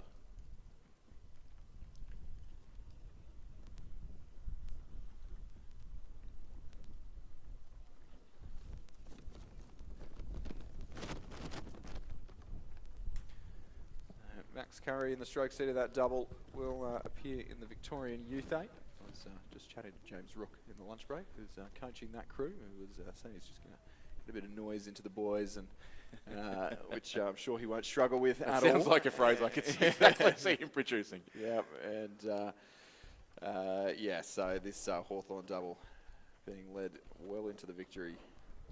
It's obviously getting late in the day. And look, Max Curry, great performance from Hawthorn Rowing Club to qualify for the Youth 8, one of the first Hawthorn Rowing Club members in quite some years to make it onto the interstate team.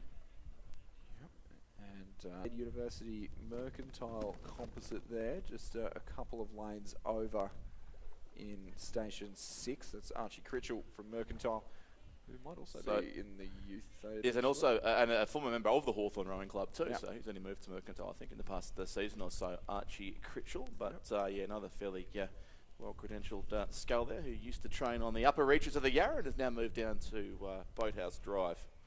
Yeah, paired up with Henry Belcher from Adelaide University, and they're doing well to hold off UTS Haberfield on the far side of the picture, but the near side of the course there. That's Luca Malozzi, Kalen Routley, coached by Matthias Ungemark and Tim McLaren, and then the South Australian combination so it's Adelaide and Norwood International High, Nicholas Halulis from Norwood International High and Igor Zarubin from Adelaide Rowing Club, currently our 4th place crew, but a very tight battle indeed with Sydney University, just 0.2 of a second back to 5th, and the winner of that little battle will find themselves directly in the semi-final.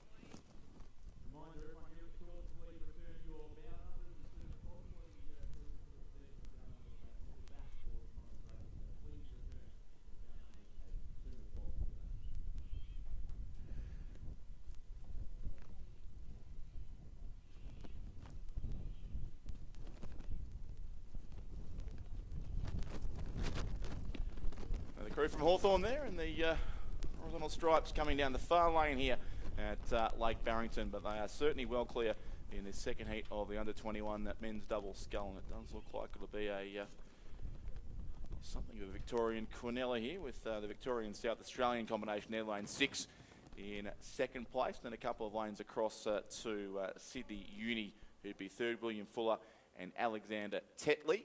At 5 crews, going for 4 spots here all of a sudden. So Hawthorn well clear. Then we do have the Adelaide Uni Mercantile crew, but behind them, Adelaide Composite. Second crew from Hawthorn there as well, Emil Stichter and Dan Stute. And on this side, in the UTS stripes, the crew of Luca Malozzo as well and Caelan Routley. But Hawthorn Rowing Club take the win over on lane 8, so they're the first crew through to the semis from this race. Then it'll be a few links back to the Adelaide University and Mercantile Composite crew lane 6, and then 3 crews going here for 2 spots. UTS will get one of those, and the next will go to the crew from is that Sydney Uni there in the centre of the course, lane 4, who'll take out 4th spot and just edge out the crew from Adelaide and Norwood International, who are coming down lane number 7, so they'll have to go through to the repechage. Then it's the second Hawthorn crew in lane number 5, so well represented in this race, the Hawthorn Rowing Club. And Marucci Composite, Marucci River and Commercial come across now in 7th spot, include race 109. Yeah, that was a pretty good finish there with the South Australians. Well, it was UTS and Sydney Uni doing battle, and then the Rising Tide lifting all boats there. Yeah. The South Australians falling victim to that sprint for the line. But the final race of today's program underway, the third heat. Race 110, the third heat of the under-21 men's double scull. University of Queensland racing in lane 2, Canberra Rowing Club in lane 3, Adelaide Uni in 4, Swan River and the West Australian Rowing Club in lane 5, North Esk in lane 6, and Sydney and Toowong are racing in lane 7. And the lead looks to be with the local crew once again. It's been a pretty good day for the Tasmanians here on Lake Barrington, and it's Oliver Quinn and Cam Parker leading it here, coached by Dion Birtwhistle and Trevor Barrett for the North Esk Rowing Club of Launceston.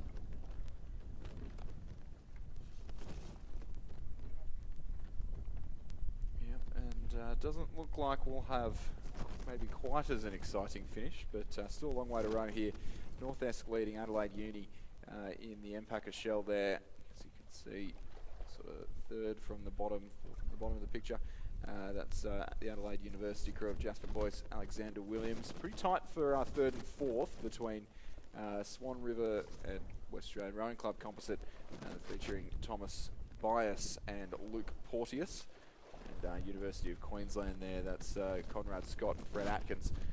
Those two crews sitting well clear of the Sydney and Toowong Composite, supported by the ACT High Performance Program. Mac Rogers from Toowong, Max McAlpine of Sydney, Canberra Rowing Club's Angus Scott, Dylan Outram, just a little bit out the back door at this stage of the race.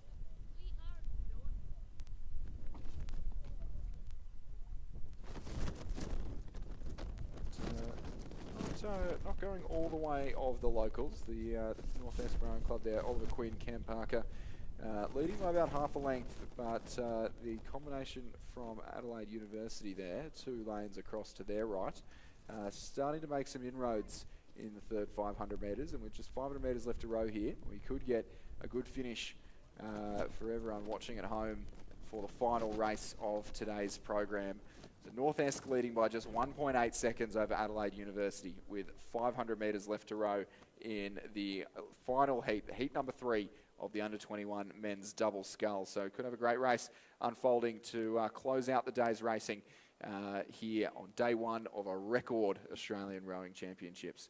North Esk leading, maybe just responding now. They've seen a little bit of danger and responding well, but Adelaide University lifting again. So this will come right down to the line, I think, Richard.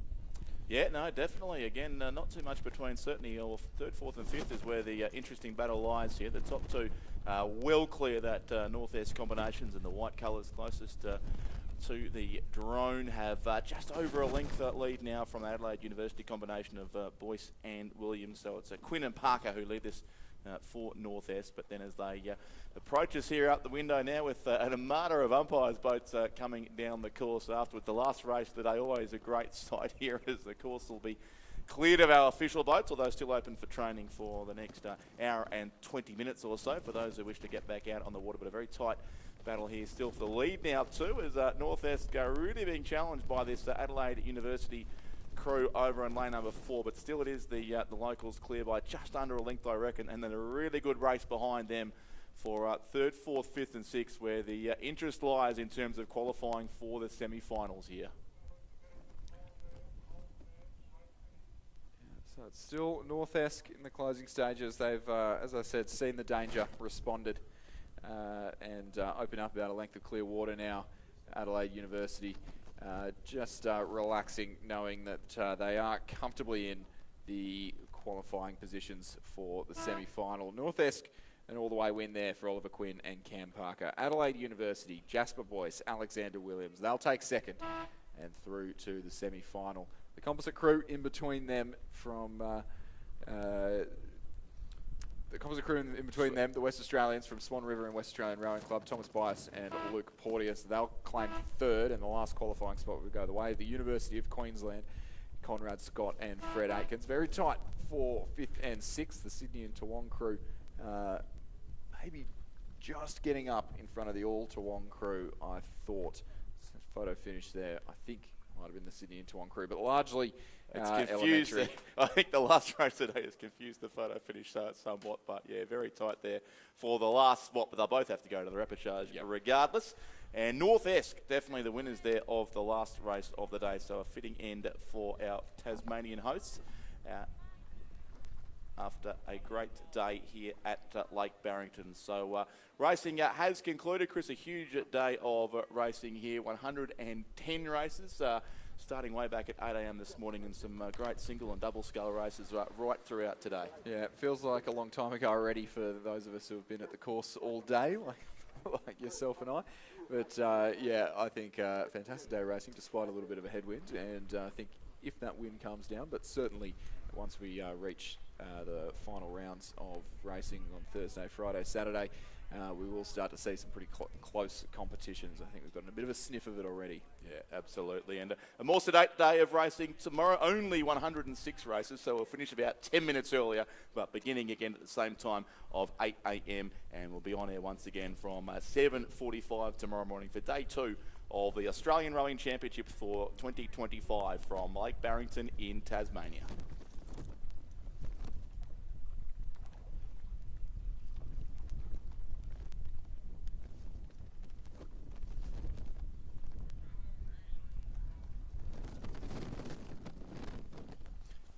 Rowing Australia is broadcasting live for free via our YouTube channel all week until the final race on Sunday. Find a link on the Rowing Australia website and social media. Hello to our interstate and international viewers.